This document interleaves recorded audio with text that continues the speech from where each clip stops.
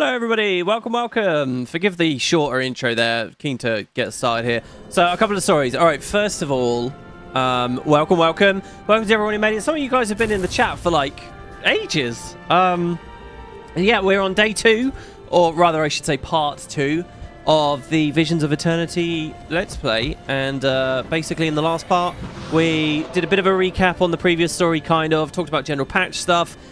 Jumped in, we did a very cool instance based on our profession, which talked a little bit about the Norn and the practice of being an evoker. And then we got on a boat. We got a boat to Castora. This should still be there right now, but I've been playing the game between the 2 episodes, so, you know, stuff's moved around. Effectively, why we're in Lion's Arch right now is I was getting rid of all my luck. Like, I had shit tons of essences of luck just sitting around. So I crafted those all up on my artificer. On previous years, so here I got like 5 stacks. On previous years, I've just been consuming all of these, but it was only last year I realized if your magic find is capped, you get nothing. Like, I knew that you didn't get any value out of consuming luck when you were at cap, but I thought at least the number was going up. But the number doesn't even go up. You know, I thought I would say 500,000 out of 472 or whatever. So it just goes into the abyss. So instead now what I'm doing is what a lot of players do, and that is I craft it, I keep it, I craft it all, and then every year when the Lunar Festival comes around, you can spend these big time very, very quickly. So that's kind of the idea. Anyway, my bank was getting pretty full. It had like eternal ice shards cluttering it up again. Random ascended essences, like all these down here, which I've moved. Yeah, basically just a bit of a clear up. I've noticed they are actually selling another bank tab, but I don't have the gems for that right now, so hey, we'll have to deal with that later. So anyway, yeah, also I raided last night. I've got a bit of a story for you guys about that. We're really struggling on a fight that, frankly, I think we all expected to be done with already. And it's because of the very last phase at Greer. The last phase is nasty, man. I'm thinking, what I did discover watching some logs yesterday is that the protos in the last phase of Greer... I've never done any content about this, by the way, so sorry if you don't know what I'm talking about. But basically, the end of that fight, in the CM, there's a bonus phase where 3 more ads appear and you got to kill them really quickly. And they have, like, random positions where they can appear. They're called protos. Anyway, I've noticed they just destroy us. Like, no matter how low the stacks are throughout the fight, they are annihilating the group. And I was thinking for a long time it was something to be solved with, like, stability and reflects and deflects and stuff like that. But actually, I've noticed from a log yesterday that they have crazy might. They start the phase each with 25 might, but it's rippable and corruptible. So I'm thinking of swapping to, like, Scourge next time or something, so I can just tap F2 to keep corrupting, or I can use Scepter 3 to AoE corrupt. I was playing Conduit. I'll show you guys that actually real quick here before we run in. Lots of us were trying the new specs. At the moment, people have, you know, found some rotations. They've been benchmarking things. A lot of specs like Antiquary is over the 60k mark right now. Evoker is over the 60k. This build, Conduit, is at 55. Ritualist is also doing very well. Power Ritualist, you can play like a Power Quickness Ritualist that does 40,000. For what it's worth, to my mind, Boon DPS build should be about 20. DPS build should be at 30. Over the past couple of years, that's crept by like plus 10k. On the Golem, that is. And now we're like another 10 at launch, which is just crazy. Anyway, so we went in, I played this. This build actually does a lot of damage, but it doesn't all get reported by Arc DPS at the moment, which was a bit of a shame. But I was able to hit really, really, really hard, and it was cool. I'm not sure what I really think about the spec mechanics and stuff, because it's not really playing the game, sorry, in those environments where you just learn a button order and you're just doing one boss. It's not really, you know, it's not like learning it like you would for world versus world roaming or for playing, you know, PvP or even certain elements of open world. But whatever, it was fun. I was able to do a lot of damage, but we still can't prog. It was a bit weird though, right? Because lots of us were trying the new classes. Most of us lost damage from trying the new classes. Like, Evoker looks really cool, but it's extremely fast and extremely fiddly to get a lot of damage out of it. Like, really, really hard. So, like, you know, some of us swapped again, and we had a Phil who wasn't really doing that much damage yesterday, so overall the team didn't really change, even though new specs came out, which was a shame.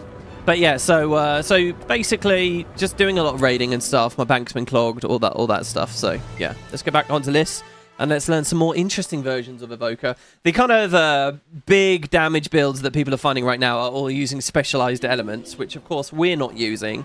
Now, I mentioned on part 1 that my plan was to slowly unlock the build as we get hero points. I am still going to stick with that plan tentatively, but basically what we're going to start today's episode with very fast is we're going to run through... Oh, Mad King Thorn. He's talking across the entire map because Mad King Says is going on. You know what? So many days for my Halloween daily, I've needed Mad King Says, and it's not been up. And then as soon as I'm recording and I don't want it to be up, it's up. So basically, we're going to rush around the map in a minute, and we're going to try to get some hero challenges. I'm not saying we're going to do a big hardcore map comp thing, and I don't have any like strict plans. I just want to play the game emergently and stuff. But hero challenges is something I love getting in New X back, so that's one thing I'm going to focus on. That's more satisfying to me than even like doing, you know, like world comp in general. All right, so anyway, also shadows I just turned back on. Reflections we want to turn on. Texture filtering and high-res textures. VSync I can leave off. We did say we were going to play with bloom. I'll put the depth blur on just in case. I think that's good. Because obviously I lowered a bunch of these to get my frames back when I'm trying to press buttons quickly. I actually went to the Wizard's Tower with a setup like this the other day. People in Spud have been reporting how they're getting like 40 FPS there. I had 17. I had 17 FPS. Oh my god. Anyway, we're going medium. Anything higher than that, in my opinion, is excessive. So let's go. So yeah, I have a bit of a story. We started at a minute late today. How outrageous is that? A minute?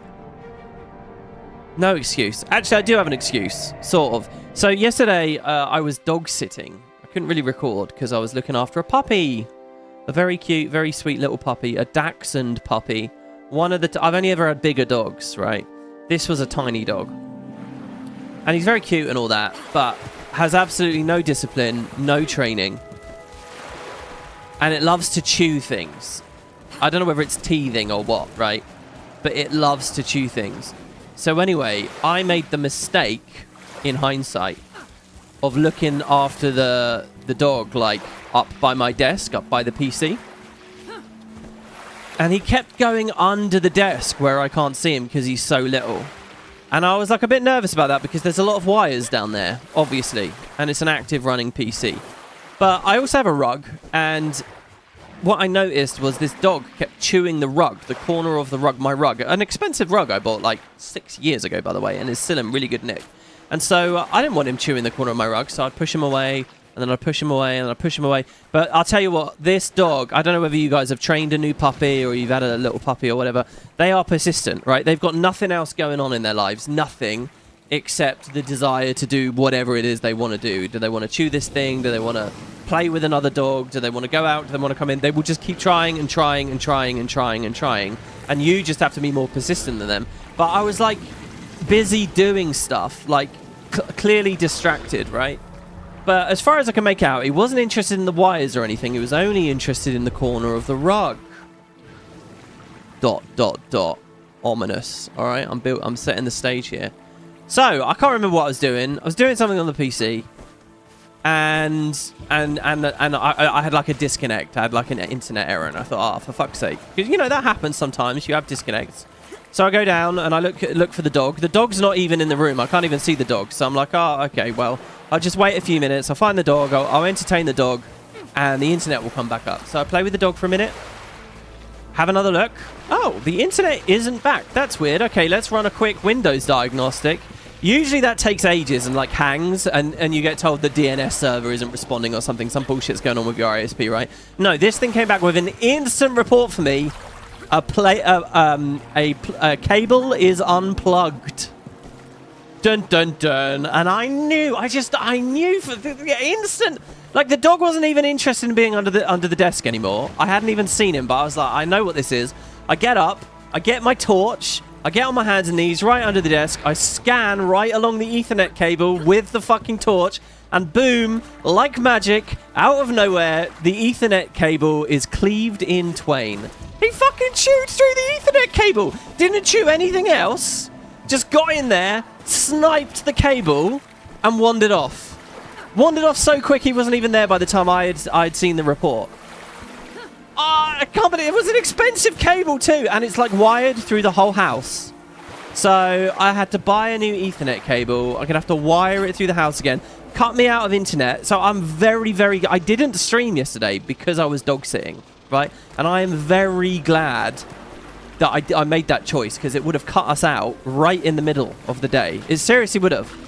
Oh my god. So anyway, thankfully this PC does have I know we're talking about it like it's an old PC. It's not. It's a brilliant PC. It's just 2 gens out.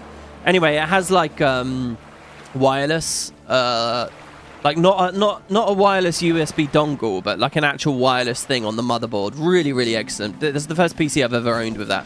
So basically I just set it up on the wireless, and I raided wirelessly yesterday, and there weren't any cutouts or any issues like that.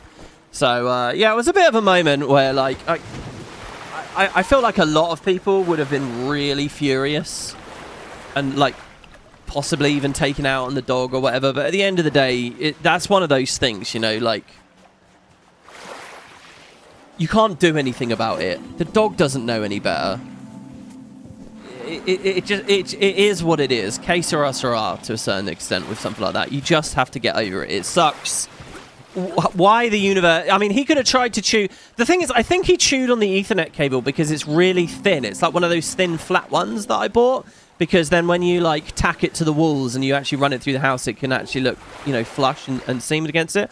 But I guess that's why he wanted to chew that one rather than any of the other cables, you know, like rounder, thicker cables. And it's a good thing he didn't chew on a, you know, a power cable or something that actually has a lot of juice going through it. I mean, it was a live wire. And he just chunked straight through the fucking thing. So anyway, why are we a minute late today? Because surprisingly enough, I bought the replacement. This all just happened yesterday, not even 24 hours ago.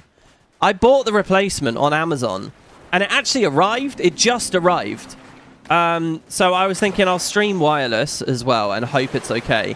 But just as I was starting a second ago, I was thinking to myself, you know what, we do actually push quite a, you know, we stream at 1440p, and I push quite a high bit rate. Like, why risk it? So I thought, fuck it. I've got the job to actually put this cable through the house and everything, but just for now, I've just rung it through the floor and quickly plugged it. So we're wired in, we're all good to go. And it was just that moment there, I thought, oh fuck, I should do that instead of trusting the wireless. I'd rather do that, so that's why. That's that extra 60 seconds there. But yeah, there you go. A little story. Careful of dogs chewing wires. Ugh. Outrageous. Okay. So, what are we up to? I don't know, actually. Let's reread the story journal and just remind ourselves. So we've done unscheduled departures. Saida and I met with Ludo at Ratasum after Saida filled the counsellor in. Ludo suggested we chat with the dock workers to see if they saw anything. Not a lot of information to work with, but everyone seemed on edge. A couple of inquest plants attacked us for asking the wrong questions, so at least we knew we were pointed in the right direction. We headed towards the Port Authority to see if their terminal housed any helpful information, and when we reached the upper deck, we were attacked by another inquest ambush. Additional validation. Once we gained access to the terminal, we finally uncovered a few clues about the inquest movements. First of all, the inquest recently came under new leadership. Second, a storage unit filled with Zin's archived research was broken into. Before long, though, we hit a wall. Everything was encrypted. After decrypting the file... So, by the way, that thing about Zin and his research... I think I got a bit confused by you guys in chat on the last part. I was being told by chat, ooh, think about Guild Wars 1. Think about the... Which is obviously when Zin was dissecting a dead seer to learn about... you know, defenses against agony and infusion to help the people of Warring Kryta. But I got the impression from chat that that's something upcoming in the story. But I think I misread chat. I think you guys are just suggesting, oh, that's just a little nod. So I don't know. Yesterday in the last part, I got really excited about the prospect. We were going to get more about seer dissection and that event and who that seer was. But now I'm thinking we won't. I don't know. But obviously, there is a question on my mind. Why is Isgarin a part of this story? There's the Doylist answer to that, which is he's a cool new character. He brings a good vibe. They like working with the voice actor, whatever, shit like that, right? But the Watsonian answer maybe could use some work. Why is he here? Maybe there is an in-universe answer, which is more like, okay, there was seer activity here. Isgarin knows that, and we're going to figure it out, blah, blah, blah. I don't know. Maybe we'll find out that seer that got dissected originally came from here or something. I don't know. After decrypting the files, the information we found was damning. We confirmed that the Inquest vessels were approved to depart from the docks, and we also confirmed that Chancellor Yak redirected rations meant for the Tyrian Alliance to the vessels. And Ludo was irate. More concerningly, it appears that Flax may be involved in all of this too. Ludo suggested that we head towards his office to see how deep this really goes. So the Flax thing...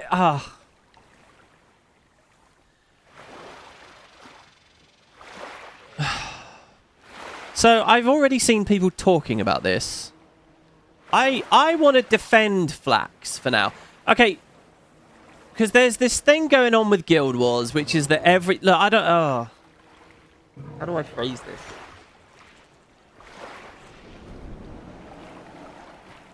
What's the term?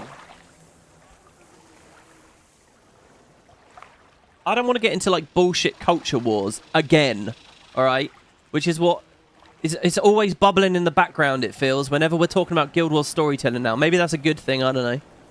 But, so, you know, there's this criticism. All the male leaders of Tyria just get written out over and over. And they're all evil, they're all bad. If they're a man, they're bad. And we're putting the girls in charge, right? And this was a criticism that started coming up with EOD, obviously. And well, even the Icebreed Saga, I suppose, with the leaders of the Flame Legion. So look, I don't want to get into that too much, but I feel like Arenanet sort of know that that's what the community's been going on about. And so then to come with the new expansion again and say, oh, by the way, Flax, the next male leader of one of the factions, yeah, he's bad too. I don't know if that's what they're doing. All right, my gut with this is that he might have good reasons for what he's done or whatever. I don't know whether... I don't want to... And it's not about the thing itself. It's just about Arenanet. It's just about storytelling being boring if it's predictable and a pattern, right? So I'm going to say there's not a pattern. I'm going to say it's not predictable. I'm going to say they're not driven by such simple stuff as that. I'm going to say we'll just see where it goes, all right? So that's my only comment on that so far. With Flax looking more suspicious by the minute, Ludo guided us towards his former lab. Sorry, his former lab? Just to his lab. To further our investigation, she said that he'd likely be inside of his office, so she cast a glamour that disguised me as one of the lab workers. I love how even as an Assura that works, by the way. Inside, because, you know, the commander would be recognizable. It's obviously more of a dramatic thing if you're playing a Norn and you get glamoured to be an Assura. It's very similar like when you're doing the Thormanova reactor fractal, right? Inside the lab, I created a distraction to lure Flax from his office, and once Flax's security golems were decommissioned, I dug through what I could find. It wasn't good. I found copies of Zin's stolen research that refer to an island called Castora. So Zin knew about Castora, and a note from the Port Authority Director expressing dismay over the High Councillor's abuse of power. Flax and Yak both had a hand in this. I returned to Ludo and Saida to report my findings. Saida had heard of Castora and echoed great effort it would take to get there. But clearly her pirate heart was ignited. Ludo, on the other hand, was concerned. On behalf of the Alliance, she encouraged me to follow the inquest, and Saida quickly offered the Dark Leviathan to get us there. The inquest already had a head start, so we needed to move fast. Alright, time skip. I met with my allies in Lion's Arch to set sail. Much to my surprise, Saida and Kanak weren't alone. Isgarin had come on behalf of the Astral Ward. Ritlock was sent by Krisha and the Char Legions. Was sent? I thought it was more like advice. We don't know what to expect by this journey, from this journey, but if Zin's musings and the inquest preparations are to be believed, I wonder if we will make it back at all. After days of uneventful travel, an ocean storm overtook the ship. Crate took advantage of the chaos and attacked the crew on deck. After securing the Dark Leviathan, I jumped to the Martingale to help protect Kanak's crew. Sorry, I'm reading this really badly and boring. Chaos blossomed as a massive kraken attacked the ship, but thankfully the Martingale was equipped with harpoons, so we were able to quell the attack. More days came and went. We found ourselves enveloped by a thick magical fog. Saida struggled to see a safe path forward, so Isgarin offered to distill the magic in the air. That way I could see through the fog and help direct Saida safely along. Once we were successfully through, we passed ships whose crews were lost to attrition, abandoned or dashed upon the jagged rocks obscured along the path. We saw debris from the inquest crashes and some far older. This would have all but assured our demise had Isgara not helped us navigate. We were even attacked by vicious crustaceans that crawled aboard. Suddenly, a vicious roar erupted somewhere out of sight, but before we could react, the sounds of splintering wood filled the air. Something had struck the martingale. We rushed to the rescue, Canuck, Ritlock, and the crew, but the ship was lost. After our perils at sea, we finally pushed through to the last of the fog. We'd reached Castora. The coastline rippled with magic, confirming our arrival. Once I've checked with my allies and we establish ourselves, we'll make our way inland to uncover more about what the Inquest are up to. Woo! Okay, actually, I know that was basically a beat-for-beat explanation of what we just watched and played, but can I just say, it is interesting to me, that was entirely accurate. Quite often, the story journal starts going off kilter and explains things that didn't really happen. That was totally, you know, what it was. Now, I've had some suggestions from you guys as well to play the other intros. And I was told to do it early rather than late. And up until about 5 seconds ago, I was really game for that. But now I kind of just want to go to Castora. So fuck it. Never mind. Never mind. We will do it. Maybe we'll do like 3 per episode or something like that. That might be fun.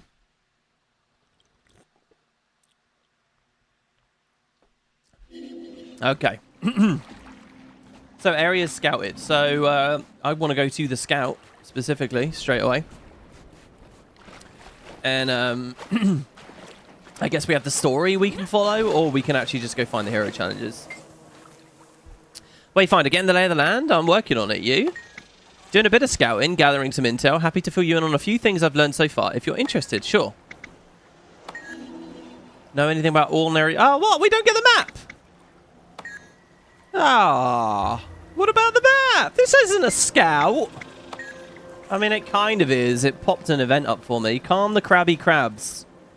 Yeah, on day 1, someone linked in guild chat that there was like a crab emote, a crab dance, crab rave. Is it a crab rave emote? Oh, wait. What are we doing as far as mounts are concerned? Personally, I'm going to try to not mount. Again, I feel like this always creates inauthentic experiences. There's a part of me that just wants to mount and spam everywhere, just to make it very clear that I think the game's broken in its current state, and I really wish that they forcefully took them off of people. But maybe we don't do that. Are they expecting us to have them, though? I don't really remember what we did last year. We didn't wait for the Warclaw the whole time, did we? Did we get the Warclaw immediately? Possibly that's it. Hey, check it out. Is this a new type of boar? Wow. It almost looks like a Cryptis boar, doesn't it? Almost. I wonder if that's intentional. That's awesome. Look at it. It's got very scary eyes. Let's see if it does any fancy abilities or anything.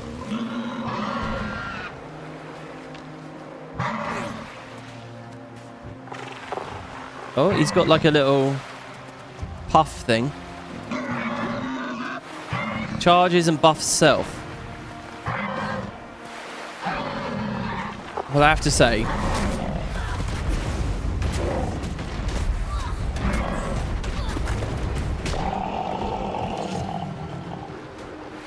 perhaps not quite as captivating as some of the POF fauna, but you know, something.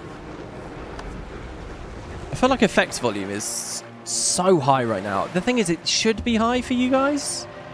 Oh, we got to turn dialogue up as well, of course. Oh, and I'll put player chat back on as well. God, changing so many options as soon as I get into play off stream versus on. So, like, we want to get up, right? So, bouncing mushroom onto that plateau and then bouncing mushroom up again, maybe? Go to the bubble, WP. Yeah, sorry. Hello to everyone in the live chat. Warclaw was in the very beginning. It was given in the very intro. Yeah, you're right. So, we were Warclawing everywhere. I climbed on this last time, didn't I? No? Do you think there's an expectation that I already have a Warclaw right now? We read this Kestrel journal.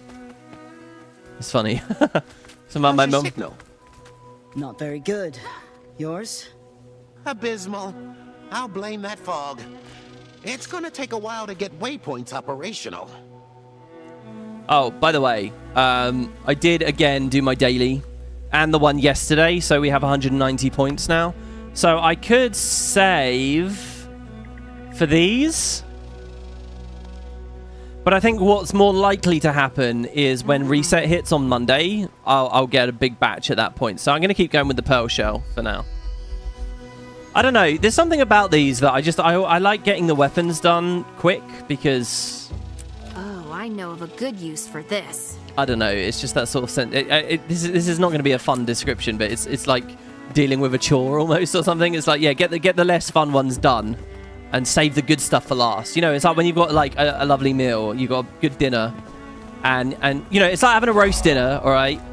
And you eat the cabbage and the peas and the carrots and whatever you don't like first. I was going to say parsnips, but I fucking love parsnips.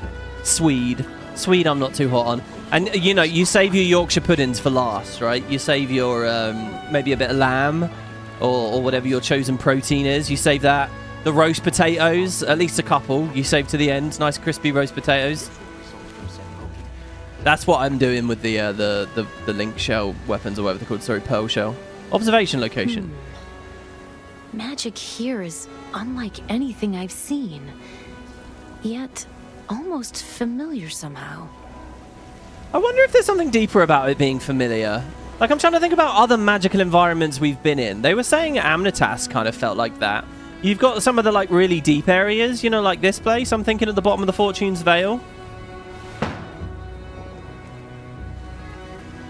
Is that why it's familiar, Liz? Because you remember that place?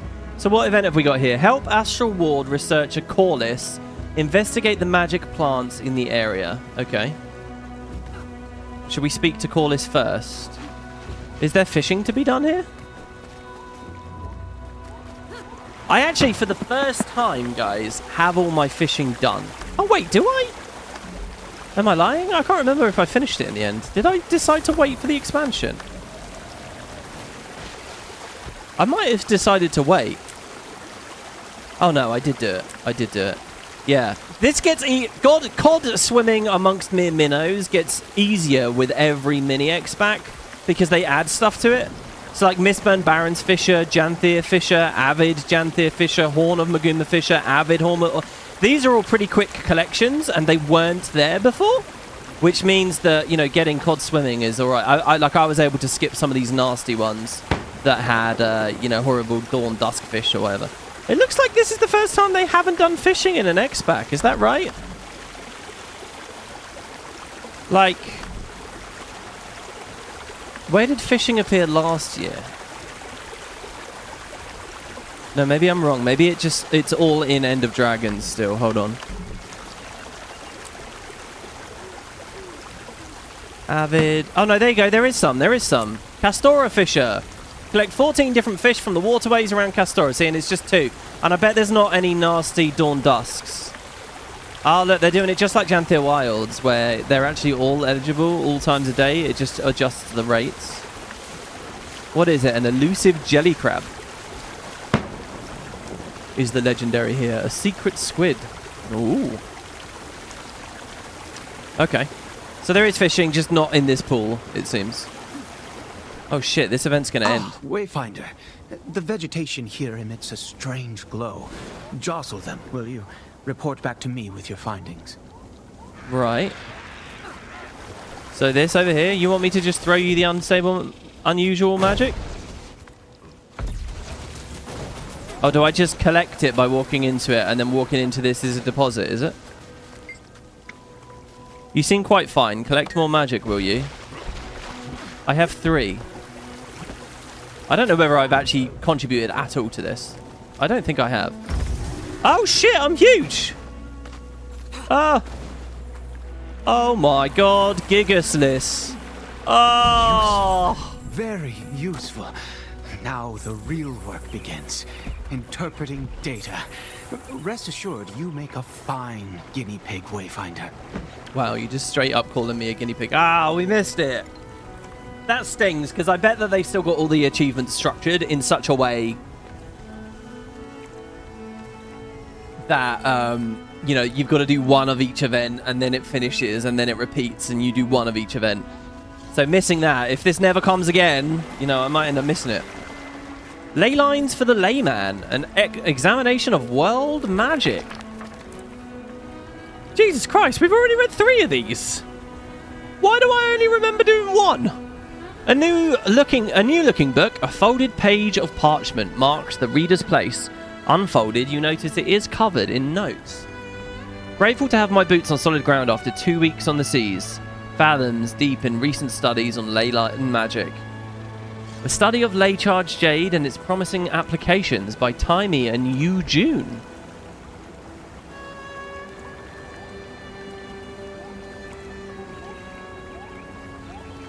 Is Yu June's first name?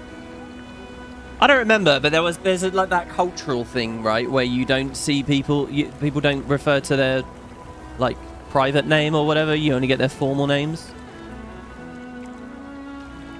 So it's not just June, it's Yu June. Manipulating raw ley energy in a new era by scholar Glenna, and this one I'm reading to refresh myself on the basics. The Bastion of the Obscure. Requested I join the Castoran expedition crew to assess and record any unusual ley line behavior in the region. I'm just one of a few surveyors to remote regions once blocked by Elder Dragon activity. Okay, so what dragon exactly was blocking this area? Because we established it wasn't Su 1. Zaitan for a time, I guess, maybe? I even heard one of my peers was in talks with the Assura and the dwarves. Feeling like I lucked out from where I'm standing. Warm coastal breezes, a stunning horizon. What's not to like? I can already tell this land is ripe with ley magic. It practically bubbles up from the earth and water, coalescing in these brilliant orbs along the beaches, in the rocks, in the plants. I know better than to bother Isgaran while he's lost in his thoughts, but it'd be nice to add his knowledgeable perspective to my notes. Yeah, that's kind of funny, actually, because he is such a repository of info, probably. It's weird to think that he wouldn't collaborate with his own people just because he's lost in his own thoughts too often. That's kind of on theme, though. That's sort of on key for his character, I think.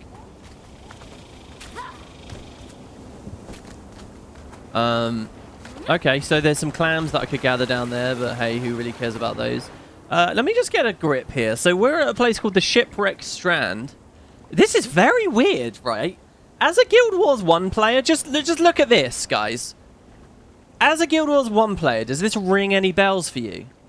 To me, it feels like I'm in Eye of the North and I've just gone through the Assura Gate at the Umbral Grotto. Basically, I've just popped up on the Tarnished Coast, right? Doesn't it kind of feel like that? Like we're off here. Like Ratasum will be over here. Like we're going to go find some dinosaurs. Here, I'll show you in other words. It kind of doesn't work on the Guild Wars 2 map. It's like this or something. I don't know. But that's honestly how I feel looking at the map like that.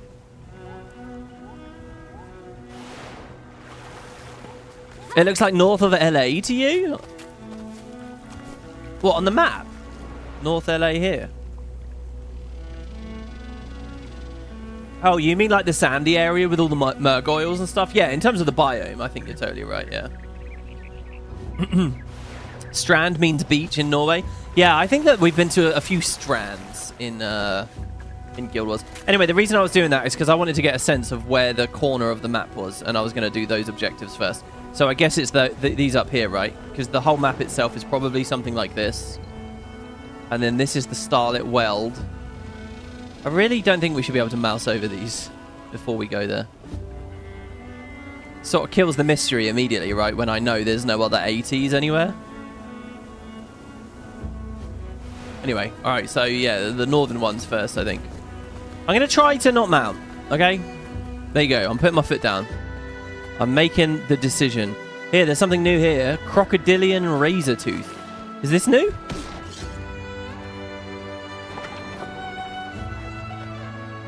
Did a weird shout thing. Should we turn the effect? No, I think that's fine. It doesn't seem to have any roars or like bite sound effects. Isn't that weird? There's an impact sound effect. I don't think it's my settings. I think they just forgot to give this species sounds. Earth is my weapon. Oh, I think I need to stop with the hammer. I have to stop with the hammer because it's making me look upon Evoker really unfavorably right now. Like on like if I was a catalyst, I would press this 2, right? And I would get 5 impacts of damage. That's enough immediately to charge my F5 and I can get rolling. On Evoker, it's nothing. It's... And I'm not angry about that, right? They're different mechanics, right? One is every weapon skill, the other's on hit. But it feels a lot quicker and easier and comfier on Catalyst. So I'm going to get rid of the hammers because... Statistically speaking, this is rather rare. Which means we're losing our special... If you guys caught my video a little while ago where I had, like, one was a night sigil for stacking and the other one was for paying off. Sorry, one was Bloodlust and one was night. So what weapon should we do? Go on, chat. Give me a weapon. We could do Spear. I did not do a Janthea Wilds playthrough on Ellie, so you didn't really see me with a Spear. Likewise, I didn't do Secrets of the Obscure, so you didn't really see me on pistols either. So... or we could go with a core weapon, you know, something that's been reworked recently, maybe. I don't know. But I was going to say, oh, there's no prologue shit.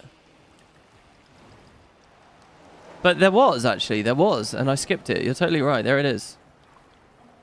And we skipped all that bit, too. Alright, sorry. So, Spear, pistol, staff, spear, scepter focus, staff, scepter dagger. I've been playing my evoker with pistol dagger like a sicko. Is that an argument from Lauren there? Maybe. Short bow? Yeah, spear would be cool to see. Pistol would be cool too. Pistol and warhorn, dagger, dagger, dagger, spear. Ellie has a pistol. What the helly? Pistol, dagger, dagger. I would say pistol dagger or scepter dagger. Sword dagger is fun too. Staff. Here you go. Duke just gave the first argument. He says staff / spear just because I miss staff, Ellie. I mean, how much have you used pistol? Could feel like a new spec. I've used it in a raiding capacity and like a golem grinding capacity. I've ran around in the open world a bit. It would mean that we're playing Condi, which I usually don't favour in the open world, but I'm alright with it, you know, generally speaking. Which weapon would I like to play? Oh, isn't that considerate? I don't care, really. That's why I'm putting it up to you guys. Just not hammer. Alright, okay, look. I say... Alright, here's what I'm going to do, guys. I'm going to say pistol. There is no pistol offhand. We want to do... let's see. Did anybody propose a secondary for our pistol? A warhorn. Someone said warhorn. So there you go. We're going to do pistol, warhorn, and then if we get bored, we have a spear. Oh, God. Do I want to change my whole setup? As far as I remember, this is pretty strictly Condi. No, sorry, that's our spear. I was going to say, those hits are way too big. I'm going to just... run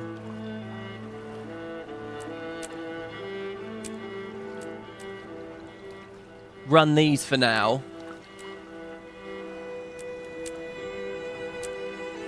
Even though the rest of our... Oh, we could just go Selly, I guess. Yeah, fuck it, Selly. I like the idea of Selly.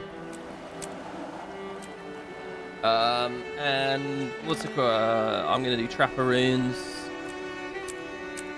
Celestial, Trapper. Completely broken this, but it's fine. Celestial. The worst thing is I think I already have a Celestial template here. One of these. Yeah, Celestial Grieving right there. But that's on a... Yeah, whatever. Whatever. This way we get to keep looking fancy. Oh, here's a guy.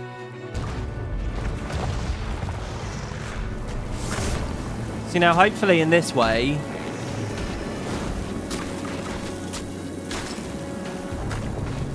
we won't keep judging Evoker for feeling exactly like Catalyst, but not quite.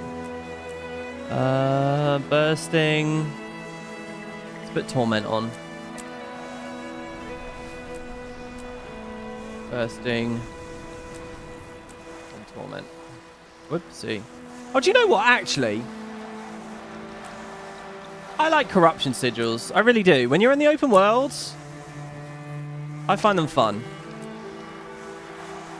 Stacking sigils are always a good time. I love stacking sigils. And I love... what are my favourite ruins? I don't know. All right. Okay, let's move on with our lives. Sorry about that. Yeah, okay, so pistol, if you guys don't know, pistol, every time you use the 2 or the autos, just ignore the autos, right? But when I use the 2, you give yourself a bullet, like an enchanted bullet. Or if you use the 3, you give yourself an enchanted bullet. There's the power. Of that element. Let the storm rage.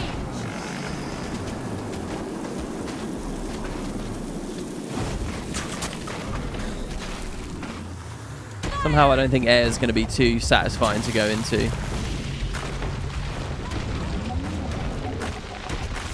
Armor in haste. So, it's like if you look at Liz right now, she's got this electrical ball here. That's because she has an air bullet. And it is permanent. Oh, there's my alarm. That is permanent. You can see it's down here, air bullet. So if I go to fire and I just use 1 skill, I'll get a fire bullet. And if I go to earth and just use 1 skill, I've got an earth bullet. Now, the trick to it is all of the skills also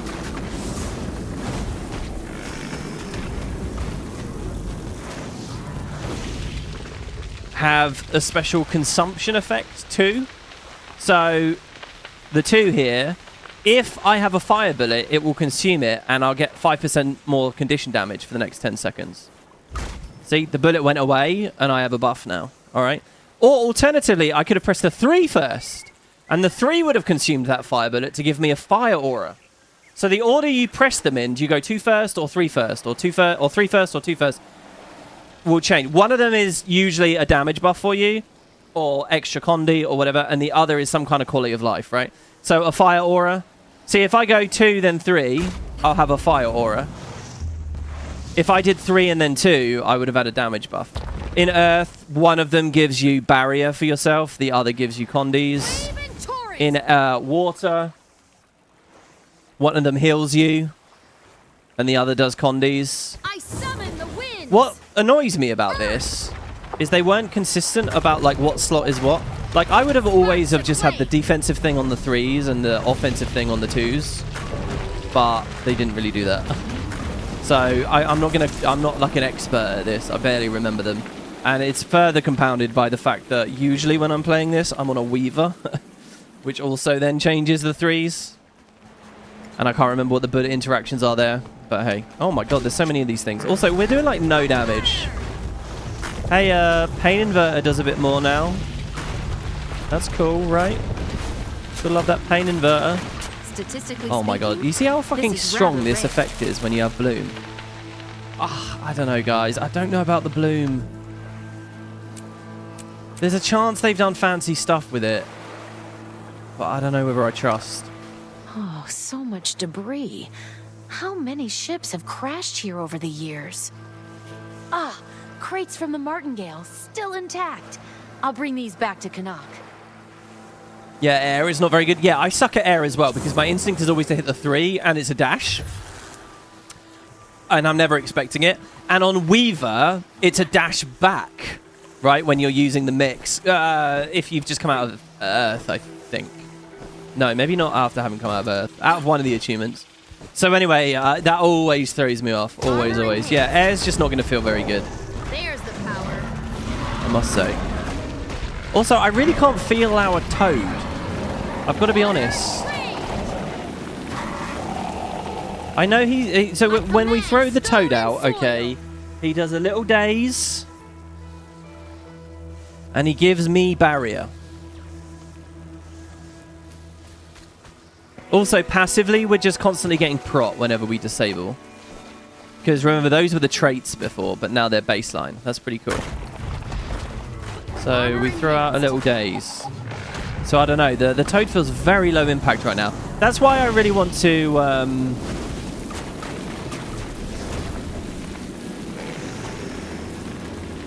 go get some hero challenges, like, quick. The other thing, I'm going to enable snap ground targets to current target.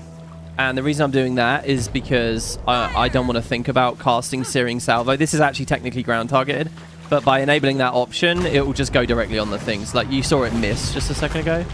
Oh, also another thing I want to do I want to quickly change these skins. I want to actually see... Oh, come on. Oh, my God. They're relentless. There's so many of these things. Yes, I'm warclawing. I'm trying to get somewhere where I can transmute in peace. Just for 1 second, please. Been attacked by these crocodiles. I'm mad. Yeah, as cool as exploding balls of confetti are. Fucking hell. Go away. Oh, my God. Pain Inverter, go. You know, if we ran the Sigil of Torment, and because we have Pain Inverter, we actually have every Condi. Well, actually, do we have a move? We might not have a move. Okay. I mean, screw it. Let's run the new stuff, okay? Oh, yeah, there you go. Pearl Shell. There you go. We did this last year. Oh my God, they look so... Oh, right, yeah. Oh, and I have the new legendary gloves on, so we have the really cool fractal effect on them. That's actually awesome. I've noticed the new legendary gloves look way better on some weapons than others. This one looks sick. I love how that's actually working through my outfit too, so I can combo. That's really cool. Okay, what do we got? We got an event which we've managed to yap our way through and actually completely missed. Mind you, this is a green marker. It's actually...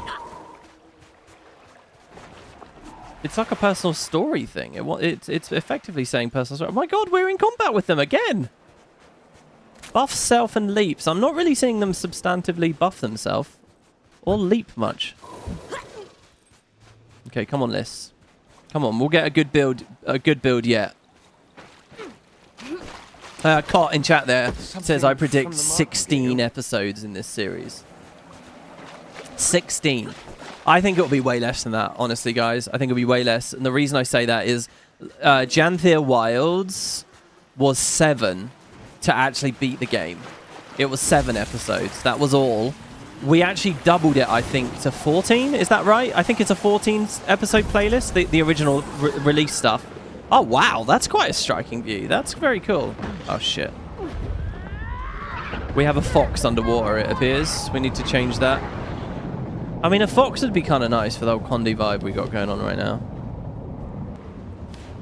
But we will stay with the toad. I like how all of these feasibly could live underwater. Well, I don't know, actually, the hare.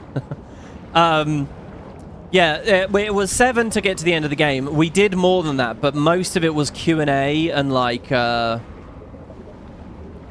I don't know. It's because we did all the achievements and side stories, which I kind of want to do this year. So, maybe. Lucky most of the crew survived. Poor Canuck. Wait, I don't know. What don't I know? Uh-oh. I don't know. What doesn't he know? Yeah, exactly. What don't I know? What did Liz say? Shit, I was too busy paying attention to you guys than her. She said not much salvageable. Lucky most of the crew survived. Poor Canuck.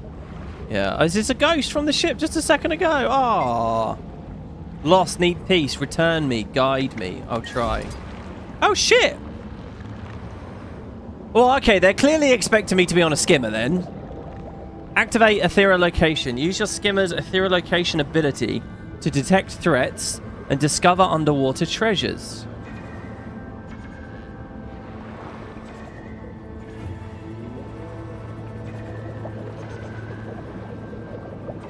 So over here, oh, these are his bones, and we're putting him to peace, right? So there's some love hearts coming off of the bones. Forgive me. Oh, it's okay, man. It can be helped. You got killed by a kraken.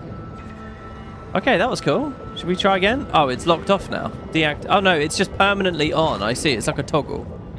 It's like Kadim 2 or something. But interestingly, that is not a special action. And it's also not a conventional skill. What happens if I have loads of boons? Will it overlap in a weird way? This is a bit like... What is this a bit like? I had something in mind just now. Oh yeah, it's a bit like... You know in Ascalon? The Haunted House event with the witch. Enough. This is enough. And that area, I don't know whether it's the heart or whether it's the event itself, but they have you like returning ghosts.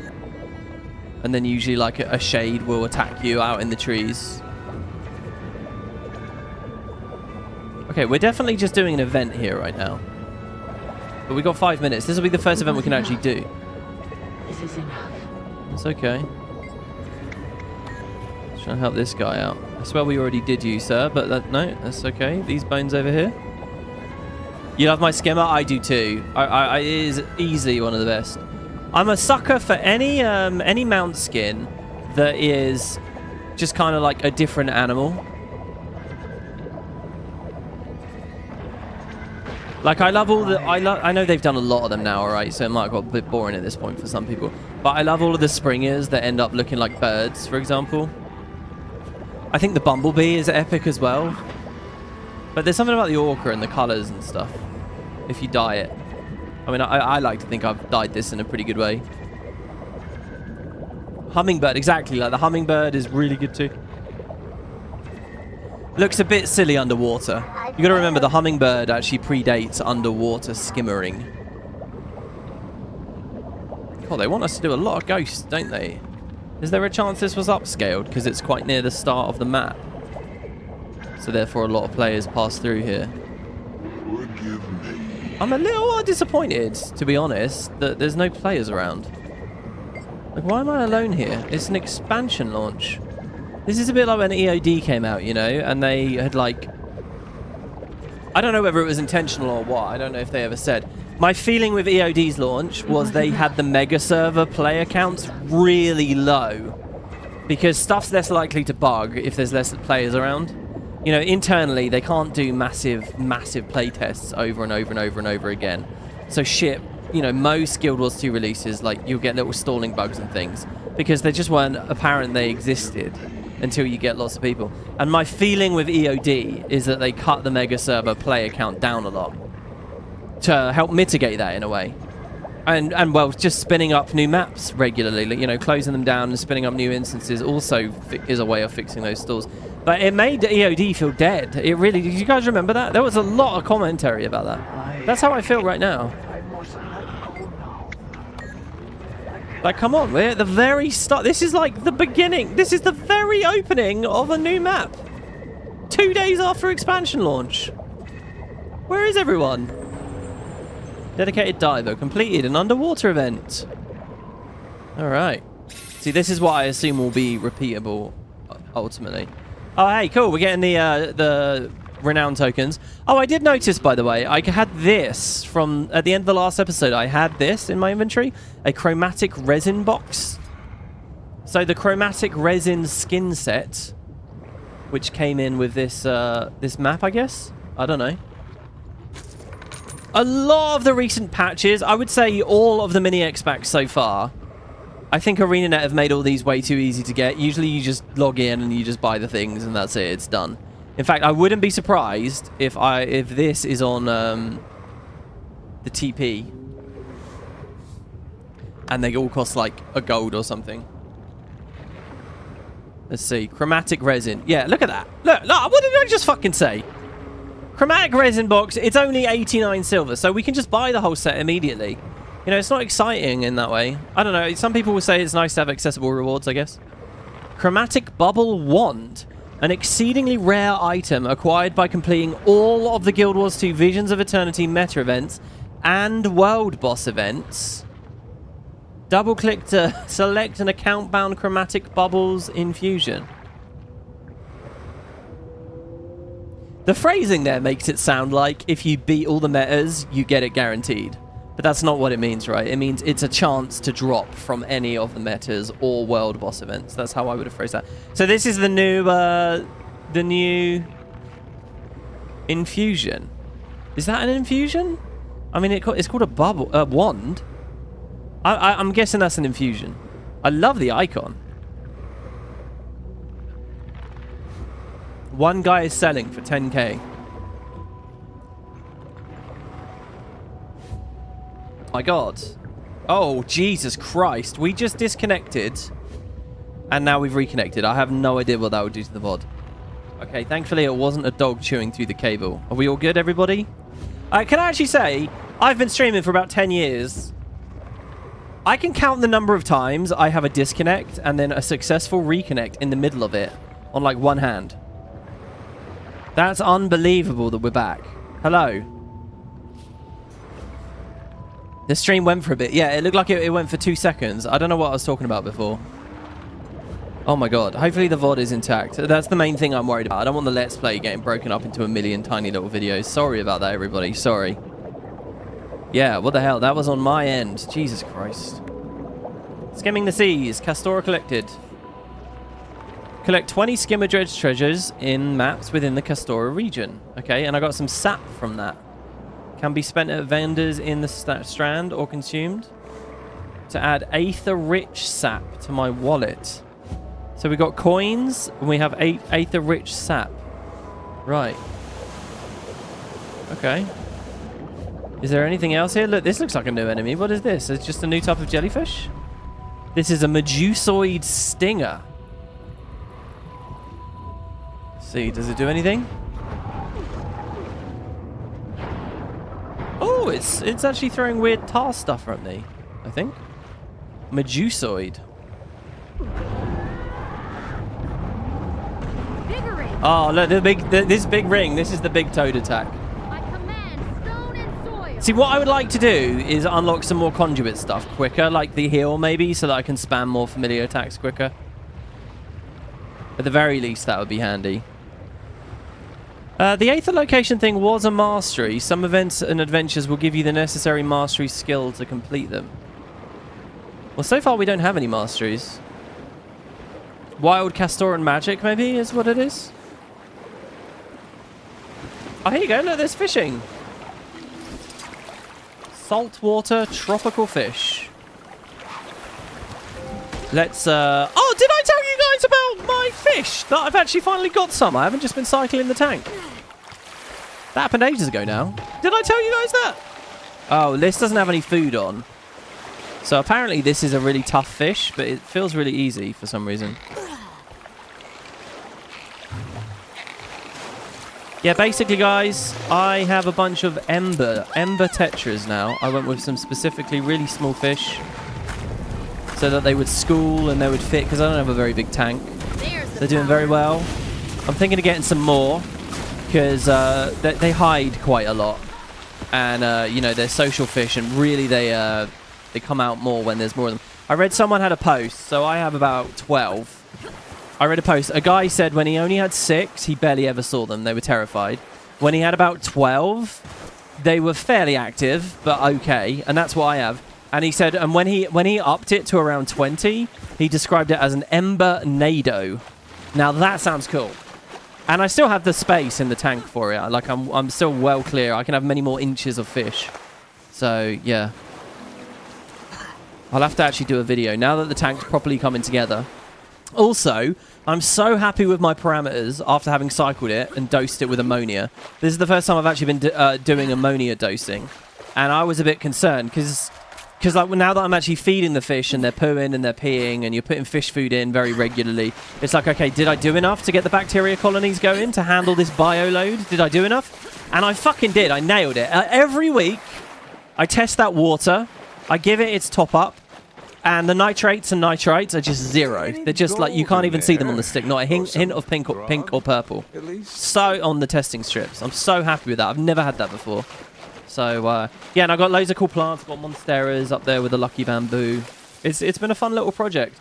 It's a weird thing, though, because like it's one of those hobbies where like you get into it, you set it up, and then there's nothing to do anymore, so you stop being into it.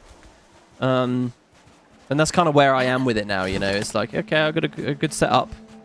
What's next? I swear I watched a really shitty movie about that. Magnolia, I think it was called. Basically about a guy's fickleness and like what we choose to dedicate our lives to. And I remember not being impressed by it at all. It was quite an esoteric, like heady sort of movie, but far too pompy and far too arty and just like way over the line. That was my take on it last time. I don't know about this time. I watched a new Coen Brothers movie about 2-3 weeks ago as well, by the way, which is a really popular Coen Brothers movie I had never seen. You guys know I'm a fan of the Coen Brothers. I'm a huge fan of the Big Lebowski. I'm a huge fan of No Country for Old Men. Hell, what was it? The Ballad of Buster Scruggs? I even like that. But, yeah, there was a film that that they made back in 2018, maybe? maybe even the early It was either the late or the early 2010s. I'd never seen it, and it is genuinely one of the best films I've ever seen. It's been stuck in my head ever since. Inside Llewyn Davis. Wow. It's basically about a struggling folk singer in New York right before Bob Dylan came in. And when no one really believed there was any money and you couldn't really make it. Oh, and it's just about this guy that's struggling in that world, struggling to follow his art or his passion, throwing in the towel, effectively. These are all really, really cool themes. Oh, and it's just you just immerse yourself and live in this other world for a little while, you know. The sound design's incredible, the characters are all really interesting. It's just mesmerizing, completely mesmerizing story. It's definitely one where you got to watch it on your own, headphones on, and just be completely immersed in the world. And you know, it's like it's almost a story without it's almost got like no plot. I think they themselves said this story doesn't even really have a plot, so we threw this like subplot in about a cat just because we felt it was a bit directionless without it, right? But it doesn't need it, you know. It's totally about the vibe, and it's and that's really refreshing and like new and novel to me, you know, as opposed to just another story about a fucking end of the world situation in which a superhero saves the day, or whatever other bullshit format of story that I've watched far too many times over my 30 years. Anyway, for Jesus, sorry, rambling. I didn't mount to get here, did I? You really didn't like it? Yeah, it's one of those films, I get it. If people don't like it, I get it, because it's one of those films where it's like, well, what was the point of this? If you're not into the vibe of it, if you're not fully invested in the emotion of it, like, it's not going to capture you. And I get it. It can come across pompy and pretentious and all that, just in the ways I just criticized Magnolia, probably, so. But, you know, what I like about... I love those like, as I said it over and over and over, I love those understated films where they're not... You know, they're very naked and they're very blunt and they just sort of present a scene. And there's a lot of really great black humor in there. You know, it doesn't tell you what to think, really, at all. It just is. And I really, really, really love stories like that. I did mount to get there? Shit! What did I use? Did I sky scale? Oh, no. Hey, that place is pretty. I will say, it's supposed to be foggy here, right? It doesn't feel that foggy. Maybe a whole map of just fog wouldn't have looked good. Yeah, an autopilot sky scale. I love that. I love that I'm so incapable of having a conversation and focusing on the gameplay that you guys know more what I did than I do. I mean, how bad is that? Oh, God.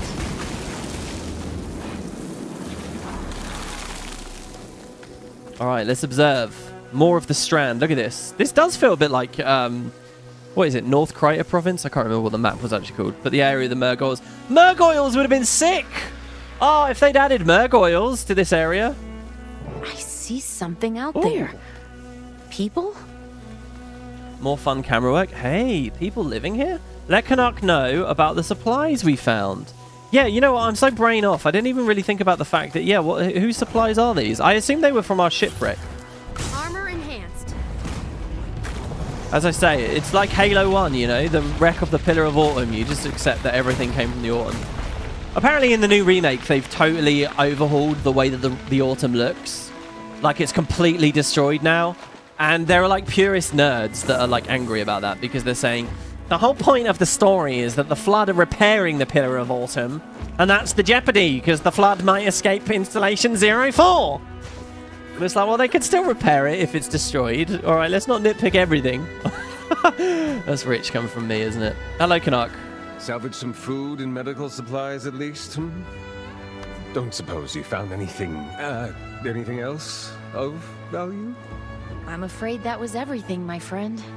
This stuff might not be as valuable as you hoped, but we can definitely use it. Commander, mind handing this out?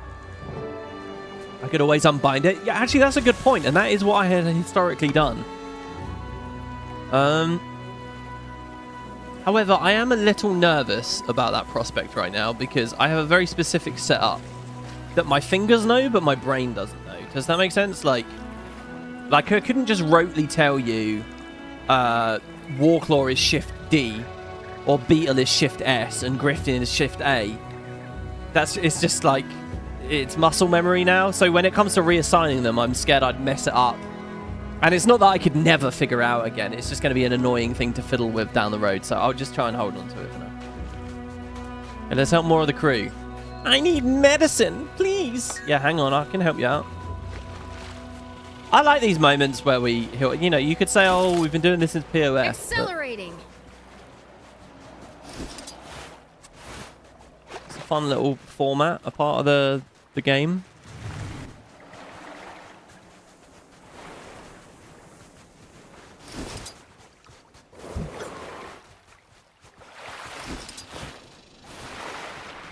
You're still holding out hope for a Halo lore series? It's not going to happen, man. It's really not. I wouldn't hold out any hope on that. First of all, I don't really do much strictly lore stuff anymore. I don't really have a passion for doing videos dedicated just to lore. Especially in scenes that I'm not a part of. And Halo is, you know, what can I say? Even as an outsider, you know, it tends to be when you're when you're really into a game or into a community, you tend to... You see all the flaws and you get really hysterical about all the little bits and you become a bit miserable, even if you're generally enjoying yourself, right? If you remain a casual, you don't get that stuff. So I'm a casual Halo fan. I mean, very casual. Like, I didn't play the Halo Infinite campaign. I didn't play Halo 5. Like, 343 disappointed me immediately with 4. I haven't played the new Halo Wars. The most I've done is play Infinite multiplayer. Like, I'm very casual. Anyway, the point I'm trying to get around to is that even as an incredible casual, I can see how off the rails that franchise has gone. And I reckon I would be very, very disappointed and sad to be in that space. So I'm not going to move myself into it. You know, let's see the 343 track record improve a bit, I think, first. We've got a visitor. And the remake does look very good. 3 new missions and all that. You in charge here, then? Name's Westergaard. You've never heard of... When was the last time new survivors arrived here? I'll let the mayor answer your questions, if he sees fit. Oh, we're not here to cause any trouble. Trust me. Trust you? I don't even know you, Captain Salida. Saida. But that's okay. And the high-tech weaponry of that last group that showed up seems to be finding its way into the hands of our enemies. The Inquest? Oh, we hate those guys too. I think we're gonna be friends. Why don't we all just come to your village? No, just the commander here. Come talk to the mayor. Make sure we don't need to shove you all back into the bay. Okay, amazing. I wanted there to be Norn here, and there are Norn here. This is awesome. That is a Norn, right? It's hard to tell as an Assura, sorry. Excellent, very cool. I'm immediately very suspicious of this mare. I 100% expect this to be a rug pull joke, like it's a scrit or something, or a quaggan mare. I don't think it's going to be what we think it's going to be. That Salida line was very funny. I'd enjoy the Halo books more than the games. Maybe. I'll tell you a little story about that. I've got a family member who bought all the books, hardback. Not hardback, sorry, just physical. Like all of them. And years ago, I'm talking like 15 years ago, when he moved out, he was going to throw them all. So I said, oh, fuck it, I'll keep them. It feels like a shame. Actually, it wasn't when he was moving. I connected. Reconnection successful. Oh, shit. This is... I'm not dropping frames. It's just suddenly and randomly turning off. Oh, God, guys. I'm sorry about this. If this episode has that a couple more times, I'm really sorry about that. I will see what I can do, though I have no idea what the problem would be. Like, literally not a sausage, but we'll see. Yeah, anyway, so I grabbed all these books, thinking all these Halo books, loads of Halo books, and I keep moving houses and keeping all these books, and like a bunch of other ones as well, like all the Game of Thrones books and stuff. And I just this move a few months ago, I finally said, enough is enough. What is the point in having these boxes and moving this stuff around when I'm not doing anything with them? So I actually, it's funny you say I'd enjoy those books. I actually just threw all of them out, all of them. And it's not like I should have sold them or something, by the way. They weren't in good nick or anything. But yeah. What do you think, Salida? Hey, Commander, this little cove's shaping up to be a pretty decent base of operation. We already read that. Okay, what about you? No, she won't speak to me at all. Yes, Wayfinder, keep it brief. Are you feeling all right? No, Sea Trevor. Yeah, we read that as well. The lightly written letter, I'm pretty sure we already wrote. Yep. So there is a lore collection. There's one more missive or something in this area. I don't know exactly where. Let's just continue with the story for now. Are there no hero challenges, hero points or anything around? Oh, there is one there. Okay, I'm going to go to that. That is en route to the story, actually, as well. So, yeah, fuck it. Let's go. Let's go get our first new trait, guys. I don't actually know what comes in first. Maybe the hill skill? Maybe a trait? You can export your controls? Can you? What, without an add-on? It's just a base part of the game. There's a control export. Holy shit, there is! How long has that been there? Oh, these are all ARC presets. What? How long has that been there? Is that a Nexus thing? No, surely not. Oh my god. Since Secrets of the Obscure? Oh! I had no idea. I don't even usually someone will say something like that and I'll be like, oh, I vaguely recall that from a patch note. I don't even vaguely recall that from a patch note. You think it's always been there? I don't think that's true. I don't think it's always been there. Because I would have known about it.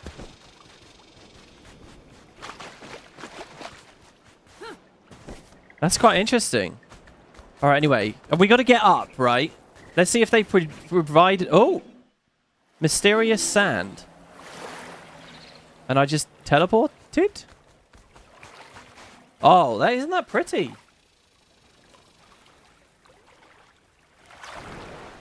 So we just teleported from here to here.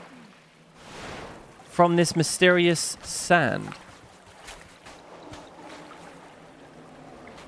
Okay, can I just say, if this is a staple of this expansion, sand that TPs you around because it's magical, then this is not good. Why is there no animation? Why is there no sound effect? Why is there no, like...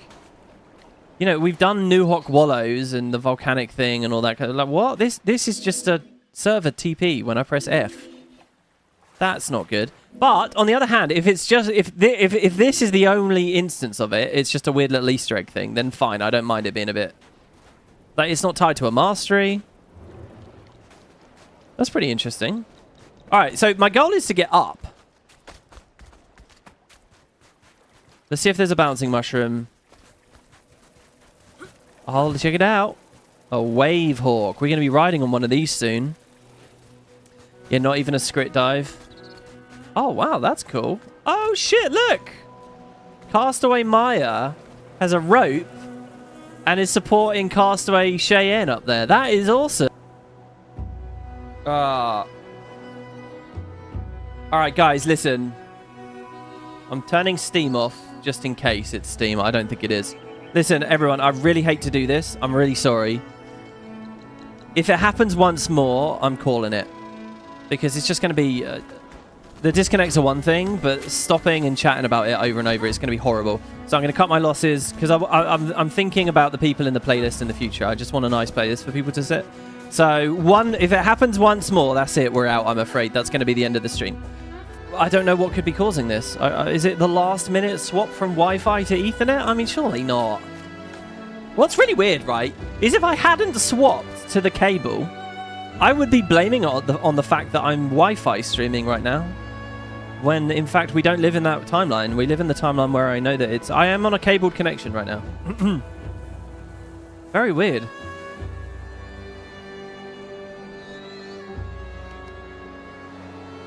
Oh, I'll tell you what, actually. Oh, it could be the Wi-Fi, actually. Alright, I just turned off. I might have just fixed it. I think I was maybe on both at once. I think I might have just fixed it. Because I've now fully disabled the Wi-Fi adapter, which I just noticed in Windows was actually still doing things. Sorry about all of this, everyone. Blame the dog. Blame the puppy. It's not my fault. A dog ate my homework. It happened. It really happened. Can we climb up this, maybe? Ah, they're talking about climbing, but I guess they just want me to... Like, I would love to be able to press F on this rope and get on up there. I'm going to do one more quick loop of this just to verify. We don't have that mastery yet. Well, clearly, I mean, there's just no way. All right, we're going to skimmer, guys. Oh, wait. There is a bouncing mushroom. Hold on. If this works, I'll take this as a sign that the whole expansion is designed for no mounts. I think it is. Ooh, that'll be fun then. I actually do take that as a sign they've set it up for no mounts. There's the power. So we're going to be one of the only 10 people on the planet that are going to actually utilize that. And it'll be fun. That was like, EOD had that. Remember how much fun and how tricky the city was in EOD without mounts? But it was all doable. Look at that. Okay. From this high vantage, you can see incoming threats from near and far. Is it possible that the people living here are responsible for the sinking of the Martingale? Wait, Martingale? Martindale? Which one was it? Alright, good. So, what did we learn? What did we learn? Oh, this is good. This reminds me a little bit of doing those core Tyria challenges, where we actually get to unlock something every time. Here we go. So, altruistic aspect. Our meditations grant boons to nearby allies. Arenanet. I don't have any meditations yet.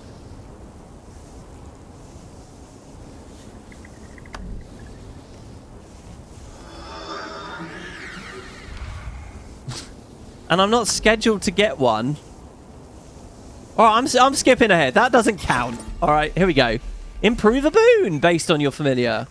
So protection is improved to reduce condi damage as well. Does that count when we share it as well? Because that's pretty epic if so. Wait, what? Oh, sorry. No, that's just the miner. Alright, fine. We're going straight through the middle here. Okay, gliding is okay. Let's move on with the story. Martingale.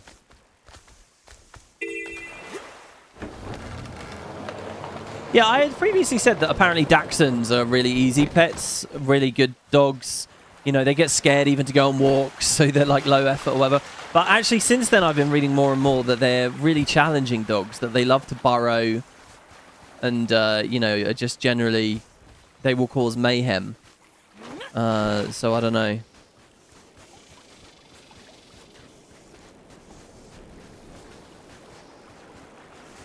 Alright, so there's scrap wood here. Seek out the mayor of the nearby village. The village is clearly above us. The scrap wood, there is no event going on. Oh, there's some missing children. Take the scrap wood to the Sawhorse in Hull Garden to process. Hull Garden? That's an awesome name for a town. Is it effectively a mini Lion's Arch? Oh, I want to see that. Oh, look, there's another scout. Hello. You know the area well? Been here long enough? I can hardly remember life on the mainland. Know just about every inch of the Shipwreck Strand that ain't occupied by freebooters. Go on, question. Go ahead and shoot. You know anything about helping children? Are children lost down here? That guy would appear to be shooting them. Some wave hawks. No roof can hold up to the salmon wind blown. Every leak repaired is followed by 2 more. Okay. So there's lots of people, members of the Tyrian races. Here's a child that was living here. Willing to pitch in, gather wood on the beach north of here, and bring it back to process it. Then use it to patch up those darn leaky roofs. See, why don't the scouts point me to the hearts? Because the hearts do exist.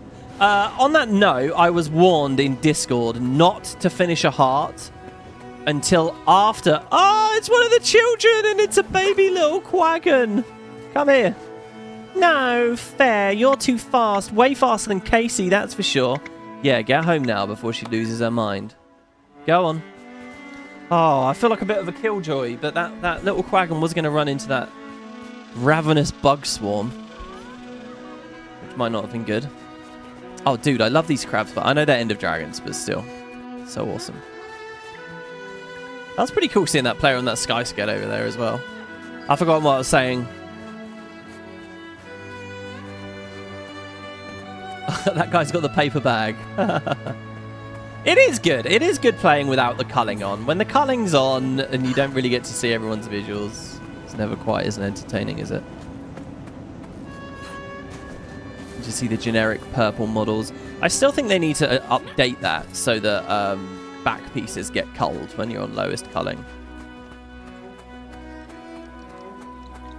And if not for the frame benefit, because a lot of backpacks do have crazy visuals and stuff, just the aesthetics, you know? Alright, well, we helped the children, barely, but we did. So there was a little kid there. So we've got to find a way up. Is that skiff moving? I don't know if it is. Oh, I'll tell you what, though. The little ripples almost look like real waves out in the water there at the moment. Like the impression you get in real life, you know?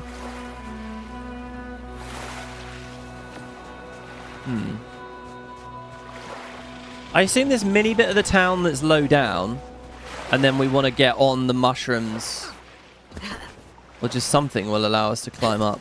Hey, newcomer! You here to pitch in, or you plan to just drag us down? What do you say?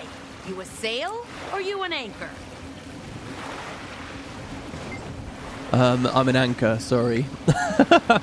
I heard there was a newcomer poking around. Well, better get ready to pull your weight. What can I help you with? Well, we got leaky roofs to patch, coconuts to gather for eating, and entertainment-wise, the band needs help with the music. Also, I sure am sick of hearing that kid whining about his sand castle. Eh? Oh, she's not voiced. There's a whole lot needs doing for us to survive here in the whole garden. Plenty of ways you can help out. Chop driftwood and use it to help repair. Keep morale up by helping out the local entertainers. Help keep our food stores stocked by collecting coconuts. So they do have the scout UI. It's just now on the heart rather than the scouts. And if you want to help out that kid with the sand castle, something. It occurs to me, I just spent a year in Janthia Wilds getting very familiar with those hearts and how to do those hearts quickly, because you do them a lot, right? And I'm going to have that same experience here. I'm going to get very cozy and comfy.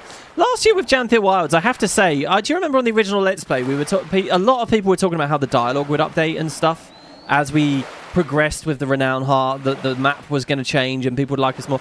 I actually didn't really experience much of that at all. So hopefully that I do this time. Legendary components from the Sylvari. We already looked at an equivalent of that sort of vendor on the previous part. We're getting waypoints set up by the wizards still, it seems. The new form of waypoint. I'm fine with that. Little boat here.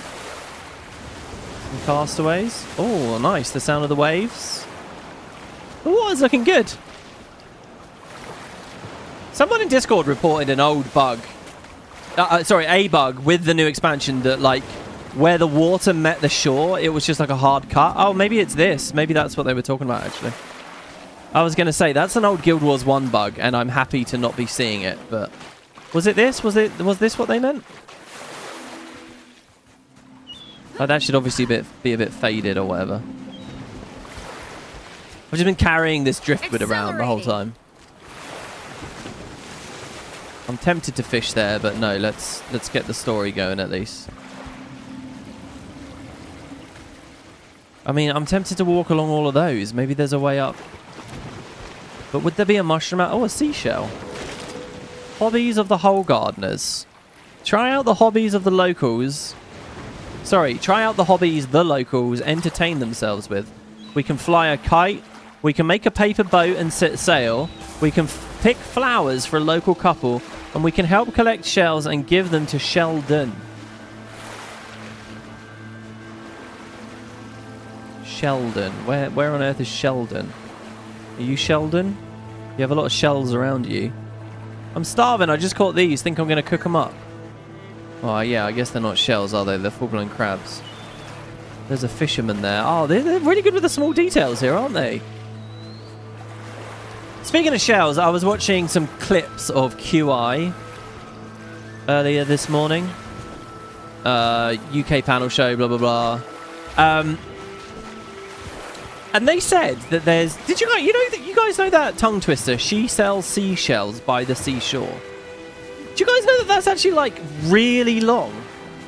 And, like, really hard. That first line isn't even the difficult bit. It goes all over the place and is properly challenging. Hold on, I'm going to try it. Hold on, let me Google this real quick. She sells... Whoopsie. She sells seashells on the seashore. Full rhyme. Is it a rhyme? It's a tongue twister, really, isn't it? All right, ready? I've got a whole post here.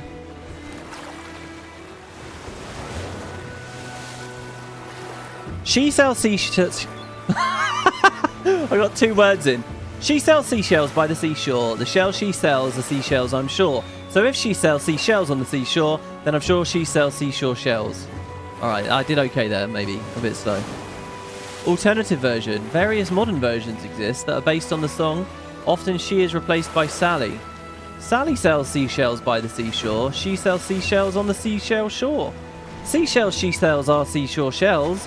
That I'm sure. She sells seashells by the seashore. She hopes she will sell all of her seashells soon. If neither he sells seashells, nor she sells seashells, who shall sell seashells? Shall seashells be sold?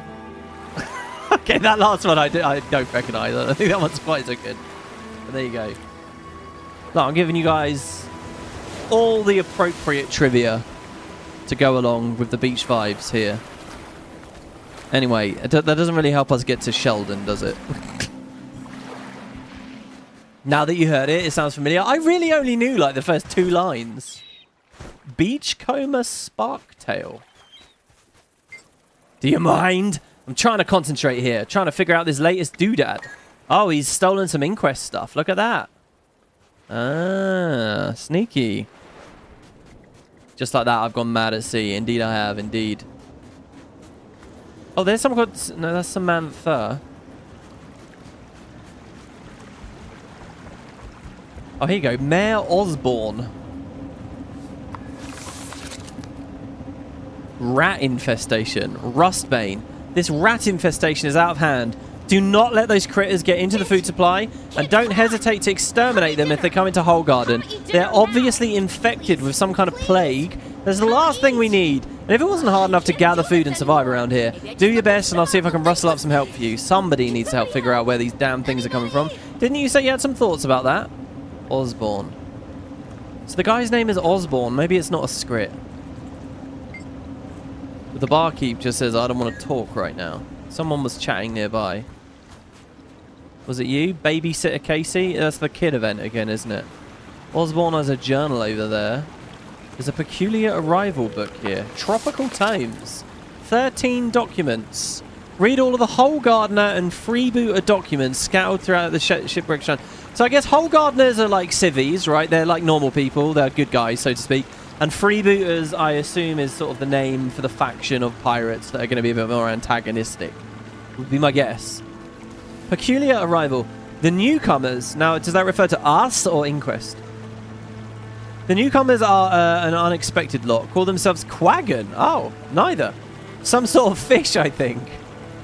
Marnie found them washed ashore one day, and now they're stuck here with us. Got caught in the fog and storms trying to swim home. Just a couple more mouths to feed is how I see it. Unfortunately, the kids have already taken to them real good. Got grand ambitions of riding with them out to sea if the fog ever clears. I'm not going to lie, when I first saw them, I wondered how they'd taste seared on the grill with a little bit of salt. Marnie gave me a good slap on the back of my head for that. No way to treat guests. Wow. And these guys have been reading the book, alright? They have seen that they were going to get eaten. Do you know what? You know in the Icebreed Saga at the start where the snow descended, when the weather changed? Pastoral have claimed many a vessel. Even the waters of our own little pool here are no exception. Oh, it's good to hear some Never Quaggan. let the surface deceive you. Who knows what secrets lie below? Dude, it's been a while since we've had some good Quaggan activity. I'm down for this. Yeah, I got a little bit nostalgic and Guild Wars 2 feeling hearing him speak there. That was awesome. What was I saying? Yeah, at the Icebreed Saga, it starts to snow as you progress the story, right? Really incredible moment.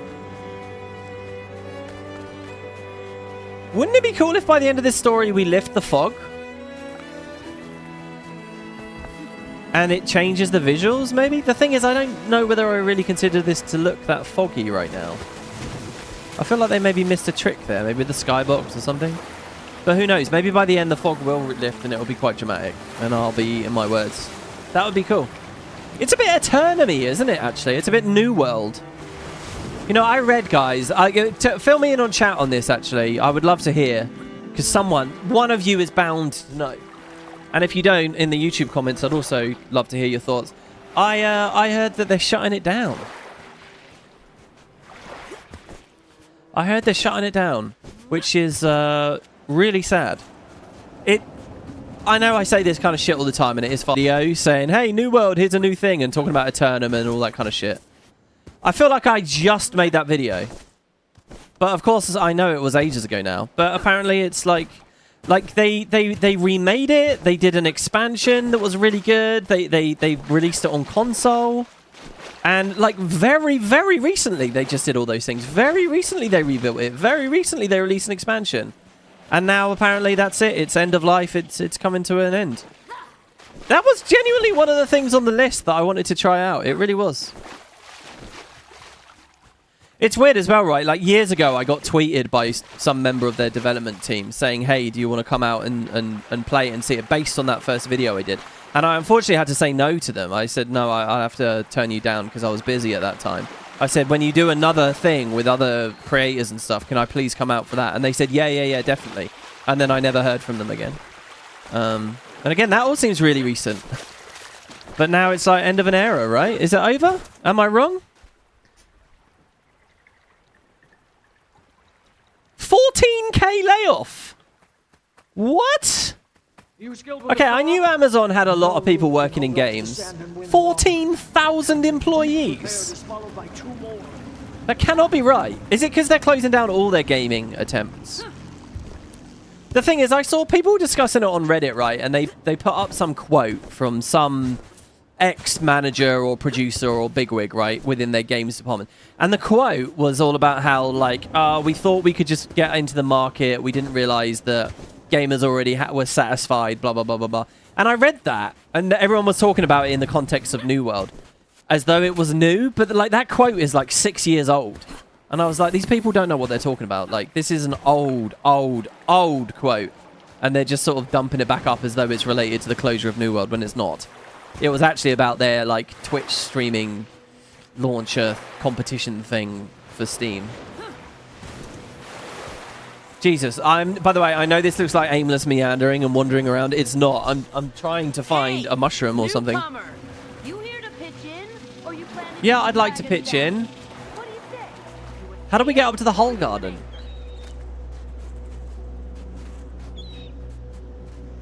Like, it's pretty high up there. Right? There's a bridge there. Okay, I'm thinking that bridge is a good start. Yeah, and that's a bridge. Okay, we're making progress. Come eat dinner. Come eat dinner now. Please, please, come eat. Yeah, why don't you move? I can't do this anymore. Maybe I just let them starve, the thankless. Can somebody help? Anybody? Yes, they're reusing LA stuff. I get it. Right, these are Lion's Arch assets. These are Lion's Arch bridges and stuff. But it's fine. It's a cool asset pack. It's nice to see them somewhere new. Here we are. Found it. Oh, yeah. I like this place immediately. Castaway Silver. Castaway Steffi. Castaway Jerome. Hello, Silver. These castaways could use a morale boost. Oh, there's an adventure up there. I don't want to talk right now. Wait, are these guys all going to start talking to me once I've got some masteries? Are we essentially doing the language mastery thing, but for real this time?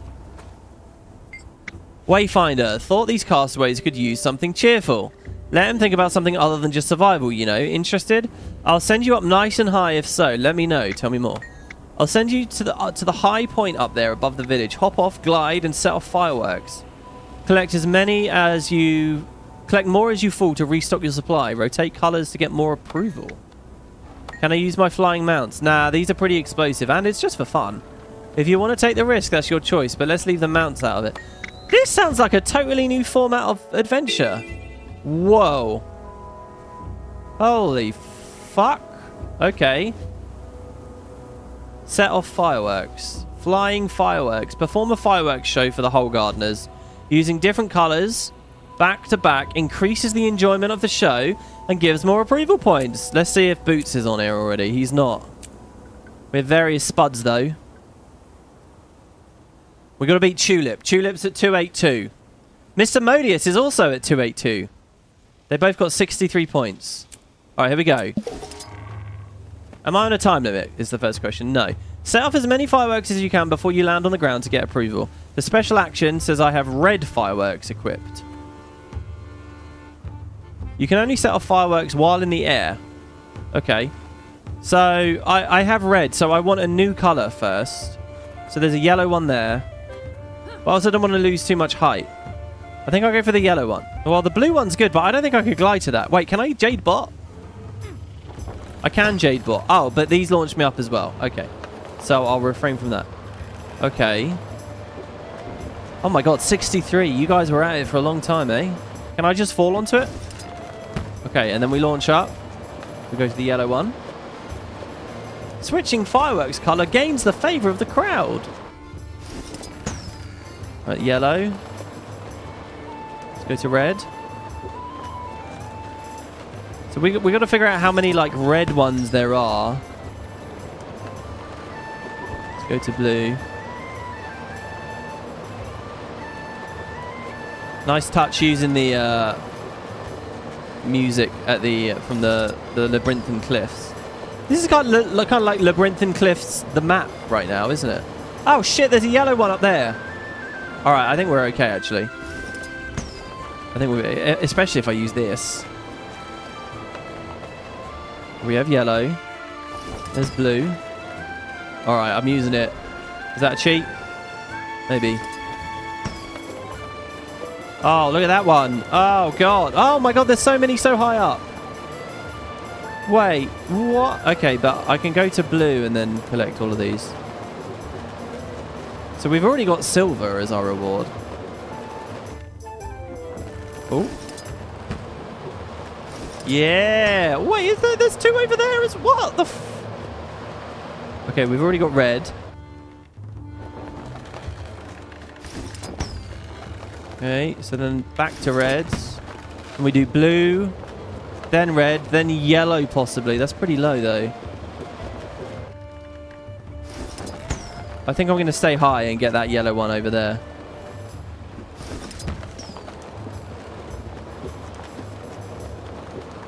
Oh my god, all of these are high. Wait, are they? They're not respawning, are they?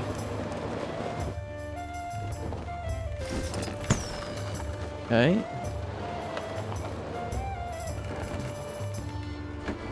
Do you know what I love? I love an adventure where I can understand it immediately and have a real good first attempt. Oof, this is pretty rough. This is rough. There's so many fucking red ones. Come on, get it, get it. Oh, okay, thank God for that. But still, we're still really high. Look at that red one there. Do I just give up alternating colours at a certain point? Like, where should my priorities be? Also, what happens if I hit solid floor? Because it looks like I'm going to with this yellow one. We'll see if we can get all the way up again. Ah, it's too high. Look at that.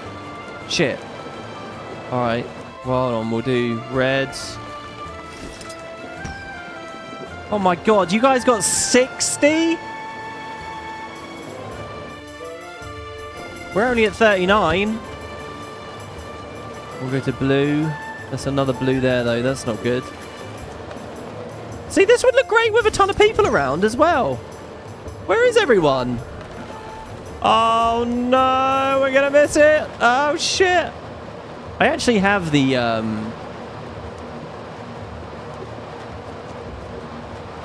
Oh, God. Is that it? I don't see any more. Oh, no. Come on. Wow, I'm very impressed. We got 43. Ah. Okay, wait. Come on. Come on. Yeah, baby. Come on. Oh, I never had any doubt. Come on. No! Oh, we're falling fast, it feels like. Oh, I should have gone for this. I got greedy. We might... Can we hover in the air for 10 seconds? Oh. Oh. I'm going over here because the floor is lower over here. Alright, never mind. That's just not necessary. Oh. Oh. Oh my god, the end of Dragon's Pay to win. Yeah! Oh, we're not going to make that. Oh, there's a blue one over there, though. Go, go, go, go, go. Let's go, go, go, go, go, go, go. Come on, that's that. Yes, that is good enough. Ow, my head. Ow, my cranium. Did we actually swap colours there, by the way? We went blue to blue.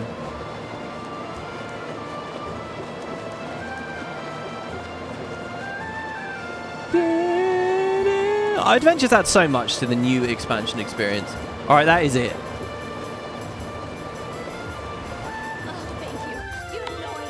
Alright, there you go. So the Spuds have me bested. Confident? Commanding? But we are 282 lifetime. I would.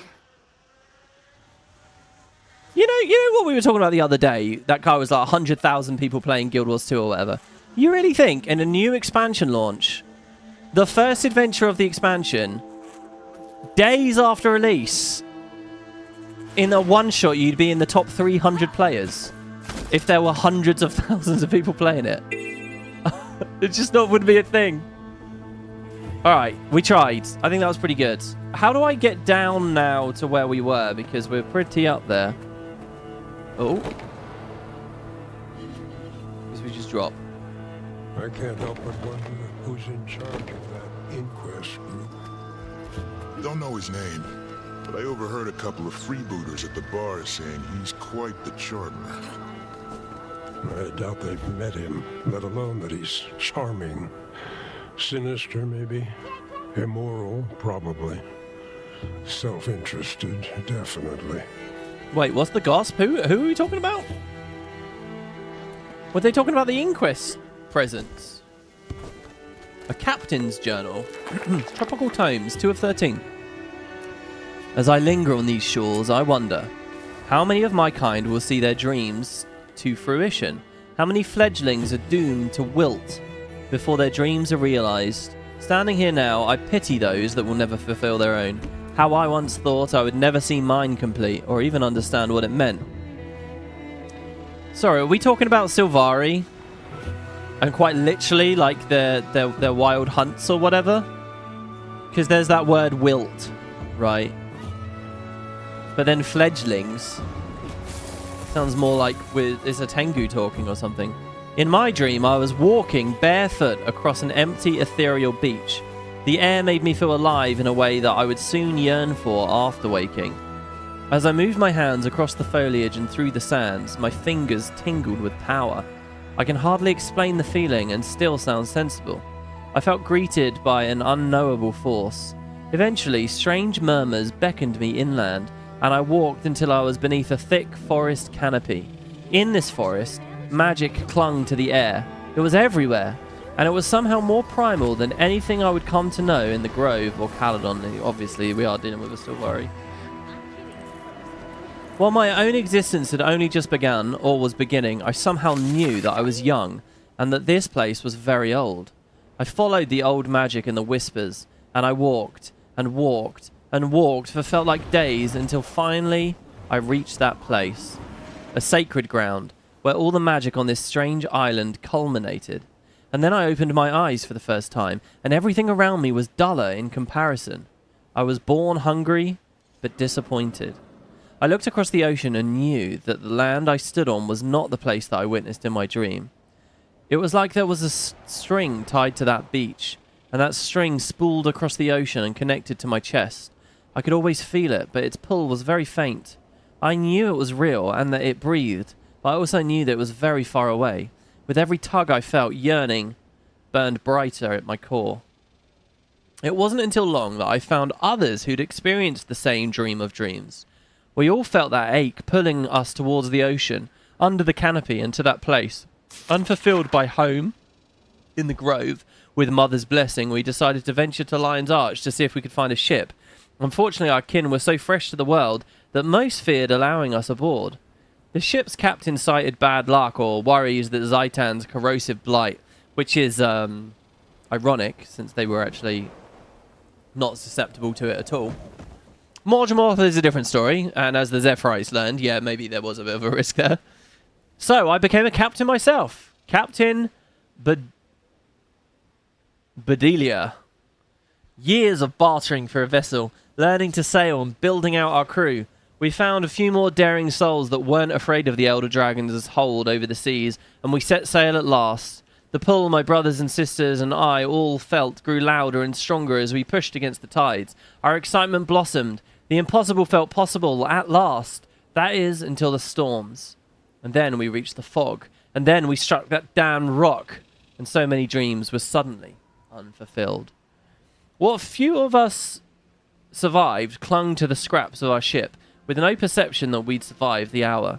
We clung to each other as the sun set and as thick, cold air rippled over the ocean. But when I woke, what I felt, we made it. We're stuck here.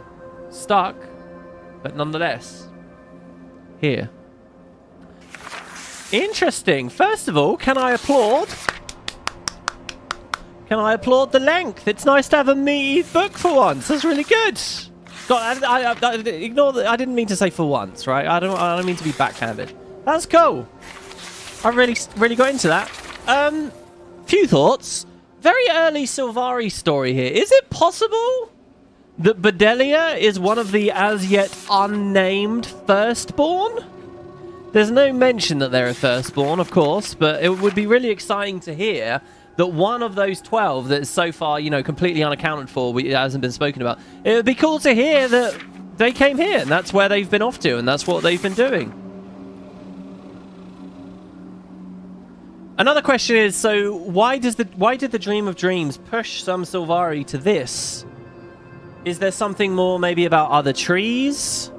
These are all valid questions, I think. The idea that there could be other trees out on this landmass, and there's something going on. I mean, look, if the thing with the Dream of Dreams is, right, living Sylvari have experiences which gets fed back into the dream and continues to shape the dream. Like, the whole idea of the Nightmare Court is to do fucked up things so that fucked up things are in the dream so that, you know, it self-perpetuates in a way.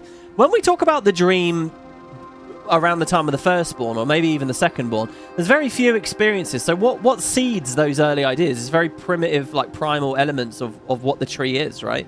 And you know, that's why we might have wild hunts regarding taking out Zaitan or the other dragons early on. But what was it that's driving them here, I wonder? It's a cool thought.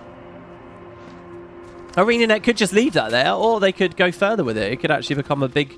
Whatever that is that they're being driven to is what the Inquest have recently discovered. I like it so far. The expansion's like teased me with a lot of suggestions there's something big happening here, but we haven't seen it yet, you know? They're really setting the stage, and I like that. This is cool that this person's on the money pile raid reward. You're not a face I've seen around these parts. Tell me, have you come to gaze upon my treasure, or do you threaten to take it? I'm just gazing. It's a lot of gold for one pile. How'd you get into a place like this? Some newcomer offered to give it to me in exchange for my drab old bar. He was quite thorny, but he offered me more gold than I've ever seen in my life. Who was I to refuse? Is that Canuck? Has Canuck been bartering with these people? Sorry, we have to do this, guys. Oh, I was going to say, I already have it on. Yeah. I also have a luxurious pile of gold. And I'm going to say that I have a couple more coins on mine than yours. These chests she has, they're just for show. They're empty. Ignore those chests. These chests, these are full. Full to the brim. Oh, no, ignore that. Don't look at that. I didn't just clip the camera through and you saw nothing. You love the impression on her face in game. What, hers? She looks like I don't know what that expression is even. By the way, there's new hairstyles this expansion. Yes, I did read that in the chat last time. Yeah. I don't know. I'm not one for playing Barbie, really. But I am oddly connected to Liz's hair. Is that weird? Even just hearing myself say that out loud, I think that is weird. We don't need a total makeover kit, do we? In fact, hold on. I'm a bigwig, and I've got permanent self-style hair kit now, don't I? Is this new? The ones I always like are the really good cultural looking ones.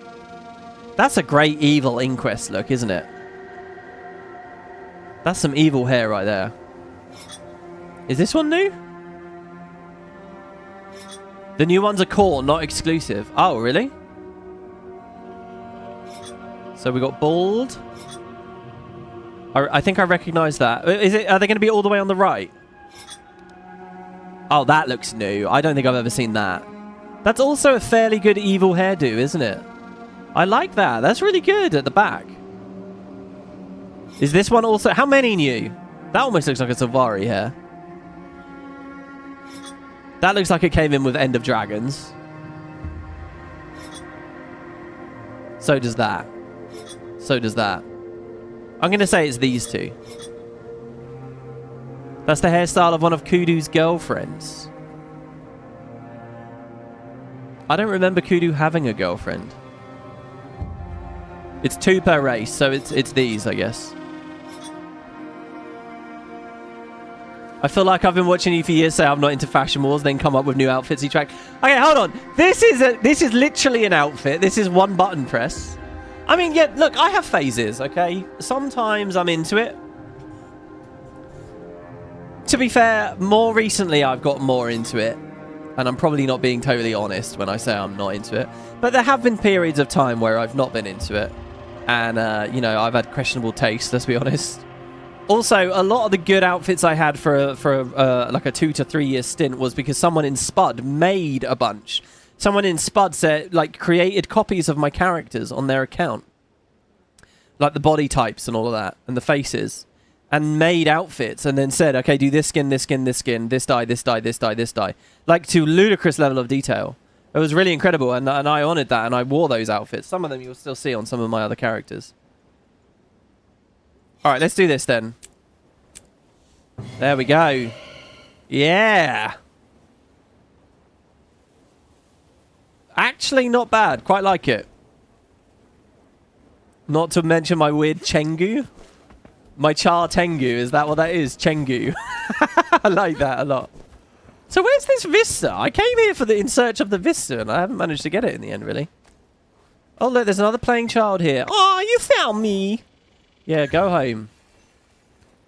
Go home, kid. I really am just the spoiler of fun, aren't I? I don't see why it's that dangerous. This one wasn't wandering off near horrible bugs or anything. It was just chilling out. Fire consumes it my will. Right, let's get back on track here. Oh no, hold on. Oh, you found me. Yeah. On the beaching of whales.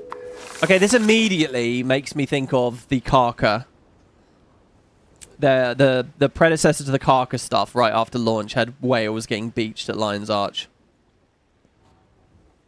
Always found whales fascinating, even back on the mainland. Smart, beautiful creatures. Yet they keep beaching themselves here on the Strand, despite all their smarts.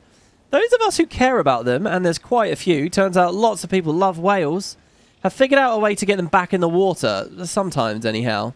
We do our best. Asked Pete if he had any ideas, but he just brought it back to talking about wave hawks, like always. Said, so I'm guessing Pete is going to teach us how to ride these things. Said something about how the wave hawks have managed to adapt to the magic here, and they use it to their advantage and whatnot. I'm not writing it all down here. He goes on and on. The magic appears to maybe mess with the whale's ability to navigate. At the very least, we can keep trying to shove them back in the water. No beach whale explosions on my watch. Oh my god, they mentioned the explosions. Yeah, that's honestly what... Whenever I think about beached whales, I always think about the whole explosion thing.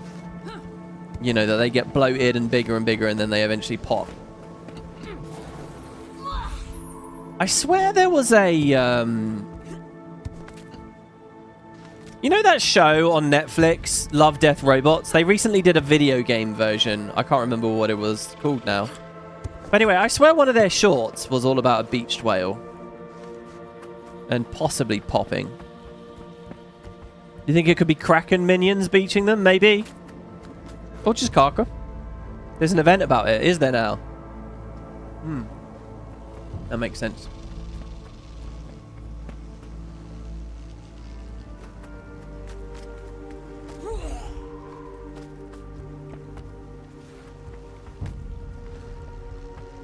Oh, finally, we meet the mayor. Okay, the mayor was not to be, was not a rug pull, was not anything suspicious. It's just a Norn. A lot of these guys favor these swords, eh? Notice that a lot. Okay, hello, Mayor Osborne. Ahoy! Commander, is it? Back to Commander, eh? A sour look on your face for somebody who just landed on our little slice of paradise? The welcoming committee wasn't exactly welcoming. Westergaard threatened to throw you back into the bay. Yeah, she does that. And she means it. We all do. Whoa, sinister. One of our ships sank. We have injured crew, lost supplies. We need help. And we have plenty to offer in return. I just gave you a fireworks display. She did say you had a sizable crew milling around. Tell you what, might be some ways you can help us out. But you're no good to us without a properly trained skimmer and some knowledge of the area. Go talk to Pete. Ooh, After I like that. If Pete is still alive and you've got the lay of the land, you can pay me back. You've got a deal. Good. Keep your end of it. We might not have to shove you back into the ocean after all. I read the word shave there for a second. I was like, what the hell? I mean, I have been shaving the back of my head. It looks like, what do they call that when someone does that? When you suck a bit of air through your teeth like that? Is there actually a name for that in speech? I love that. Okay, so a bit abrasive, but overall.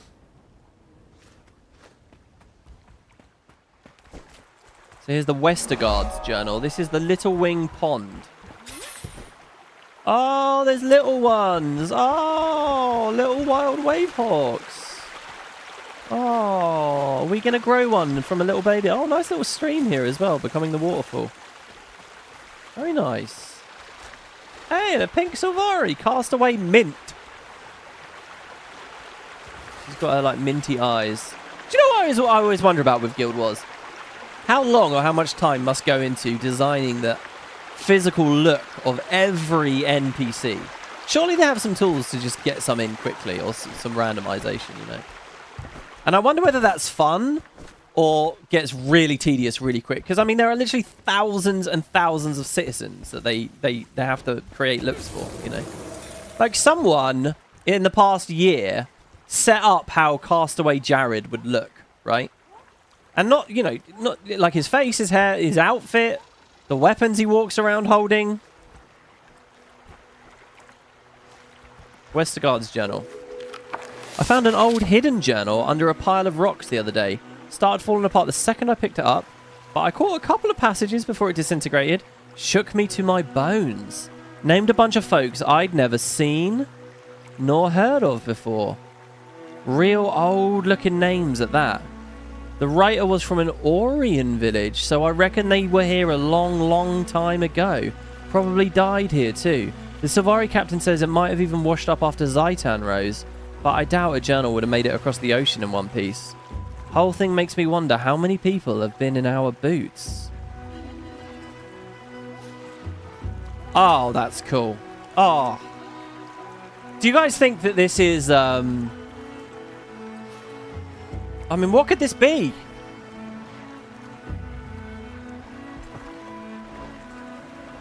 So the first question is, who's the writer? So, like, I'm assuming a human, and I'm assuming they're old-looking human names. The writer was from the writer of the current document. The writer was from an Orion village, so I reckon they were here a long, long time ago. So what led to a bunch of Orions being stranded here? Was it the sinking of ore? Was it the Char invasion? And, you know, basically right around not Sea of Sorrows, that's the other end of the sinking, that's the rising. But maybe it was around there with the Char invasion, and they were like, fuck, we can't go home. The whole place had been blown up, and they ended up blown out here. But the ore is such a rich place with so much stuff. It could be around the Exodus.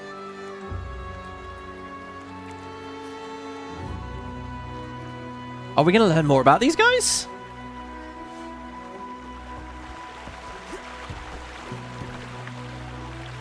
Castaway, Ilva, These newcomers and Ken. better pull their own weight. Yeah, that's a lot of new mouths to feed. At least that Assura group had the decency to land further away. Yeah, what if we feed ourselves? You know, collaboration.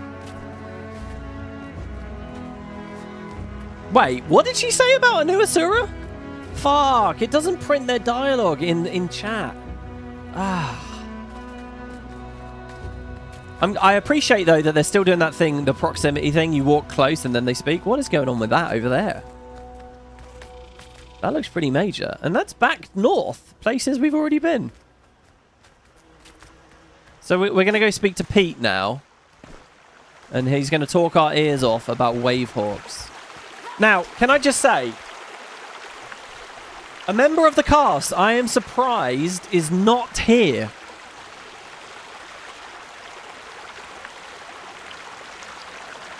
And that's Goric. Alright, he's had a bit of a break for a while. He's always good fun. It's an expansion about getting a new bug mount. I mean, come on. He's an Assura and it's an Inquest expansion? I mean, come on!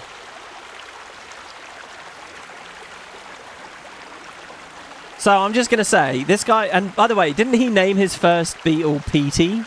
Didn't he call his first one PT?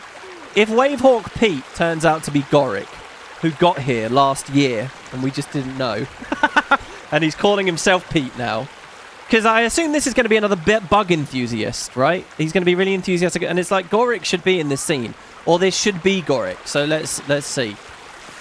And I appreciate that that's a pretty out there prediction. Look, even the water itself looks a bit astral. All right, no, it's just a dude. Hello, I have an Assura you might like. Ozzy said he might be sending somebody my way. Guess we don't have to shove you all back into the bay. Remains to be seen. So, what makes Skimmer special here? Whoa. Wavehawk fundamentals unlocked. Wavehawk treasures. Viewing story collections. To easily view the information and progress on this story collection, click the quest step to navigate directly to it on the achievements panel. Hey, good job! Nicely done there, Arenanet. The icon's good. It makes sense. You get a fucking tooltip pop-up. A tutorial tip, I guess.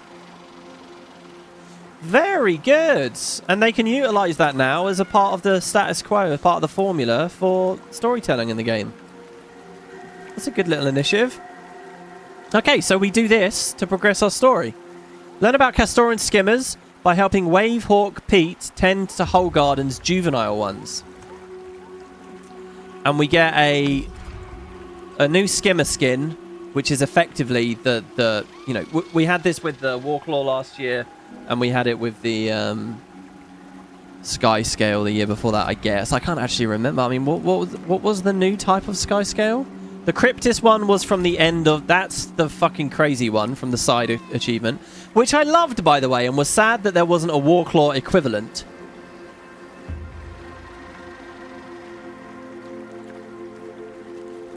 I don't know. I still favor the branded one. The branded one is so good. What is this? The Regal Oh my god. And what are you charging me for that? 1,600 gems. What is this one? Oh, he does look very regal, doesn't he? Wow. Well, I did say I like the mount skins that make them look a bit like other animals, and it fits the bill. There's probably a way you can dye that looks fucking awesome. I'm going to say black and orange. Orange eyes, all it keeps these things, but make the rest of it like black or dark or charcoaly. I bet that would look great. I don't like the sparkles. Anyway. Oh, look, there's a new... That's cool as well. Look, they've actually... So this crown in a diamond is the game's icon for collections and, like, little objectives that are not necessarily part of the story. But now they've done it in the story, so they've given it this this green border. And it's got, like, that little textured effect on it, too. All right. Ah, you love them too, eh? Finally, someone who gets me. Help me out with the juveniles here, and you'll learn even more about these beautiful creatures that we both love so much. We're going to be best friends. So the top option is just going to pop the panel. Wavehawks? Yeah! Oh, that was a question. See, the skimmers native to the Strand are a subspecies we call Wavehawks. You've seen them, I'm sure. Undulating antenna, big, beautiful eyes that see into your soul. Right. Are Wavehawks different from other skimmers? All skimmers are amazing, but you knew that already. I'm guessing our dialogue is different here right now because I've already unlocked one, right? Now our Wavehawks here have adapted to the magic of Castora. Got senses so keen they can use Aetherlocation to find, well, you name it. Yeah, and we already had a little experience of that. Can all skimmers learn the Wavehawks' tricks? It's not showing off. If you earned Yeah, it. you kidding me? They're incredible, all of them. Just not Aetherlocation either. We can teach them to get airborne with Slipstream Boost, ride ley lines with Riptide Rider. I wish I was one. Okay, I like this guy. He is Goric by any other name. Yeah, when I was raiding, one of the players was like flying super high up in Mount Barrior. So like these things seem to be able to fly, right? Or that's a bug at the moment.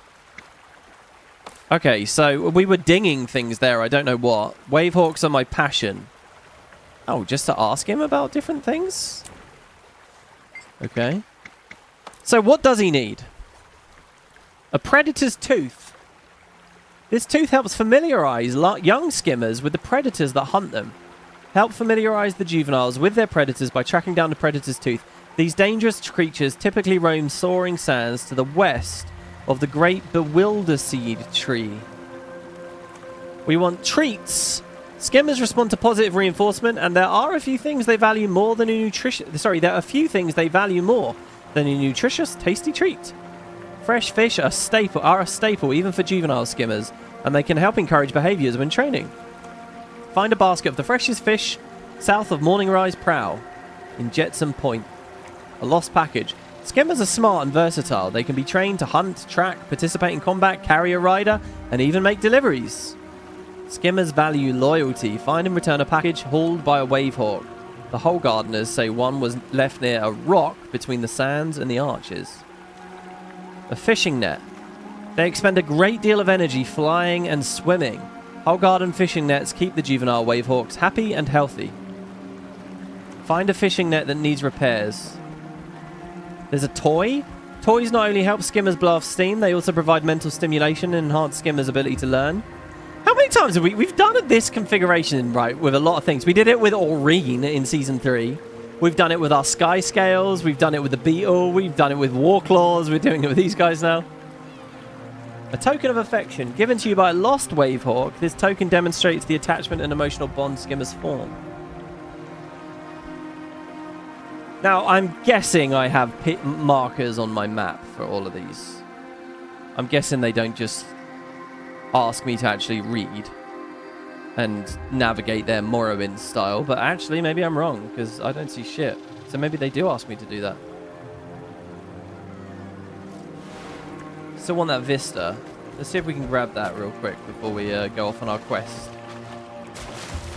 So hopefully I've been told not to beat this heart, right? I've been told not to complete it.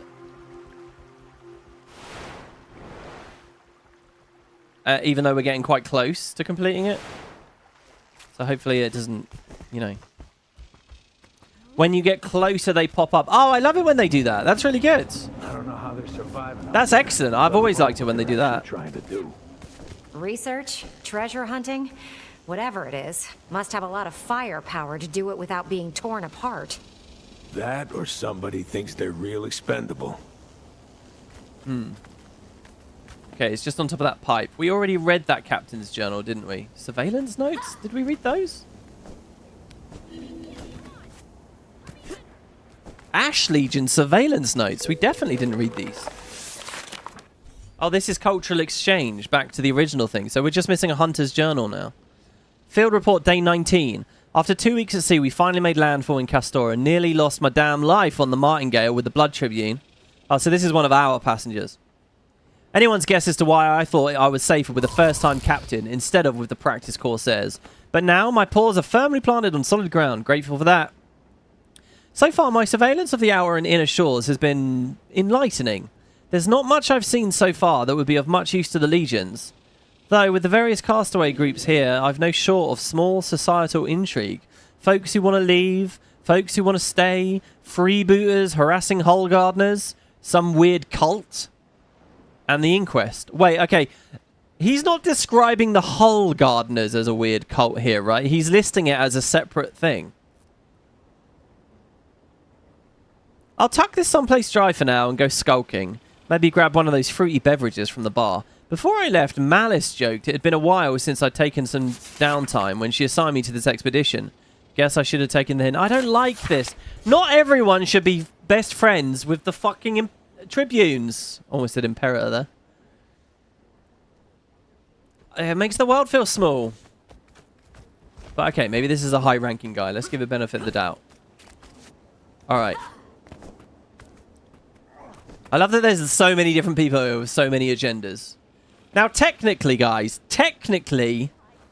this isn't mounting. Alright? But I'll try to hold off from that where I can. Yeah, okay, and we read that journal already. Okay, so we drop down. Gliding is okay.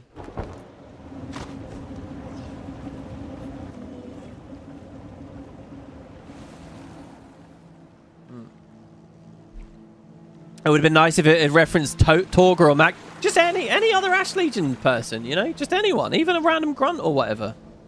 Or someone that we've never heard of. Someone off screen. Doesn't it feel like Ash snuck on the boat and we didn't know? Says Azaris. Yeah, it does a bit, actually. It does. I didn't get the impression he was a total stowaway, though. Oh my god, do you see my mini Isgaran there? I thought that Isgaran had moved to the town and was hanging out. Like, my sense of perspective was completely thrown. Alright. So, let's play the game. Like, actually play it. So, objective 1, it says... The dangerous creatures typically roam the soaring stands to the west of the Great Tree. Now, this POI... I'm guessing this red thing is the tree, maybe? Is that the... Or perhaps this is the tree. So it's basically those crocodiles we were fighting earlier, as far as I can make out. So let's run up north. Oh, what's this? There was some kind of ghost event going out in the water. Oh no, I already did that one. We already saw that. Oh, there's a toy over there. We found the toys straight away. Let's go grab that. Costy says, how do you think our ships in the Inquest... By the way, guys, I'll be better at responding to live chat as we smooth into this.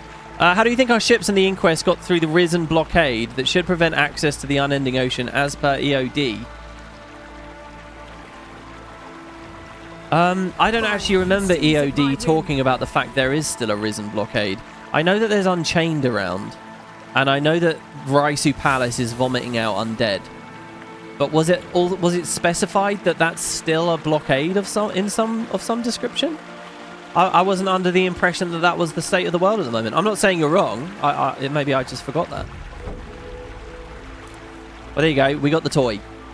We just happened to find that one. Let's go kill some beasties up here.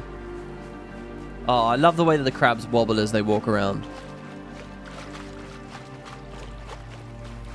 Yeah, the fleet we flew to in EOD to get to Cantha was an airship fleet. That's true. And then my understanding is we set up Assura gates. Does that mean that there's no traditional sea vessels making the route? I kind of felt like there would be. But on the other hand... oh, we found the fishing net for free as well here. There hasn't been any documentation about that, has there? You know what's really weird, guys? Whenever I play... I have a weird instinctual thing that happens to me. Only when I'm playing new Guild Wars content, like when an expansion or something comes out, and it's this. When I'm underwater and I lift up like this, I always flinch. Well, I don't actually physically flinch, but I have a little reactive moment. I have an uncomfortable sort of, oh, fuck moment. Like every time. Every time, this. Right? I come up and I think, oh. Alright, I'll just demo it again. Oh, fuck. Now, I know what you're thinking. Has this guy lost his mind? What the fuck is he talking about, right? And I'll tell you what it is. It's because for years, whenever I streamed or did new content, I put reshade on. And for many of those years, when you ran depth blur effects on reshade, they would bug at the transition of coming in and out of water like this. And it's really weird. I play a lot of Guild Wars 2. I'm always going in and out of water in Guild Wars 2. I never think anything of it. It's been years since I've had a reshade that does that. It's been years since that bug even exists, right? But it's so strange. As soon as I'm streaming or making videos about new stuff, just somewhere deep ingrained in my brain, I expect the screen to blur. I come out of the water and I'm like, fuck, that's going to blur in an ugly way. Get ready to hit the hotkey. So weird, right? Like, that hasn't happened for years, but it's still there. It was such a weird little thing. Anyway, okay, so... Needlessly, calm them with a show of strength. Calm the crabby crabs, says Narcisse. Can you help get these crabs settled down with a little show of force? Once they're calm, I can study their behavior. What got these sweet little critters so riled up in the first place, I wonder? Alright, anything for research? Turn me into a crab? Adventure tracker. Your damage output while attacking crabs is being tracked for an event. It's an adventure! Looks more like an event right now. Oh, shit, this is cool. A crab-shaped hole in... What? Who built this force field? Is the idea she's cast it to keep them in there? Enter the crab quarantine. The little bell ringing. Oh, we have another player here too. Look. Yes. Yeah. Okay, he's blocking.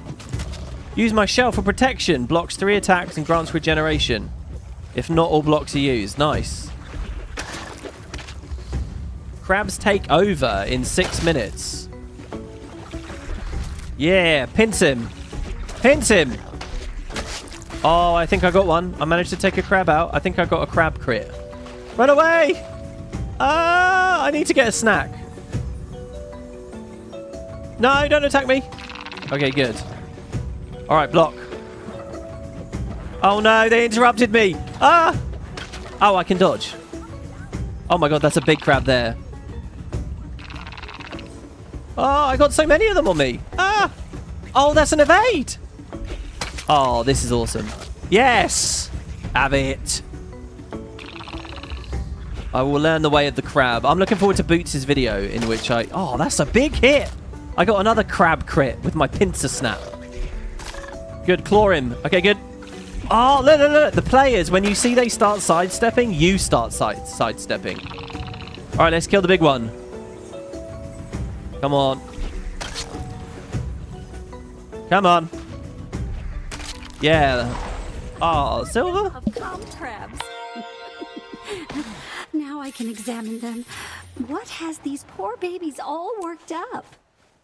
Oh my god, this crab's still like into me. Like, what the fuck's going on there? Okay, apparently I got silver. That was an adventure, but not an adventure. It was an adventure / event. Is that where the crab emote comes from then? I guess. It's probably like well, I have some gold boxes. Oh no. That was from the other thing. I guess it's there's a razor tooth. I want to kill one of those. Wayfinder, the whole garden has told me that shortly before we arrived, the local crab population became unusually agitated. Poor things. I've managed to quarantine them, but can you calm them down? Can I see who the king crab is? Total damage to crabs. Lifetime, 132,000. I think they're doing good with adventures here. Alright, this expansion is officially better than POF. It's already on the adventure market. Look, this isn't just... okay, so 50,000 for gold. The adventure is not active at this time. Ah, we'll have to try that again. Alright, look, let's shoot some monsters. So for Earth, I think I want to use 3 first and 2 seconds. For Air, I want a 3 first. In Earth, I can choose between barrier or more bleeds. I'll go for the bleeds, right?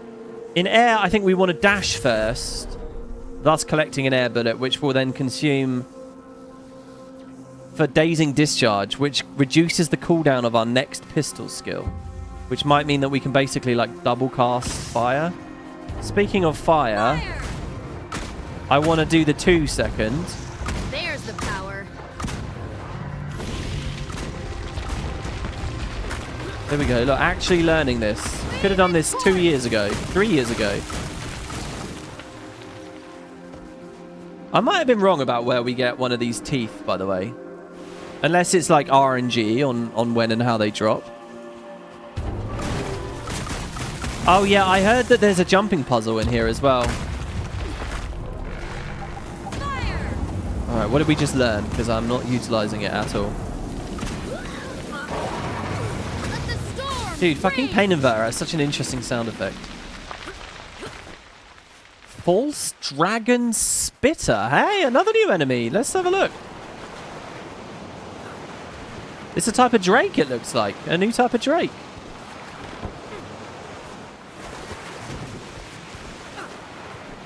Hello. Here you go, that was my drake sound effect. It was pretty good, wasn't it? That's how I imagine a drake would sound. I don't actually know if the mic picked that up. I hope it did. Oh, maybe the balls, actually. Armor enhanced. No, we fucked it up again. Look, I've just had him sat there dazed the whole time. Maybe we can change some of our other traits to feel a bit more fun as far as Condi's concerned. We could do Pyromancers. That's always good in solo gameplay and Burning Rage. We could kill air as well. Should we go to Earth? Let's just have fun with it. Let's play some really different stuff. Do I want the Signet trait? Not really. Do I want Stone Heart? Not really. Do I want Diamond Skin? Which is so weird these days. Not really. Alright, I guess I'll take the Signet trait. Yes, I could be spamming Signet Fire, but... You can go Inflict... Do I actually have an emote? Oh, I do have an emote. Boulder Blast is an emote, so from Strength of Stone, we actually hit him pretty hard there with that then. Okay, let's do that too. Alright, let's reread the instructions. Familiarize the juveniles with predators by tracking down a tooth. The dangerous creatures roam soaring sands to the west of the Great Bewilder Seed Tree. Oh, there you go. That's the Great Bewilder Seed. So maybe it's the boar then. Let's see. Maybe it's the boar. Spark to flame. Statistically speaking, I have to say, when I'm expecting the dash, I do like it. Playing a lot of Willbender lately has actually really made me fall in love with forced movement. I really didn't like it for a long time, but when you get used to it, and just doing a quick dash forwards or a quick dash through here or there, it is pretty fun. WP, have you got your UI hidden? You may get a mail. So far, no mails. So far, none. Let's just look around. Oh, wait, I'm mounted. Shit. Let's just wander around here for a second because all the other objectives have been like showing up on the map and then you press F. So I sort of feel like it will be the same here, even though my instinct tells me it's kill a mob. Oh my god, there's a sun spear here? Hello? What are you doing here? What's your interesting Castora? Oh my god, there's a fucking inquest. Hello? I will throw my toad at you. God, that sounds like a euphemism almost, doesn't it? Oh yeah, the other element of pistol that I didn't talk about is that if you collect one bullet from every element, you get this. But I don't know whether it's really worth collecting. I think the skill's a bit undertuned. Certainly no one ever makes rotations that pay off on this. Might be fun to do in the open world. So here, see, we have all 4 bullets. Yeah, I don't know. Oh, mind you, this is east, not west. It would help if I knew my compass. Never eat shredded wheat. That's the saying, everyone. That's how you know. Go west, Mr. Potato. West says 13 AM, yeah. Yeah, that's one of those things I always mess that. Well, I don't always, but I'm very inconsistent about it. I struggled with left and right probably a lot longer than most people did too. Like, I remember being... Like, I have memories as a kid at school still struggling with left and right. Do you know what eventually taught me that and got me... There you go. There's the big unleash, if you will. It's this, all right? Hold your hand out in front of you, with your thumbs to the side. Do it. I can't because I'm playing a video game, but you guys can, right? Put your hands out in front of you with your thumbs out to the side. So your thumbs at like a right angle to the rest of your fingers, okay? On both hands. Now your left hand, that has made the shape of an L on your left hand. L for left. So that's the left. That's how you know. There you go. We press F. Oh, you kill them and it drops a thing and then you press F. Even better. There you go. The hand that makes the L is your left-hand side.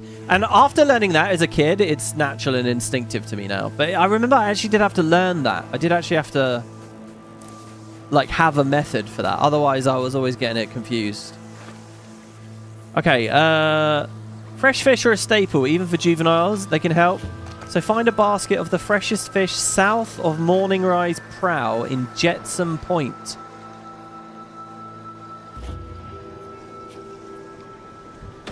South of Morning Rise Prow, Jetsam Point. It must be an area we've never been to. We've only seen Soaring Sands and Holgon. Can you believe that? We're actually like 5 hours into this Let's Play, and I've unfogged 2 areas. I gotta say, guys, I'm not digging the war horn. I'm not digging the war horn right now. Every single war horn's ability feels low impact and slow and just not great. This is the Crimson Leaf Fountain. Wow. There's some boat paper here. Oh, for making little boats, like in that achievement. Yeah. Hi, we're building boats. Want to join us? I think I just did, because I'm holding one. Can we put it in the water? Oh, we can. Paper boat launch. Hey, hobbies of the whole gardeners. Set sail. Well, let's hope this crocodile doesn't eat our friends here.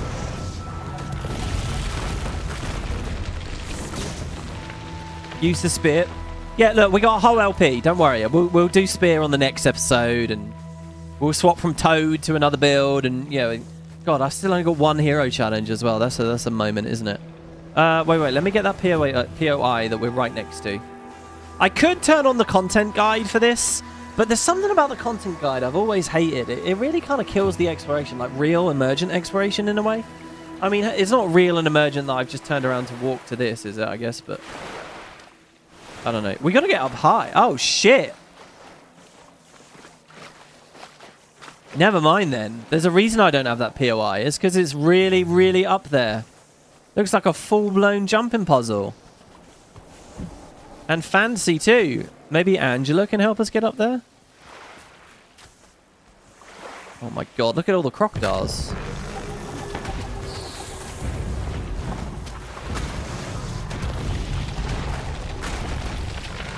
Now in water, what do I want to do first?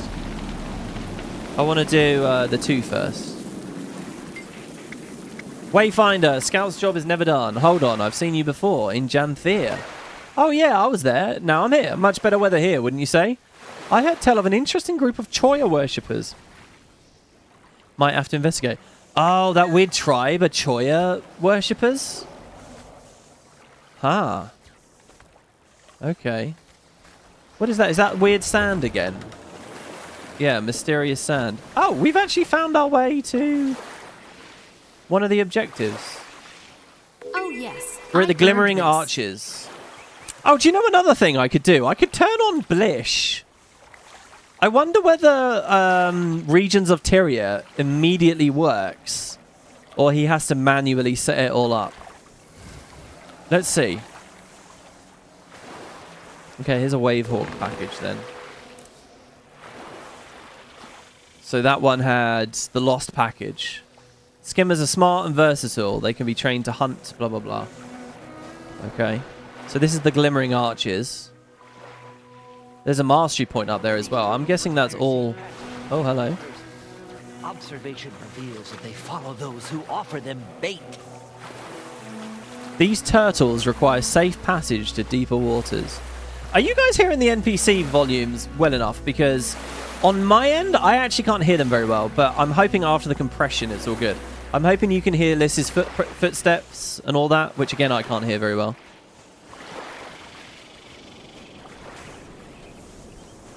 So we get a bullet. And there we go.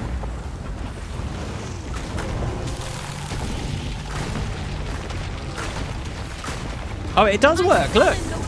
Castora, the Shipwreck Strand. Wow, well done.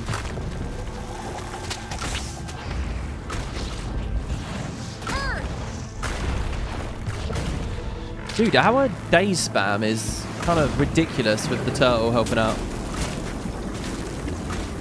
Armor enhanced. Very responsive. Okay, so we kill mobs. We get turtle bait. We take the bait. Oh, is it just a basic deposit thing, or can we actually... Oh, the bait looks like a fishing. Huh? Obtain bait by defeating the turtle's predators in the area. Turtles guided to deep water. It has like a deposit icon here, but do I speak to him?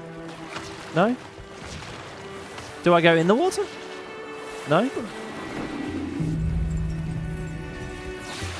Is there something else to interact with?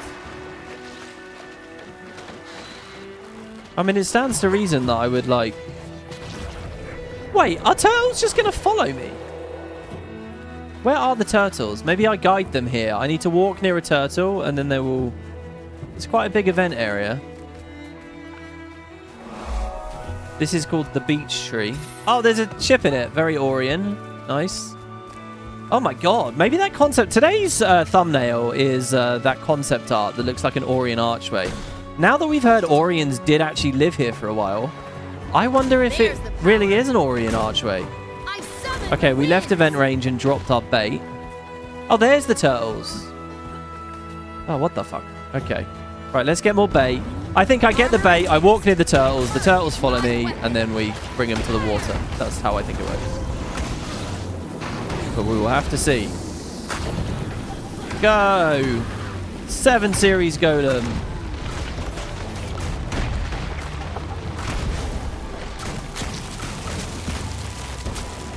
Oh, with no quickness as well. I think as soon as I get quickness, this will all feel a bit more rapido. Alright, so I'm going to grab some bait from these hostile monsters. I'm going to go over to it. Oh, look at them! Lure turtle. Come on. Holy shit, he's Speedy Gonzalez. There you go, and off he goes. Oh, they should have had him swim out and then despawn. Alright. More bait. Can I? Oh my god! Do you hear that? Listen, guys. Listen very carefully. I'm turning it up. Is an ecosystem aided. Listen.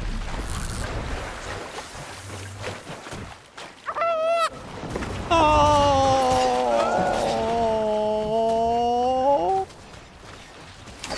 Very cute. Very, very, very cute.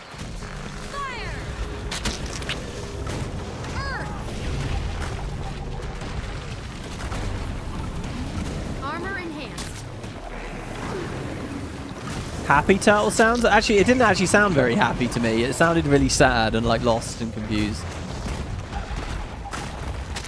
I'll tell you what I am going to do. Alright, I did just go on that rant about not changing the weapons, but I am going to change the warhorn to a dagger. I think dagger will feel fun. We'll get to churning earth things for a nice big bomb. I think they put some burn on fire grab at some point over the years, didn't they? I feel as though I've finally done something worthwhile on this island. I'm certain the turtles would thank us if they could. What did I have on that other set? Oh, corruption. And then we can put a malign thing on it as well.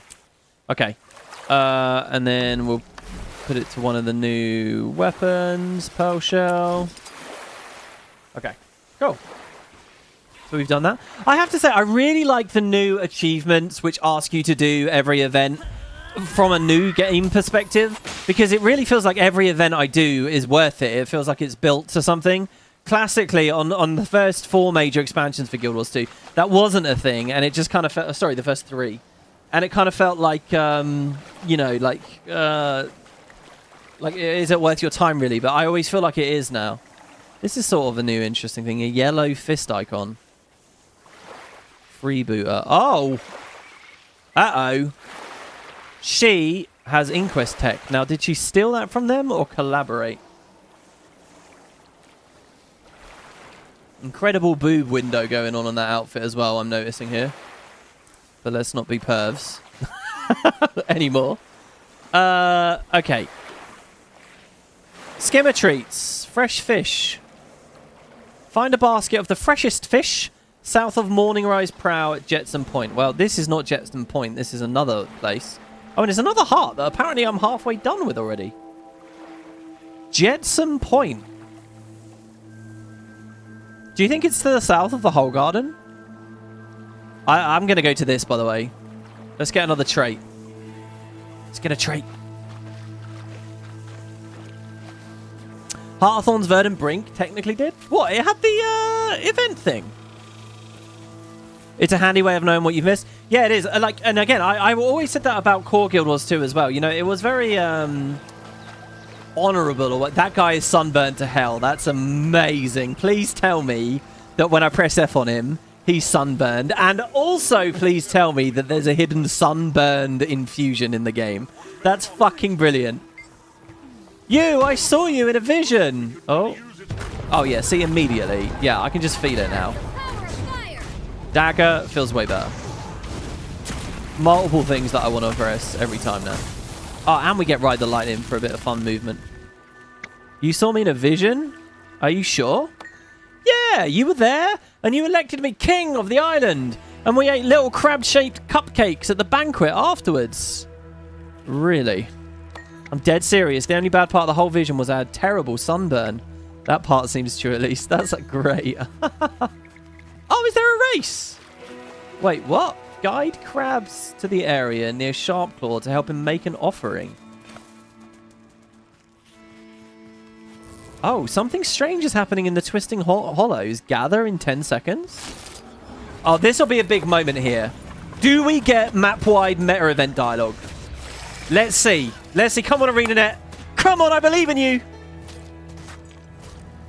Something strange is happening. I assume NPCs are speaking right now. I think they fucking nailed it. I think that I think they fixed it. Accelerating. Uh. Armor enhanced. So sorry. So I'm holding like a little coconut-y thing. Guide crabs to the area to help him make an offering. Oh my god, look, it's a little fiery crab. What is that crazy special looking crab? Sorry, not wait, hold on. What? We're guiding crabs, not turtles. Oh, that's someone's mini. It's a turtle mini. Celestial turtle hatchling? Wait, is that the oh god, it is, isn't it? It's going to be the new gem store thing. Oh. Those sets are always so expensive and so yeah, they are. They're new. They're always so pricey, and they ruin my perfect mini score. Look at all these minis. I wish I had the panel finished, but I missed, like, the cuckoos. Maybe I can grab those before it's too late. Meta event happened before, and you didn't notice it. That's so good. Accelerating. Okay, follow me. I'm the crab guide. Come to the marked area. Rage at maximum. Wait. Is this the marked area? Is this the marked area? Use the 2 to place bait. And he eats it. Crabs guided to ritual location. We only have 12 seconds to finish this. Or we did finish it, and that's the grace period. I think that's the grace period. So crabs are guiding us. Complete all crab-related events. Crabs? Follow my lead. There's still another 3 for us to try. Oh my god, what is this? Oh, they're all dancing. Oh, now they're going. Oh, this is amazing. Wait, do I follow them? Oh, they're going in different directions. No, they're going to the water. Oh. Oh, we only saw a little moment of the crab rave. Wait, so how do I get the emote? Oh, probably by doing all of the crab events, right? I bet that's the reward. Ah.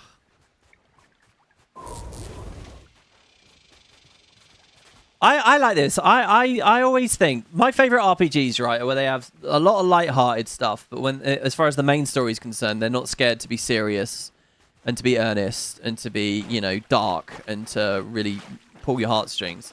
And I kind of like the vibe I'm getting from this expansion right now already, which is that a lot of these side quests and dynamic events are just fun. They're just really fun and light-hearted and playful, and that's totally what I want. The intensity of the main story remains to be seen. Alright, let's cut this down. Alright, the mainland verge. I didn't even read what the other one was. Standing above the water's edge, between the castaways and the Castoran mainland, you feel powerful magic coursing through the land, the sea, and the air. To the west, the inland looms, foreboding. So they added a lot, by the way. What do you guys think they're going to do in terms of post-patches this year? Now, correct me if I'm wrong. Rewind the clock 12 months. We already knew that post-release was 2 maps, didn't we? And we knew that it had been split from an original idea of 2 maps. This year, back to now, we actually don't know. They haven't said anything, right? Oh, they have? We got a roadmap? Did they get? When did we get a roadmap?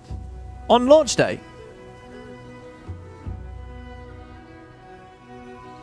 Did they confirm more maps for the expansion, says Talmaji? Exactly. I haven't read the roadmap. Was there a roadmap on launch day? Don't tell me. We did a huge news roundup like 3 days ago. There wasn't a roundup at that point. I guess it makes sense that maybe when they released the trailer, they did a roadmap. There's an achievement in the game that at least spoils the amount of maps. Really? So anyway, what I'm sort of angling to here is the mainland looms. I mean, how far into the mainland do we think we're going to get? How much will they go with it? A big part of me wants to say, well, let's match Janthir Wilds. Let's at least get 2 maps. But then Janthir Wilds, it was very transparent that this was just 1 map's cut in half. It was very transparent. So I don't know whether that really tracks as far as Castora is concerned. I'd like 2 full... You know, I'm always going to advocate for more. I'm always going to ask for more, obviously. The roadmap was on launch day. Okay, yeah, makes sense. Holy shit, I kind of want to read that. I won't do it in the middle here, but maybe we'll start the next episode. I'll get the screenshots. It's 2 maps. Patch 1 with a raid, patch 2 with a story, and patch 3 with the story and the map. Patch 1's going to be big, man. It's going to be so good. In terms of the system updates and stuff, really looking forward to that. All right, here we go. So the mainland awaits. Oh, you linked the map in Discord in content help. Do you know what? I actually saw I have a notification there, but I haven't clicked it. Thank you for that. And please don't be put off doing that again. That's just my bad over being a bit busy the past 2 days. And somewhat trying to avoid spoilers a little. Not that I would expect anyone would post those in there, but you know. Right, we got... excellent. We got Familiar's Blessing, everybody. Grant boons to nearby allies when you use a familiar skill. Now, this is pretty interesting. Look at this. They put Alacrity on Earth. Oh! They put Alacrity on Earth and Water. And they put Quickness on Fire and Air. Do you know what? I never talked about that in the betas, but that's a genius idea. That's very good. So you actually get a choice. Oh! Okay, the problem is, though, I currently... I want quickness desperately, not alacrity. Alacrity actually won't help us much because our animations are so slow and we have four achievements to cycle through anyway. We're never running out of meaningful cooldowns. But to lose the alacrity is to lose the toad. And I'm committed to the toad. It is Toad Day today. It's Toad Day. So, hey, but whatever. We get alacrity now. It's 5 seconds, and I actually don't press the familiar skill that regularly. Damn, man. They really put all the utility skills late as fuck. I guess their rationale does make sense. They want you to have at least a full trait line immediately, so you feel like you're at full power, because you can subsidize with other... Like, I get it. I get it. Okay, still then. So, let's move on, and let's keep looking for this place. I'm going to go over to this scout here. Minerals inland. The guarded glades. You want to take part? I can see it. Join me. She's a mineralogist. Mineralogist Gabby. Use your skimmer's keen sense to uncover interesting locations. Well, I'll do that game after I've unlocked it. Shall we follow her on a huge quest inland? And clear hazards for her? She doesn't appear to be moving. There is another trait right up that. If we can find a way up, then we can get another our Grandmaster Miner straight away. Very reliant on a bouncing mushroom for that, though. Oh, or maybe that updraft. I was just thinking to myself, oh, it's always bouncing mushrooms. And then, no, they change it up on me, which is good. Need a way up this hill, though, if we're going to find a way up there. Don't want to use the Jade bot if I can help it. We're actually getting... No, we're not. I was going to say we're getting quite high. I was half expecting to be able to turn around and worm our way into the jumping puzzle there, but no. The map's visuals and music are perfect. It feels very JW with the soundtrack to me right now. Aha! Freshwater tropical fish. Dude, I swear they've changed the water appearance. It looks a lot clearer to me than it used to. I swear this is clearer looking water. Don't you guys think? Or maybe it's the lily pads floating on the top. The Seneschal Sands. Seneschal. Why do I recognize that? Is that a place IRL? Is that a geographic term? So there's a POI here, but it's under me. It's low down. Oh my god. Do we want to... Well, no. Let's get the hero challenge first. Radiation field. Technobabble. Pain inverter. Yeah. Fire grab. Yeah. Fire grab is definitely putting some stuff in there. I want a new relic as well. God, I really want the expansion to thrill me and excite me with some new relics. We're playing fireworks right now. I'll tell you, the first relic we unlock, I'm going to use. Does anyone know? Has anyone been using new relics just for fun on, like, just their adventures? The water definitely looks different. Yeah. The Seneschal is like a Chamberlain. Wait, and what's a Chamberlain? Keep educating me. Oh, my God. Okay, 1, it's a new enemy. 2, it did a cool animation. 3, it looked like it jumped over the edge, which does not happen in Guild Wars. There's the power. I'll tell you what, actually, the alacrity... I don't know. Armor enhanced. I'll tell you, water, the aura in water is nice, because it charges my next familiar ability. We really want to... We want to favour Earth attunement for the Toad. Because we charge quicker. So the more we can linger in Earth, the better. This is our first mastery insight, guys, where we're actually communing with the dot. I still, to this day, by the way, when Hearthorns came out, I was disappointed that they never did flavor text for this. This is effectively just another hero challenge. But without flavor text. Well, there you go. That's our first one, everyone. And actually, we've almost already got the XP required for... I think we got way off course there. Like, way, way, way off course. Let's go to our marker. The word is used in both FF and Dragon's Dogma, is it? It feels like something IRL to me. It doesn't feel like a gaming thing. Guild Wars 1 Pain Inverter, use the quickness relic. Oh, yeah. Oh, did I talk about this?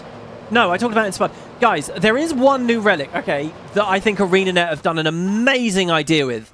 During the Elite Spec betas, right? If you remember, a lot of the theory craft I was doing in the Elite Spec betas revolved around providing my own quickness, okay?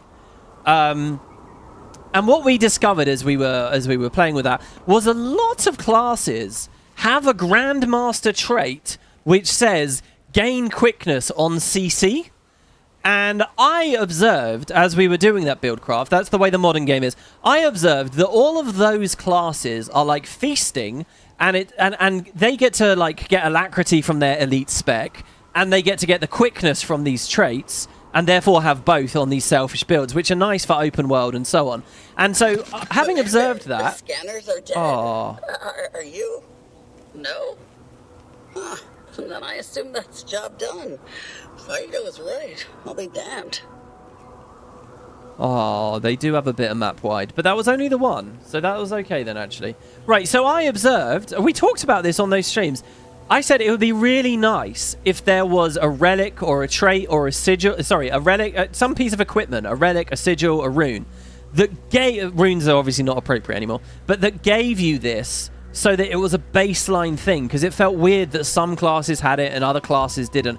As a baseline thing, I think it works quite well, and it doesn't mess with like meta, you know, when it comes to group combat, because people are always going to optimize that out and have something else. If you can give someone else, if someone else can give you the quickness, I said that would be a really good idea. That's exactly what they've done in this expansion. There is a relic that does exactly that. It's give yourself quickness on CC without an ICD strong enough, so you can permanently just keep that quickness going. They did it, like exactly what we were talking about. So I mean, hell yeah, I will definitely run that relic. It's kind of the cousin of the Relic of Rivers last year, which is alacrity on dodge, which isn't quite as good, by the way. I mean, I would tweak Rivers to just be on CC as well. And players can pick and choose, you know, which half of it they want. But I think it's a really good idea. I'm really happy to see that relic. I always get a bit frustrated when I get really into Guild Wars. There's so many big, cool ideas and things they can do, and you've just got to, like, temper your expectations, because you never know whether they will. But in this scenario, I mean, that was awesome, I think. How many RP achievements do you have to do together? Look, for all your bitching about the relics, they're actually not hard. It's just that you've skipped playing the game, so now it's, like, a problem. Most relics, 99% of relics are easy to get. And also, most builds don't use the fancy relics. They really don't. It's nearly always just like relic or fractal or some other bullshit, right? But yes, Bloodstone relic is annoying, I'll give you that. Okay, past the Castoran shoreline, the breezy sounds of Holgarden seem far away. The dangers of the inland are legendary among the locals. Just do World versus World. But yeah, but even World versus World is a bit of a grind, to be fair. But I personally, I'm fully on board with play the fucking game to unlock the stuff. I'm not on board with give everyone everything because it's a casual game. No, no, no. If Guild Wars pressures people to play a little bit more, I don't see that as a bad thing at all. I understand that can be frustrating if you're hands off with the game, but that's a loss. That's a sacrifice I'm willing to make, so to speak. I think it's better designed to integrate the game. I think the different stats belonging to different expansions and sigils and things, yeah, play the game. Get people to play the game. Or if they want the convenience, make them pay you for the privilege. Have it on the gem store. Have the skip, but make them pay you for it. Put it there for 800 gems, 1200 gems, whatever. I don't give a shit. Get your money, get your funding, get your devs, get your resources, and make a good game. For those who want to play it. Not like watering it down for people who have got half their foot out the door already. That's my honest opinion about all of that. And I love what they've done. You know, like, we have the legendary relic, but we still have to unlock, even with the legendary, you have to unlock them. I think that's great. That's how they should all be. That's how the stats should work. That's how everything should work. But they just don't have it for a lot of it because, you know, it wasn't done until too late in the day. You would have spent that money, you must admit. Yeah, I mean, it's no different to FF14 giving you story skips, right? You pay them for the privilege of a story skip. But the story is long as fuck, and it is boring as fuck, and they gate everything behind the story.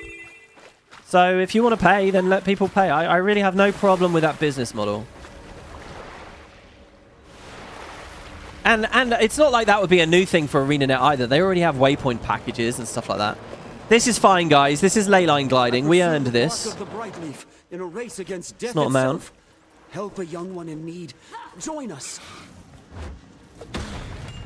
Sorry, we got a hero challenge there, and I actually didn't.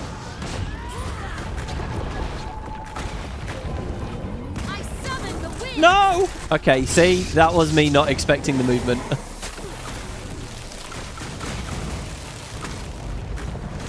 Let's get back to Earth and sit there for a bit. So now, if I did run some signets instead of Asuran-themed skills, we could sit in Earth a bit more, because we could use Signet of Earth, Signet of Fire, to keep pumping Condis without attunement swapping. Then get our stuff back, and then there's more toads coming. I don't know. Alright, so what do we get? What did we learn this time? We learned Familiar's Prowess, the Grandmaster Miner. Gain a temporary bonus after using a Familiar skill. So for the Toad, that's minus 15% incoming damage for 15 seconds. So not very exciting for this format, unfortunately. I wish it were. But we ain't going back to Heart of Thorns open world balance, let's be real. Jeez, these guys really going for the big jumps. There you go. Double Toad. Triple Toad. Boom. And we'll just casually auto a few times. Do you know what I kind of want to swap to? Instead of this, let's do like the super pistol so we get the cool sound effect. Super. There we go. What else we got? We got this hero challenge. Still haven't found the area. I mean, we just got to go south of it, I guess. It's going to be very different as soon as we get this skimmer. We're going to be moving a lot quicker through the environment. Like a lot quicker. Oh, see, I just feel so slow. All my buttons.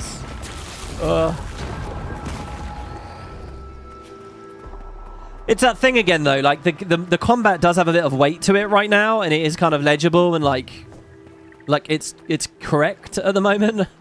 And it's that thing. I am still an advocate. I don't know how you guys feel about all of this, but I am still an advocate for them killing alacrity and quickness as we know them.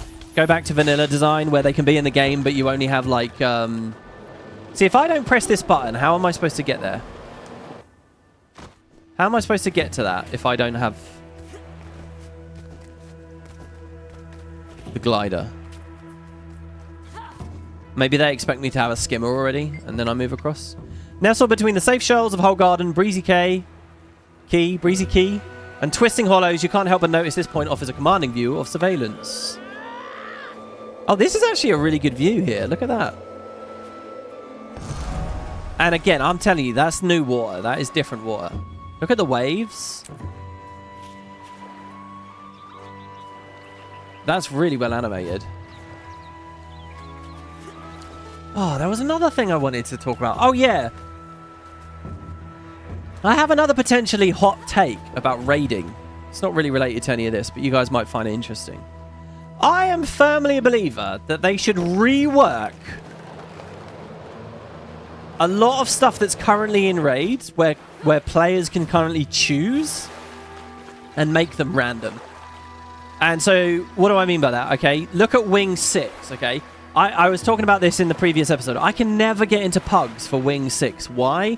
Because Wing 6 is a pain in the ass to set up roles-wise. You got to get the guy for the lamp, and you got to get the kite guy, and you know, in Wing 7 you got the pylons, you got this and this and this and this and this. I think Arenanet should take something like the lamp mechanic, which currently players have control. Who is the lamp? You just stand in the middle when it's the green and go in. I think they should rework mechanics like that, so that it's random. One of your DPS players will randomly be assigned by the encounter lamp, and they just have to do it. And it could be any one of the DPS players. What would that do? That would force everyone to actually learn the fight. It would force them all to know how to go through lamp, which would be a learning curve and make the encounter harder. Don't get me wrong, right? In the initial instance. But once people have that experience under their belt, pugging is a dream, because you just say, looking for players, no mechanics, right? Or ask for your fucking KP or whatever, right? And that's it. It's no longer on the player base to split and do all these mini roles. Like and equally, people can't just get carried by being in that slot that does nothing. So lamp is a perfect example, but I think there's multiple moments throughout Guild Wars 2 encounter design right now where they should tweak that, and it should just be eligible for anyone might randomly get it, and you have to learn it. At the end of the day, it doesn't matter if it makes it that much harder, because it is the elite end game, you know, area of content where there's meant to be a bit of friction anyway. And it would help the pug scene so much if players weren't able to assign these for themselves, if it was just you have to learn it or you can't be there.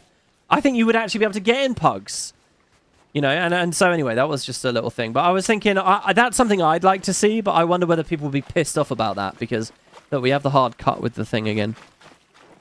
Because, you know, it's adding more friction, or I don't know. Right, I want to get up there. There's a hero point up there. It's not a very high rock.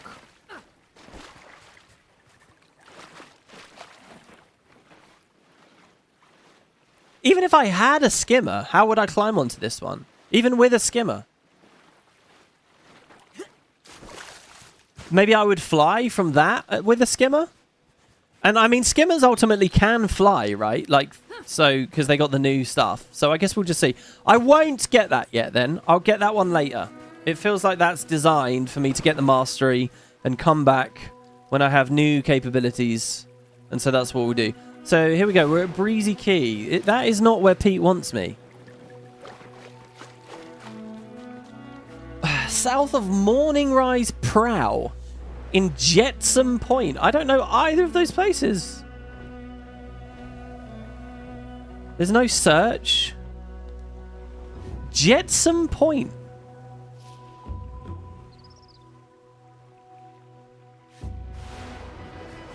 Cool, we're all over the place in terms of map comp here.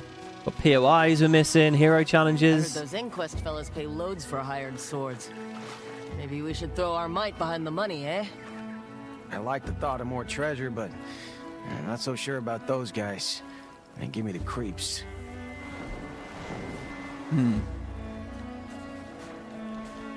They're not totally prejudiced against the Inquest then. I mean, if some of these guys were from Corteria, I mean, I guess how many generations have people been living here? Maybe they didn't know much about the Inquest before they got here. Maybe that's cool as well. Again, makes the world feel bigger. Ahoy! Taking in the view, are ya? Yeah, what are you up to? Ozzy asked me to keep an eye on things. She's keeping so I'm keeping an eye on things. A lot going on around here, you know? Just ask and I can tell. Do you know anything about gathering food? Well, there's an event for that. There's a turf war going on. Know anything about the what? Oh, sun tanners. Oh, the sun tanning thing has some kind of role to play elsewhere, does it? Hey, there's a garden. They're growing sugar pumpkins. And I'm taking their crops. Yeah, what was it they said? Another mouth to feed? You're damn straight. Oh, yeah, I do have a mail. Okay. Oh, Wavehawk Pete has mailed me. Having trouble tracking down Skimmer stuff, buddy. Wow, I'm being patronized by the NPC, but he's right. That's always the worst, right? When you're being patronized, but you know you deserve it. A feeling I'm more than familiar with. Is there another enemy? Why am I still... Oh, because I'm blind. Pal, I know you're a fellow Skimmer enthusiast, but if you're having a hard time, no need to be embarrassed. You know me, I'm always around Little Wing Pond in Shipwreck Strand. We can talk it over more together. Maybe we can even share some more Skimmer facts with each other. Guarantee I've got some you haven't heard. Well, so I go back to him. But what are the odds he actually helps me out? Also, it was a pain in the ass to get up there. Like, I'm not sure I would know where the bridge is immediately. Let me get this waypoint before we do anything like that. He's literally not patronizing you. Yeah, actually, and then LLPTV says he really is. No, actually, I agree he's not. I sort of feel like there has to be...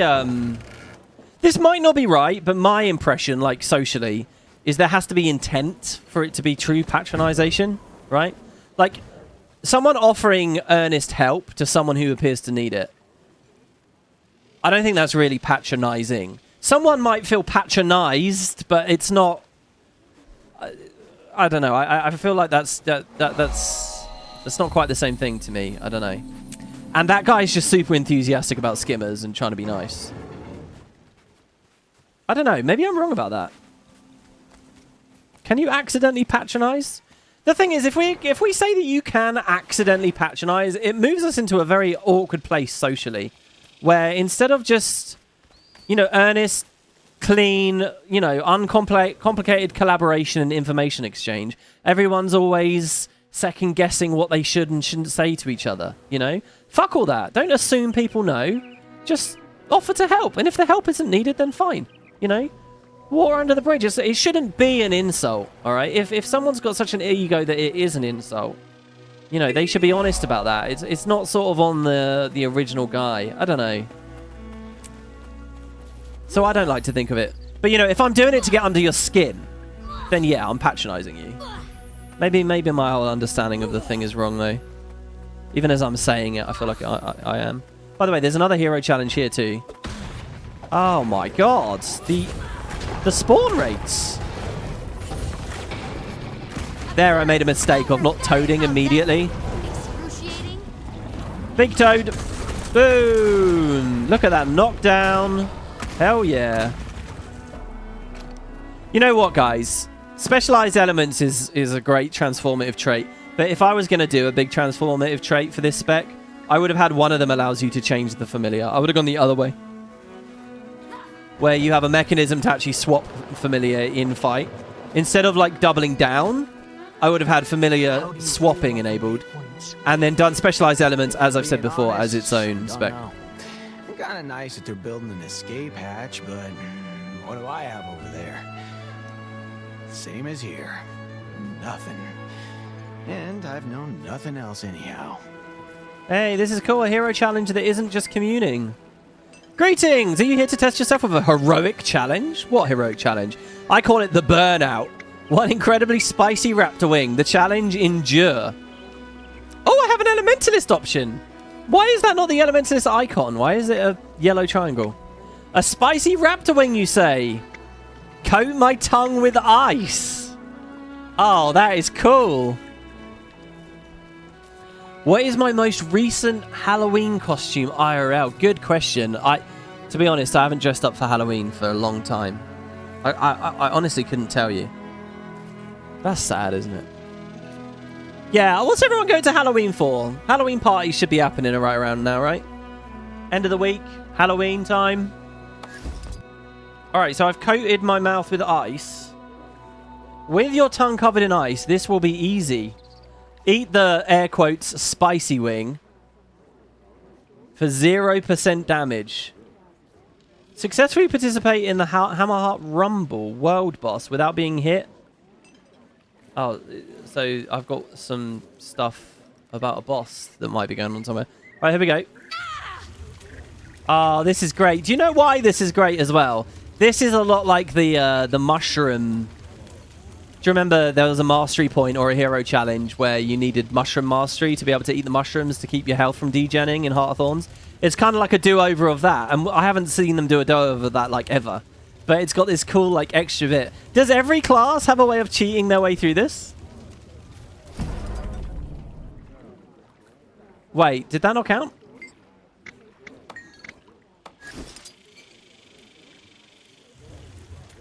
Ha!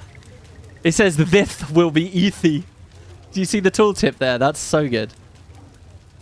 Also, I just sit and wait. I just be patient. Just Ellie? Oh, well done. Honestly, really good. Very good.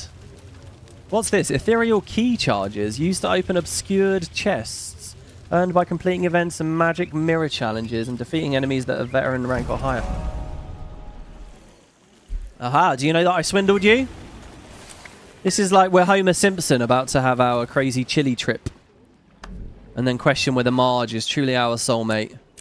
And from that, we unlocked our Grand Master. How fitting. The Elementalist specific thing has given us our first GM of the expansion. Elemental Balance. Every second time you enter your selected attunement, the next Elementalist weapon skill you use recharges 66% faster.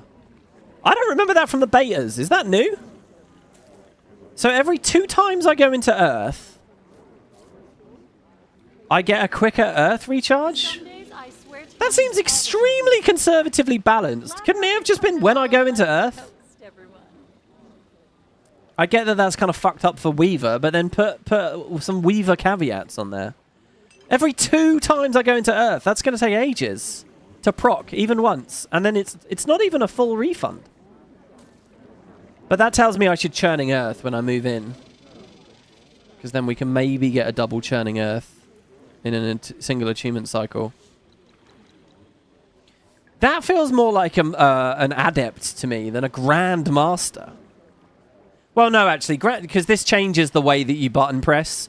So I feel like that. I feel like the idea is GM worthy, but it's very weak. You could go with fresh air. Okay, that's true. You could. With fresh air, you could tap in and out very regularly. That's a very good point. What am I paying off on in air though from that? Warhorn 5? Yeah, Warhorn 5 on a power build would be pretty good. You could do that quite regularly. Yeah, okay. Run it power with fresh air.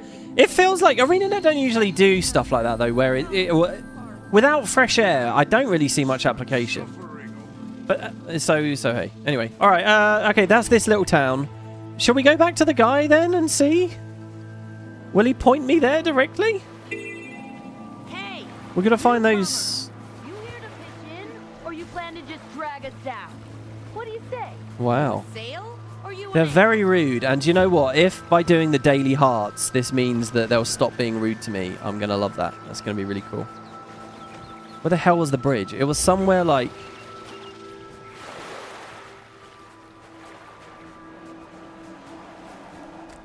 I think I've lost it. It wasn't over here. There's some bridges. These ones look a bit lower. You skilled with the saw? No roof can hold up to the sand. I'll try that saw thing later. I assume that's going to be a lot like the Lowland Coden.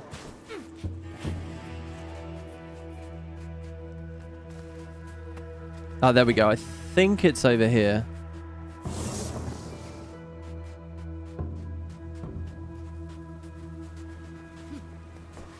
You literally have fresh earth by equipping Toad.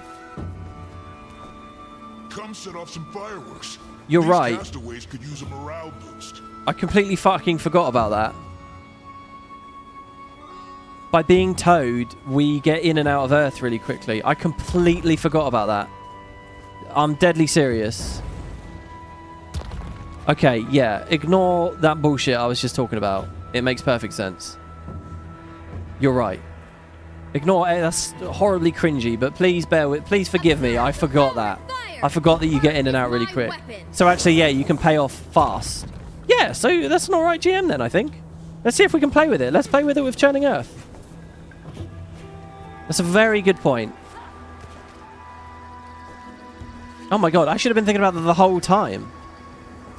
We should try to go like fire earth, water earth, air earth, fire earth, water earth, air earth. We should do it that way rather than just doing 4 in a ring. And that's why Alacrity's great. So we can go into fire. Yeah, and earth's already up. We can do this again. We can do this again. And look, it is procced there, but unfortunately we got nothing to hit. Okay, yeah, this could be cool. All right, I'm down for this. Hold on. So we got up the bridges, but not enough. Oh, over there. That's it. It's this bridge. You still need to hop in twice. Yeah, look, I mean, maybe it's totally valid that it's still not very good, but it's definitely way better than I gave it credit for. Daggers for teeth. Flames shooting out there. You've been guzzling grog with the freebooters again, haven't you? Told you not to trust those idiots. No, but we know she's right. I've seen the concept art. You look strong. We know she's right. Commanding. I might listen to you. There you go. Playing child. We'll tag that. That looks like a very regular thing that I'm going to be tagging a lot. Yeah, the only unfortunate thing about doing these Let's Plays, like, you know, instead of binging 30 hours of the game all at once, actually going over the month and playing it like a normal human being where you only play for a few hours each day, does unfortunately mean we're going to miss out on a lot of potential daily completions for the Renown Hearts. But it's fine. What's the rush, you know? Like, we've all got plenty of time here on planet Earth. We got a year till the next Mini-X back. It's alright. Plenty of time. Okay, Pete. Pete, can you help me out where to look, pal? You got it, buddy. Wish I could come with you. You could tell me all your favourites. What? Yeah, that's the fishing net. I know that. Here's where to look for everything. This is very good, Arenanet. That's the Skimmer food. Can I put a personal waypoint there? That's the predator tooth. We already have that. That's the package. We already have that. There's the token of affection. I think we already have that. I've memorized where it is. There's the toy. No, we are looking for 2, aren't we?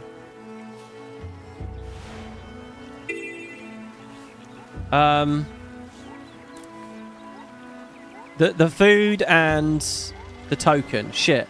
So, did he just say token was here? Do you know what? I'm not even going to risk it. I'm just going to read it again.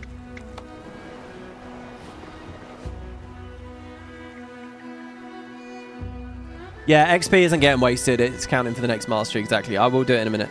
So the food I've marked.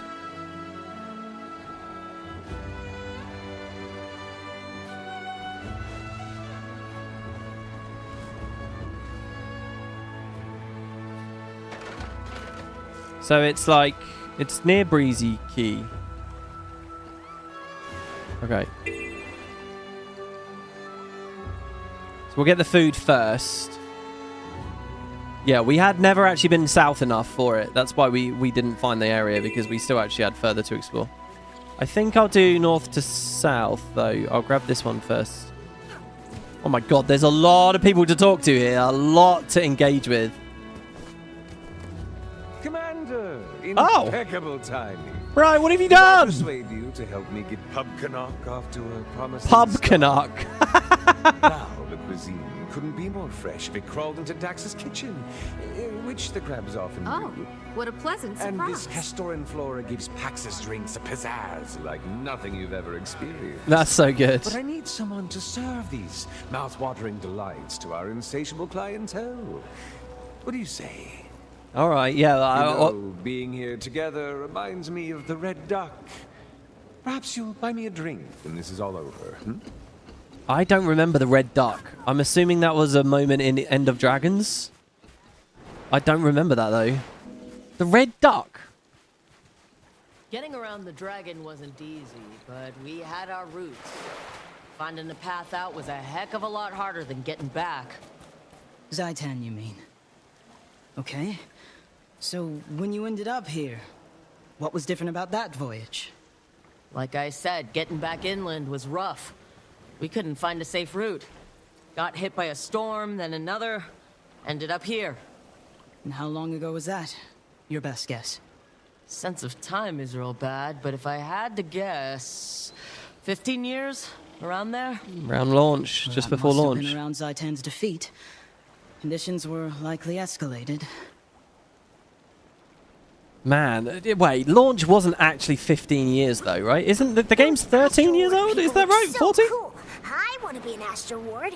One of them told me she's friends with wizards and demons. Sounds scary. Seen their boss man with the 4 arms? Talks like, listen to me. I'm more smarter than you. All the time. I like them, ImpQuest. They're cute. I want to hug them, ride around those big metal guys saying actual smart stuff. I think Arenanet fun kids to be around really, really well. I've always liked that. That just took me back to the Lion's Arch instance, you know, with the kids role-playing as Destiny's Age and all that. Yeah, the Red Duck. Okay, yes, that was the date scene. You get to pick, sort of get to go on a date or whatever. Did I pick Canuck? At the end of Giala. That's the Giala 2 patch. Corridor patch, which, by the way, for all of its criticisms, I actually thought the story that came in on that patch was all right, and I enjoyed that dating scene. You can go back and watch my Let's Play of it. I liked that. There was no problem for me with that. All right, let's try again here. Ready? So we're gonna hit some buttons, throw up a toad, go into fire quickly, back into earth. Yeah, but if my underlying cooldowns aren't done yet. And again, though, that's where the alacrity is good.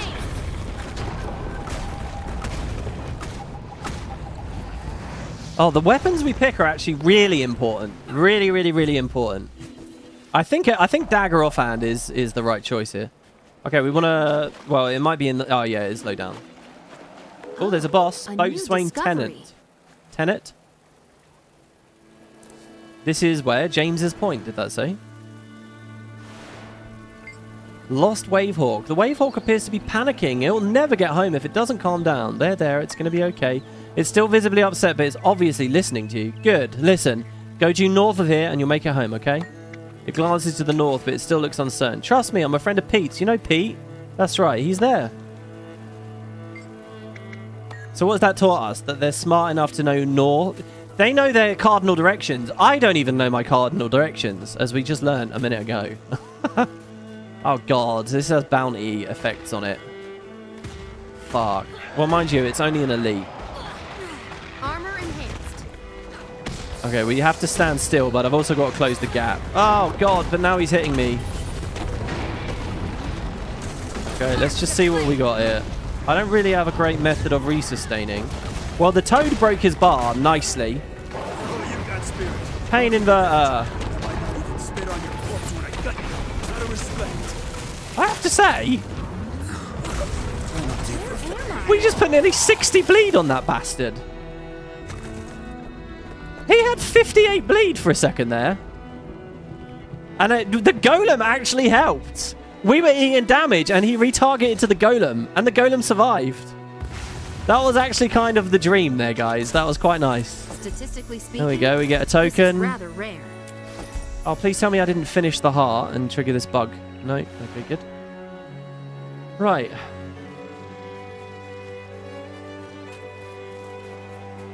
Oh, God, there's so much I want to do. Look at this. Look at how many things there are to see. We got a hero challenge, a POI, and a Vista, all near one another.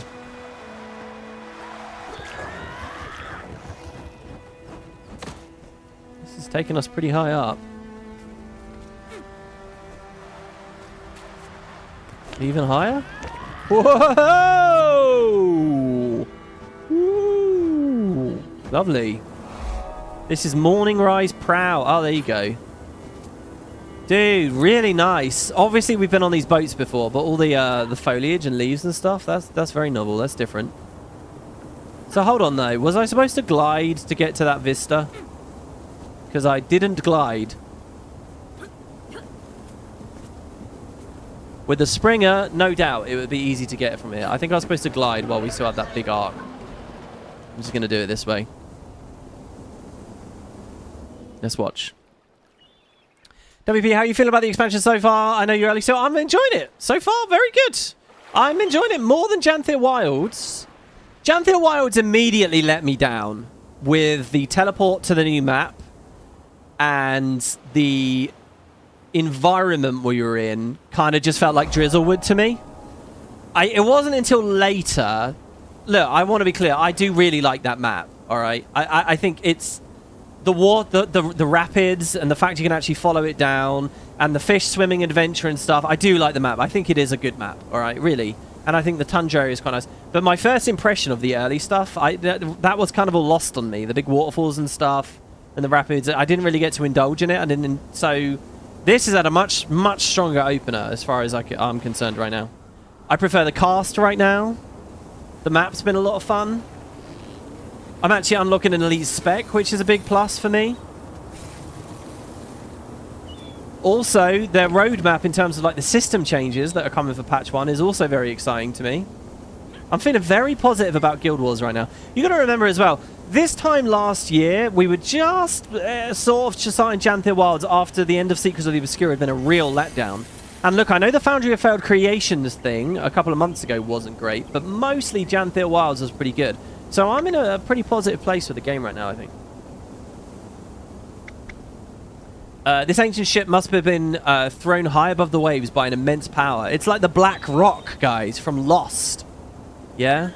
Which they eventually actually fucking showed it on screen, and it was tacky, and they never needed to do that. Anyway. So now we get another thing. Hey, we get the hill! By the way, I'm well aware that these are costing 15, not 10. And technically, we shouldn't actually make a purchase every time. We should make a purchase. We should make 2 purchases every 3. I'm not tracking that shit. Alright, cool. So now, this is really good. We can make the toads do something and then immediately make the toad do something again.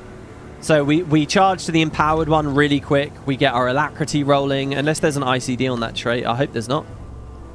It doesn't look like there is. Excellent. This is really good. So I've been learning the Evoker playstyle for lots of damage.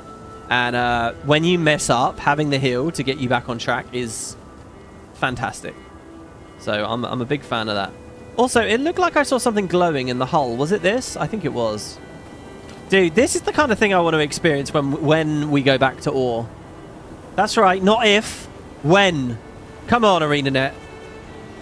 Scavenger's Causeway, one day. I'm really excited about Cantha 2. I'm excited about Return to Ore, Electric Boogaloo. And I'm looking forward to Bangar, Back for More. I don't know. Too fast, too Bangar.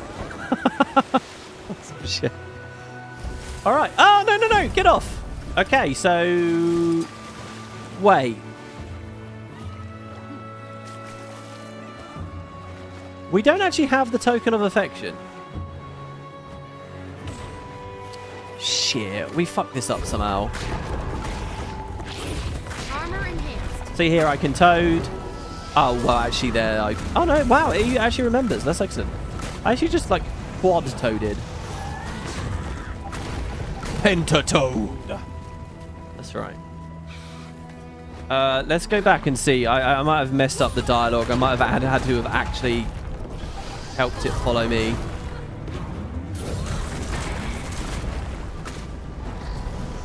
Oh, it's just the quickness. What we could do is instead of bursting in corruption, we can run celerity. So that's quickness when you disable, right? Basically, what I'm advocating to an extent was getting rid of the ICD on celerity, I guess. And then the other one is agility, which is whenever we swap an attunement, which happens a lot. Thing is, that's only 1 second of quickness. That was competitive balance that ruined that. I don't know. I'm not going to do that one. We'll keep corruption. It'll be fun. Right, I see the marker again. Can't you use Raptor since base game has it now?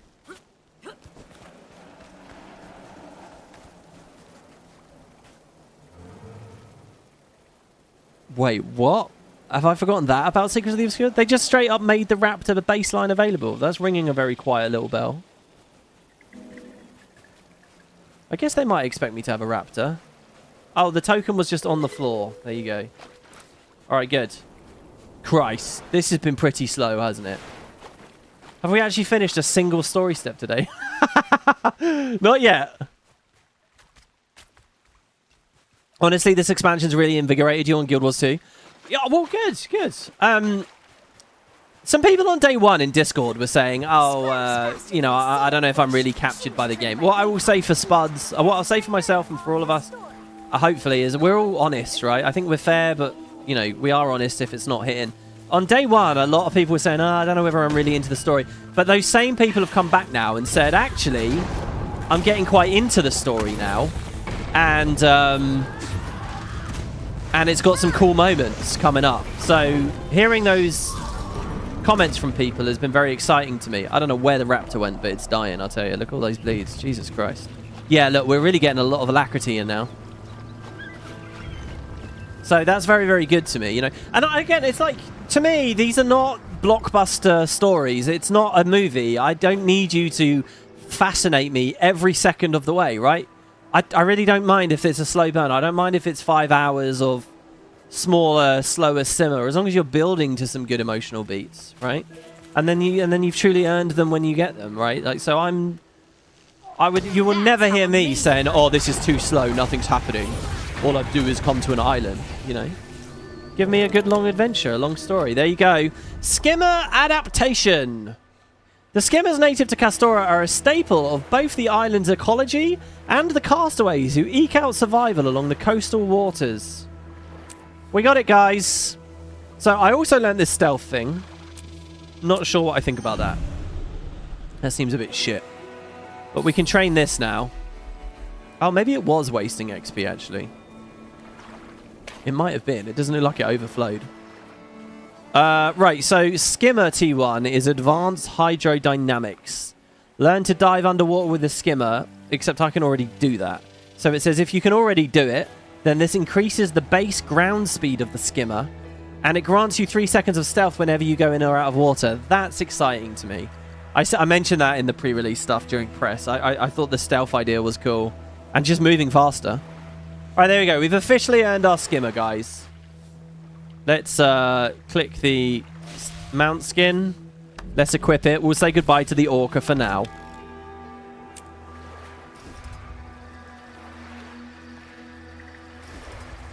Now, what do we want to do for dyes? Should I just leave it with the orca dyes so it doesn't break later? There you go.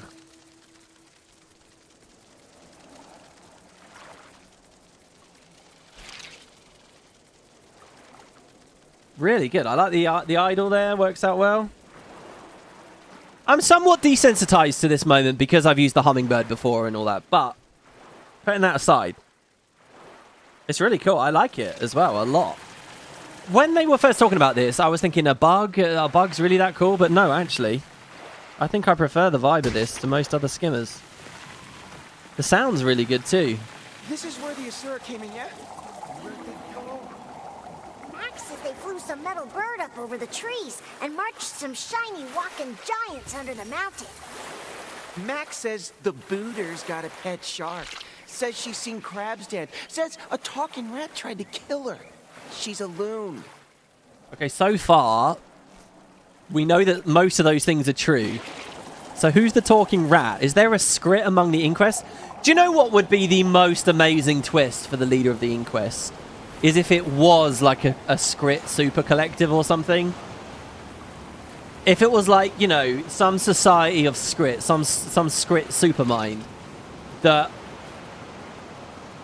had a grudge against the Assura from the days below the surface, and had got to that point where they were really big and really smart, and they'd just been outsmarting the Assura the whole time, and they'd ingratiated themselves within the Assura, and they'd started manipulating the Assura, but it was the Skrit the whole time, like really villainous, really smart, capable Skrit.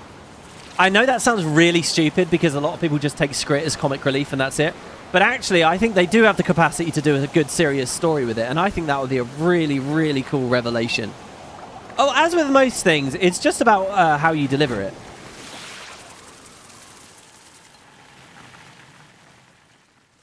Predictability and how you deliver things. Those are the only two things really to watch out for. So there we go. We can now use this to get across and get this hero challenge as well. 20 Skrits in a trench coat. I want to be clear, that's not actually my prediction of where they're going. I just think that there's more to a story like that than might first meet the eye. Now, this is a cool skill. Fox's Fury. So this is our, well, not our first meditation because the heal counts as a meditation. Grant boons to nearby allies, and it's a lot. It's 8 might, which is for me, right? Plus the Fury, plus the trait is helping us. If we have the Fire Fox, then it's also the stun break. But this is a lot of burning. That's 9,000 damage if I tap this. I already need a good amount before then. With Pyromancers, we have a bit... but then we're not lingering in fire long enough for Pyromancers, actually. Well, whatever. I'm going to equip it, and I'm going to equip it instead of Radiation Field, because the cast time on Radiation Field is making it a bit annoying. So yeah, Fox's Fury. The animation is still a pretty lackluster, but it's okay. Yeah, and that's that. We've got a POI underneath here as well. Out in the water. Whoa, look at this. Oh, can we leyline drift on a skimmer? Underwater? I don't have the mastery for it, but later? Oh, dude. This is good. I like the color grading and everything down here as well. Oh, Water Lagos expansion, please, one day. They could do a lot of stuff like this. What was that POI called? The Overgrown Channel Skimmerway. Are these like almost like fast travel routes for skimmers? Hidden under the map? That's amazing. Some coelacanths. So hold on, what's down here though? Oh wow. Oh, I feel like that first time, you know, when you go into the trenches under Heart of Thorns in the Tangled Depths.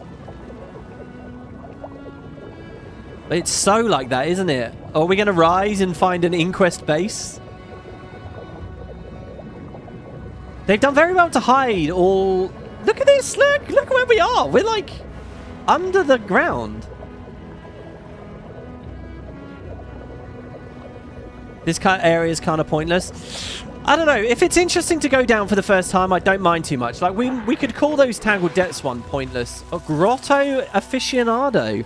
Discover all of the grottos throughout Shipwreck Strand. Hey! Gladly! Oh, and there's a splendid chest. As always, these are uninteresting, because as always, Imperial fragments are too abundant. That's the kind of system change I'd like to see. But still.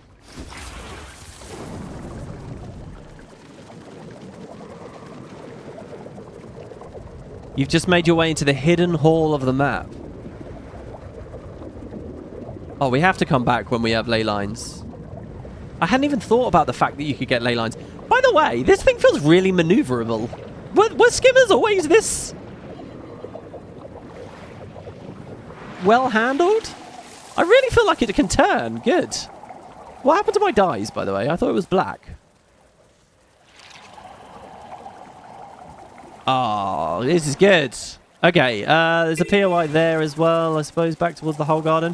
What do we want to do? We want to go back to Wavehawk Pete and discuss our newly acquired skimmer. This is the Coconut Grove, and there are throwing stones around. Do we throw stones at the trees to knock coconuts down to do event stuff? So far, guys, the events have been good.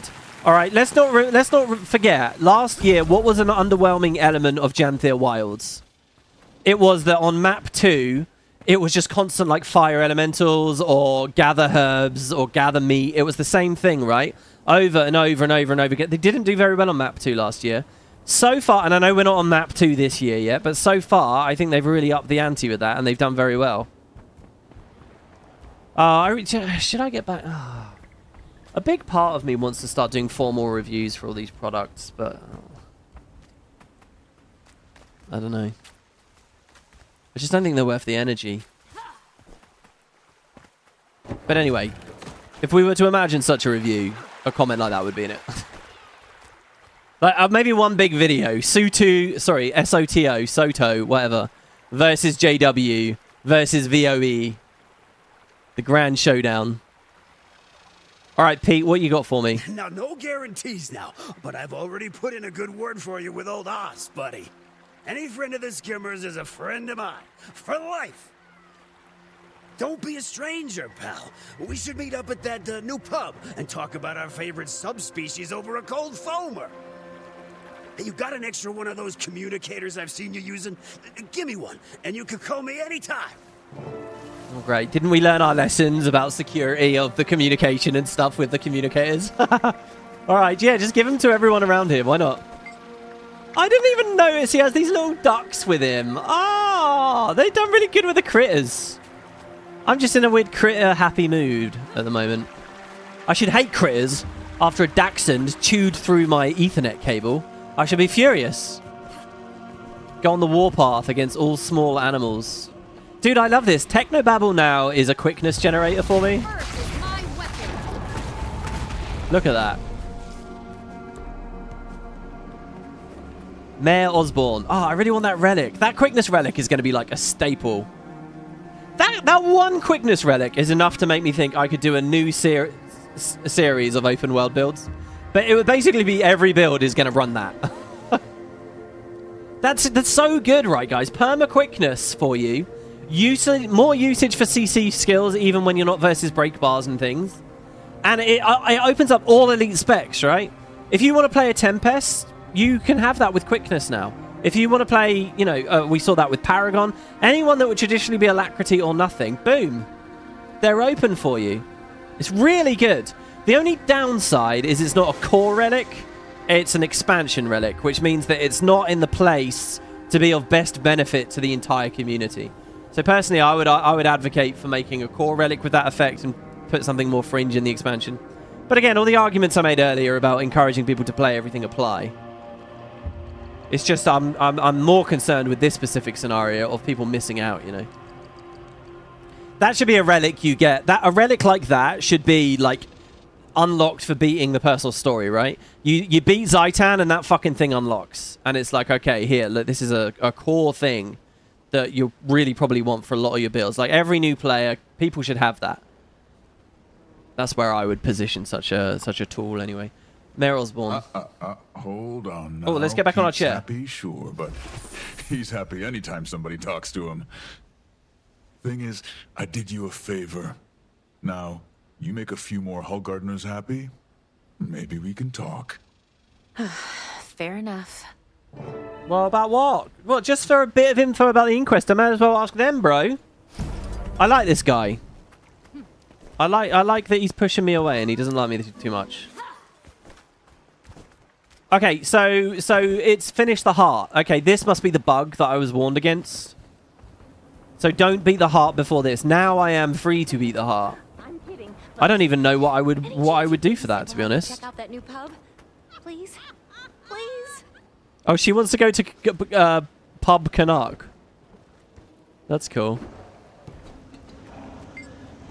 Glad the kids are happy playing here in the sun. Me watching them every day, day after day after day. No deck under my feet, no wind in my face, just this beautiful shore that we can never leave. That's a lovely sentiment, question mark. Yeah, she sounds like she's kind of half not into it. Have claimed many a vessel. Yes, they have claimed many a vessel. What is this? It's not a den of iniquity.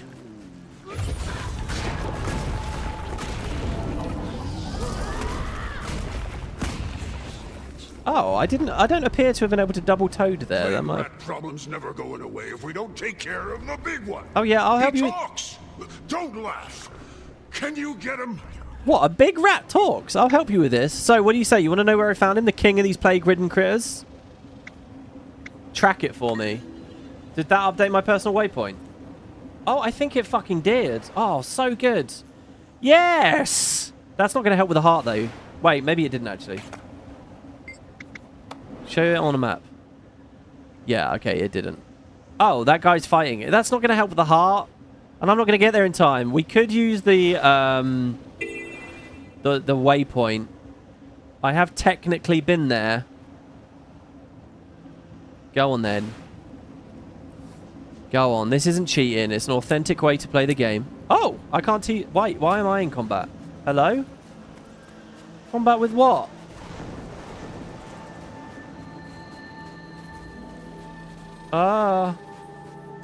You know, being in combat when you don't know what it is like the height of the commander's paranoia. Right, go. Right, let's see if this thing's a script.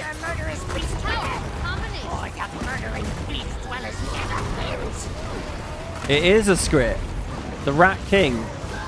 A stowaway, perhaps? From some other historical experience? So, hold on. Am I giving everyone else alacrity right now?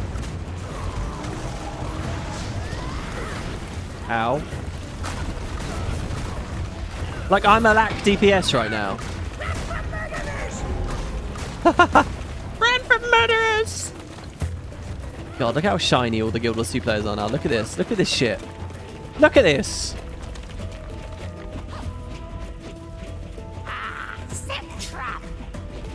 Alright. Big toads. It's a nice opening. Ah, God. I want a stun break. We're going to get rid of Pain Inverter in a minute. Okay, so we can toad. Toad. Toad. Oh, I think he interrupted one of his own abilities there. Right, break the bar.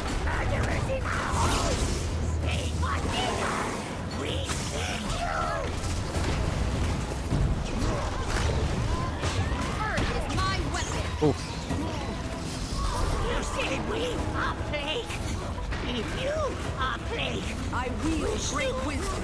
Oh, he was a properly evil Skrit, eh?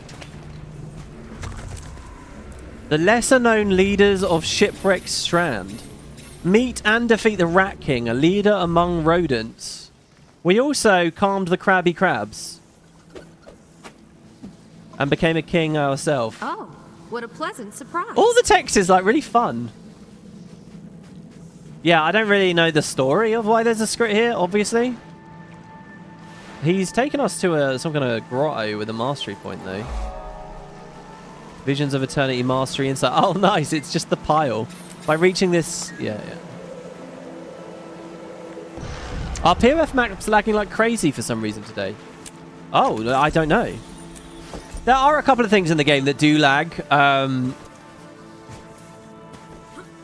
since the Fractal event, I noticed a bit of an uptick with some of them, but... Inland, a mission of great import. I don't know what that is there. Let's go back to the heart area and actually progress it. Hey, newcomer! You here to pitch in, or you plan to just drag us down? What do you say? Now this ghost one, I believe, is probably in range. We can actually get some progress here. There we go. We'll use the Aether location. Here you go. This is what it's all about. This is what we should have had. Have our skimmer first. Still again, no, that makes it even sadder to me that I wasn't seeing players doing this. Because not only is it the start area, this is actually in heart range. And it's a heart you have to do for the story. Where the fuck is everyone? There's a player swimming around up there. I'll tell you one thing that it might be. It's that I have player names disabled usually. So let's turn that back on. Show all player names. Hopefully it'll make it a bit more obvious when other people are around.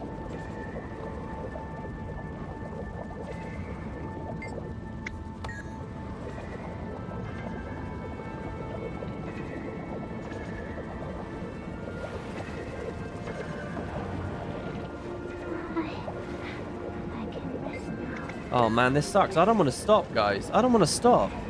Each episode's supposed to be about 3 hours. We're coming closer to the 4-hour mark. Ah.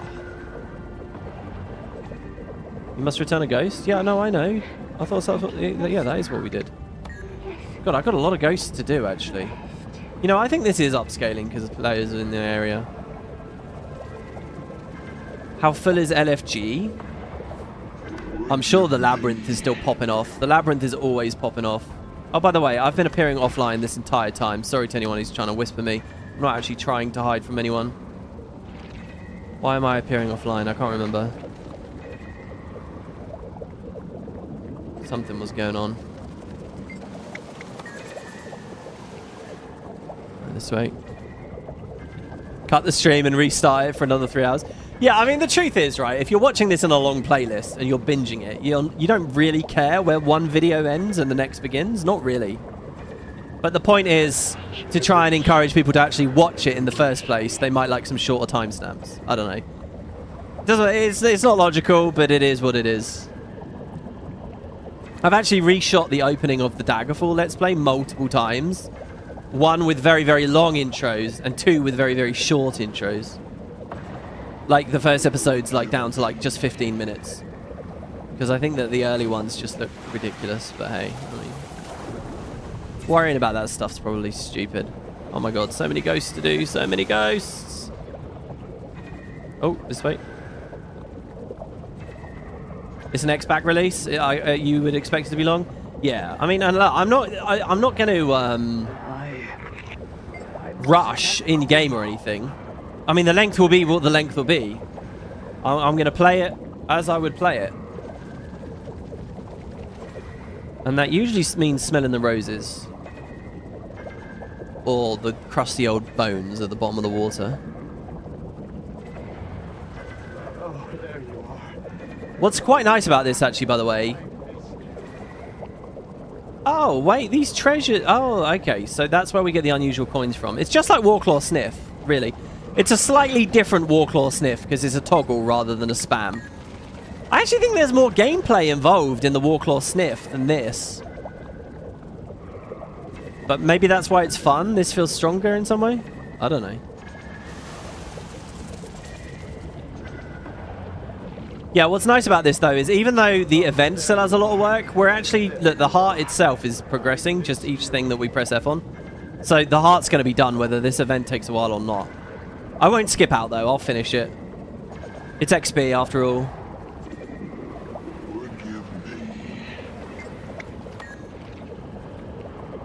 Oh, this one's nice and close too. That's good. Oh, really? Is it those bones? No. I think it's like under this shelf. Yeah, look at that. Sneaky. Wow, this one's very low and very hidden. Oh, that guy's poor bones.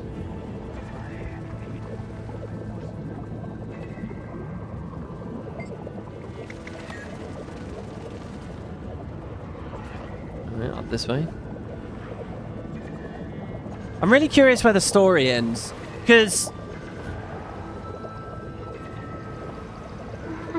it's always that thing of like, okay, we're going to end the story halfway through the story, right? Because there's the post patches.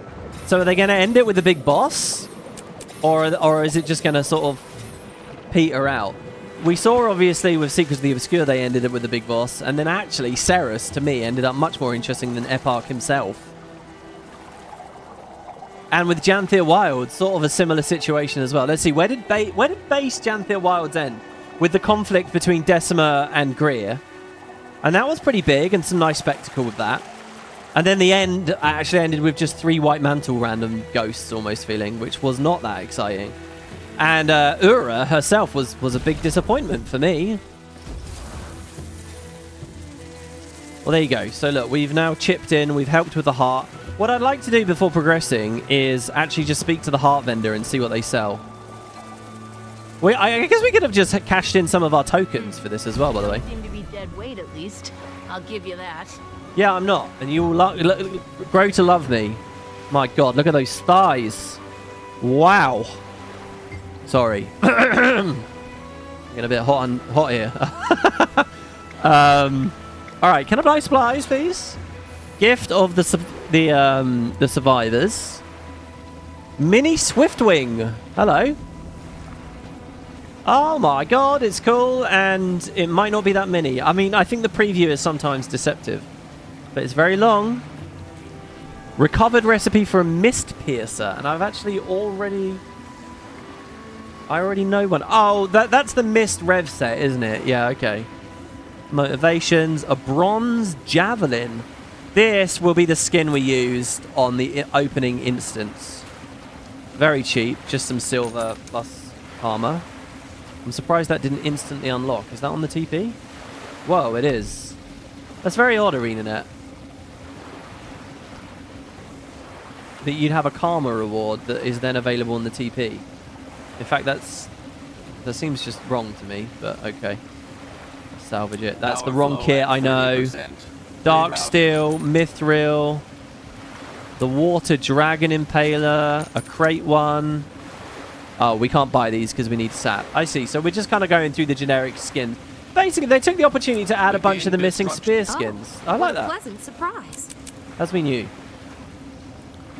So we'll work on those later. I bought one of them but didn't salvage it. It's somewhere. I don't know where.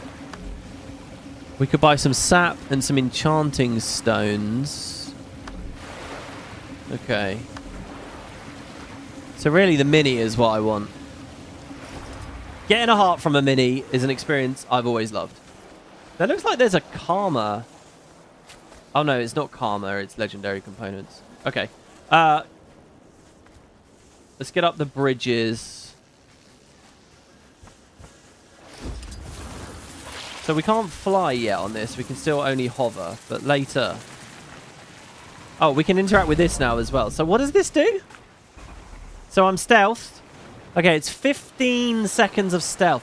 I still don't know, though. I don't know what's... Where am I applying this tool?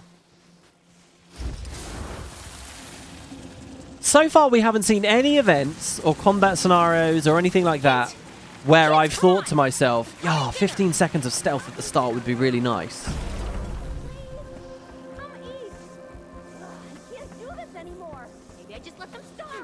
You know, in Heart of Thorns, when you eat a mushroom that gives you, like, mini quickness, right? Or mini swiftness, like, that feels good. Or an adrenal mushroom, you can grab it in the middle of a fight and get all your cooldowns back. That feels good. 15 seconds of stealth? I mean, there is still that question: do I not get revealed? If it doesn't strip while I'm fighting, then yeah, I get it. It's real and it feels big. But a deal's a deal. All right, what's up? You're well enough so far.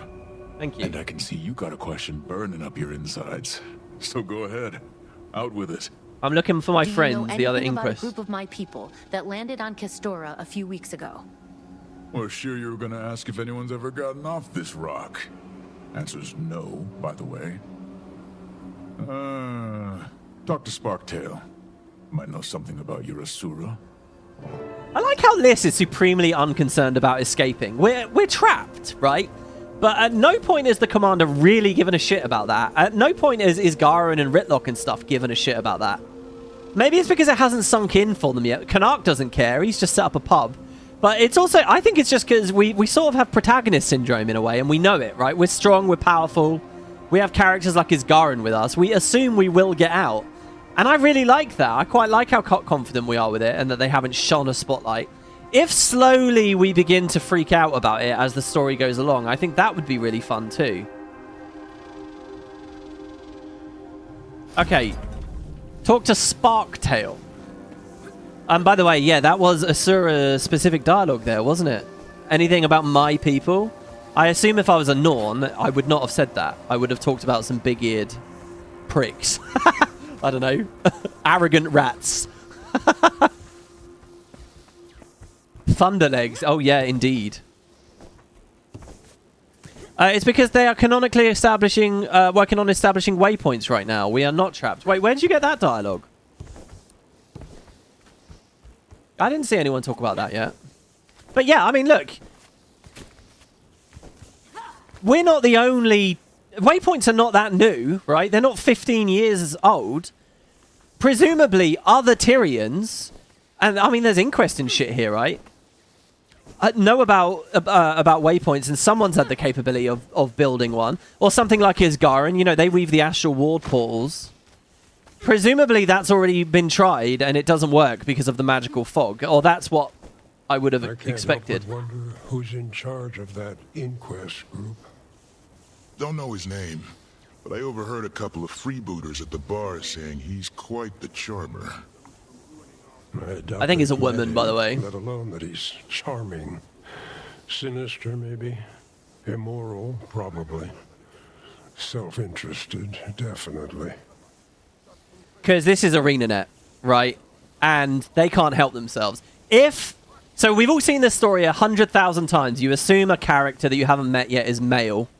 And, oh, it's a woman. I can't believe it. But you have all the characters in your film or your book or whatever say, he, him, he. You do it as much as possible, and then it's a shock, right? And that's what Arenanet just did there. I think it's going to be Kuda. It's going to be Kudu's daughter, probably. Because if they weren't doing that, it's Arenanet. I think that conversation there would have been full of theys and thems, and they would have tried to be as respectful and neutral about it as possible. Hearing that has convinced me it's her that's leading the inquest. But maybe not. Maybe not. In the concept art, there's that crazy looking guy with the holographic monocle and all that shit, right? Like, who's that guy?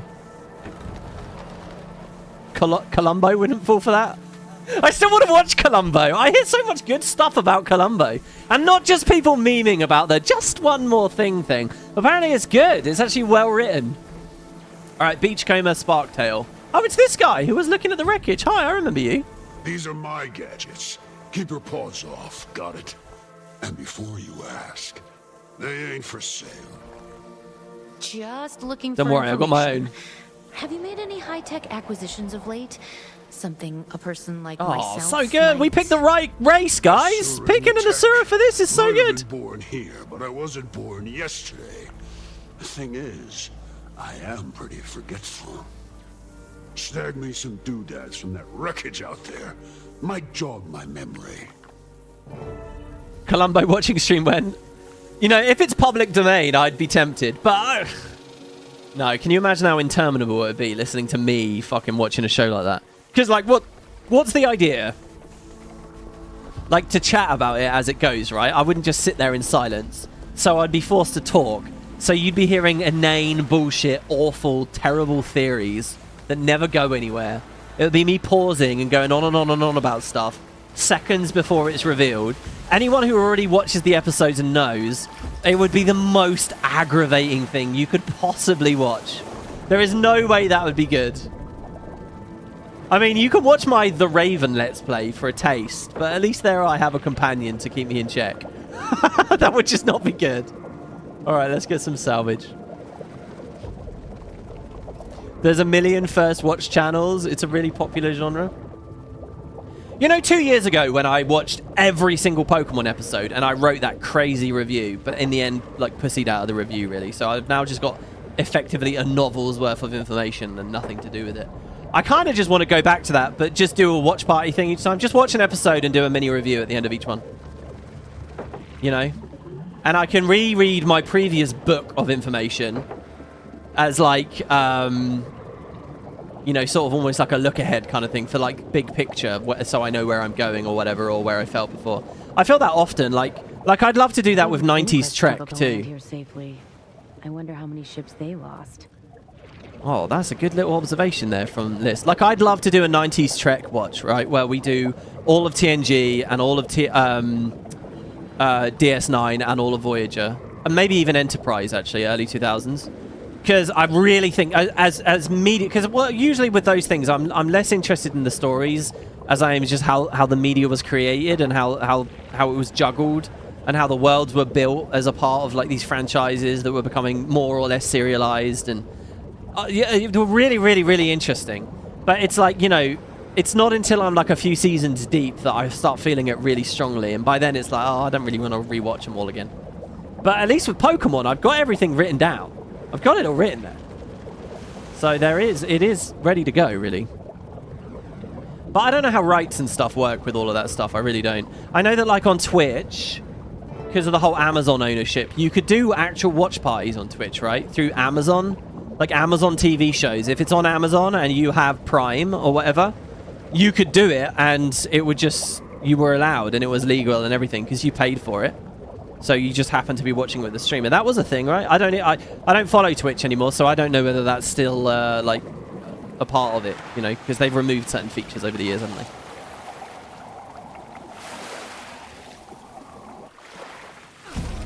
Okay, look, here's your salvage. Okay. Suppose I can point you in the right direction. Freebooter's been swinging by here lately, selling me this new stuff they've been getting. Real high-tech looking. You go buy him a few rounds, and I'll bet you'll get all the info you need. And just do me a favor. Don't tell him I sent you. Want to keep that supply of gadgets flowing. Okay, so this... Say, you don't know how any of these things work, do you? I do. In fact, I spent years studying this kind of technology. Alas, I'm also pretty forgetful. Good luck. Wow, is she just fobbing him off there? Or is she really forgetting her training? I have a lot of respect for that line. One, it's Assura-specific dialogue. Two, that's the kind of line that doesn't make it past, like, committee. Because people say, oh, we can't force the roleplay for the players. What if they want to roleplay as someone who was smart? No, that's good. That's great. That's really characterful. I wonder if I was an engineer, I would also say that. Like if I was a chart engineer, maybe a similar thing. Oh, this is so good. You guys definitely picked right. I was not too hot on the Evoker idea. But number one, I'm enjoying playing Evoker. Number two, this is full of Assura dialogue. Don't know. But if there's a way, I'll do whatever it takes to get home. I never thought it'd even be possible. I don't want to get my hopes up. See, look, there is a story about people being trapped. If we're just casually like, oh yeah, we just built some waypoints, whatever, and it's not really even a big focus, I think that's going to be a bit iffy of the story.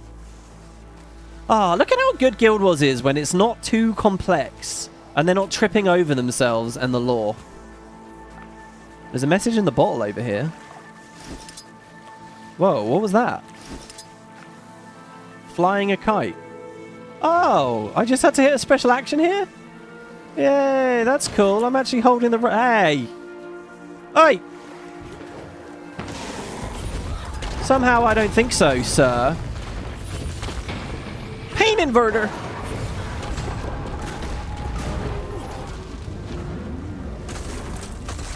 Well, there's a huge delay. Look at how pretty that is. The combo, guys, of the Ring of Fire plus the Toad. That was very cool. I'll tell you, there's a gamer from 2012 that would look at that and absolutely wet themselves with excitement over the skill effects in this game. To my love. I know you can't read this, but at the suggestion of a new friend, I am writing my feelings on paper and casting them out to sea. The chances this reaches you is slight, I know, but the small comfort that it might find your remains soothes my aching heart. It has been 259 days since our fateful voyage. Since the storm. A whole agonizingly slow 259 days since you were taken by the sea. Now all I can do is wish to go back in time, to be able to pull you from the tumultuous sea. Oh, is this Zotaker? Because fucking time travel. 2 sneaky little sideways glances at time travel so far. Your voice rings in my head. I think this voice will ring in everyone's head, telling me it's not my fault. Still, I can't help but feel it is. There has to be something different I could have done. And while I miss home, I don't long for it as I do you. Even given the chance to go home, I'd stay here just to be close to you. Going back would just start the heartbreak all over again. Forever grieving you. Lila. Alright, I gave her a horrible voice, but that was actually really sweet. And sad. Aww. You wonder if I'll regret this choice? The only way I'll regret that choice is if there's like 50 documents from her throughout the story. I'm assuming that's the only thing we hear from Lila. But if there's more, then yeah. That might not be too good. Oh my god, we're sorting this build out, guys. I'm liking this. Hey, we finally got a pop-up for swapping mega servers. I have to stop. Guys, I'm really sorry. I have to put my foot down. We're gonna have to stop. Oh, all right. Look, join me next time at Pub Canuck. Oh, why do I feel weird? I feel like I've not done a good show. Like we haven't gone far enough. But we've done loads of stuff. All right, let's do Pub Canuck real quick. No. Look, he's right there. Canuck, fun times with Canuck at Pub Canuck. Next time. That's going to be tomorrow. This ain't no Janthea Wilds launch stuff. We're going daily, everybody. I will see you for the next stream tomorrow. Thank you very much for watching. If you feel I missed your messages, I probably did. Drop me a comment on YouTube. I'm a sucker for encouragement. And, you know, I have a sad, shriveled little ego. I'd love to hear your thoughts. Thank you, everybody. Thank you for the support today as well. Let me just look at the viewer activity here. John Sellers at the start with some gift memberships. Thank you, John. Thank you. We didn't get any donations or anything like that, but thank you to you for supporting the show. And yeah, I hope you guys have a nice Halloween parties and stuff, and I'll be back for more Halloween, more Visions of Eternity next time. If you've got advice about the build, cool bits of lore, something I missed, whatever, just throw me a message. We'll make the show better. Cheers, guys. We'll be back on Castora tomorrow. Take care.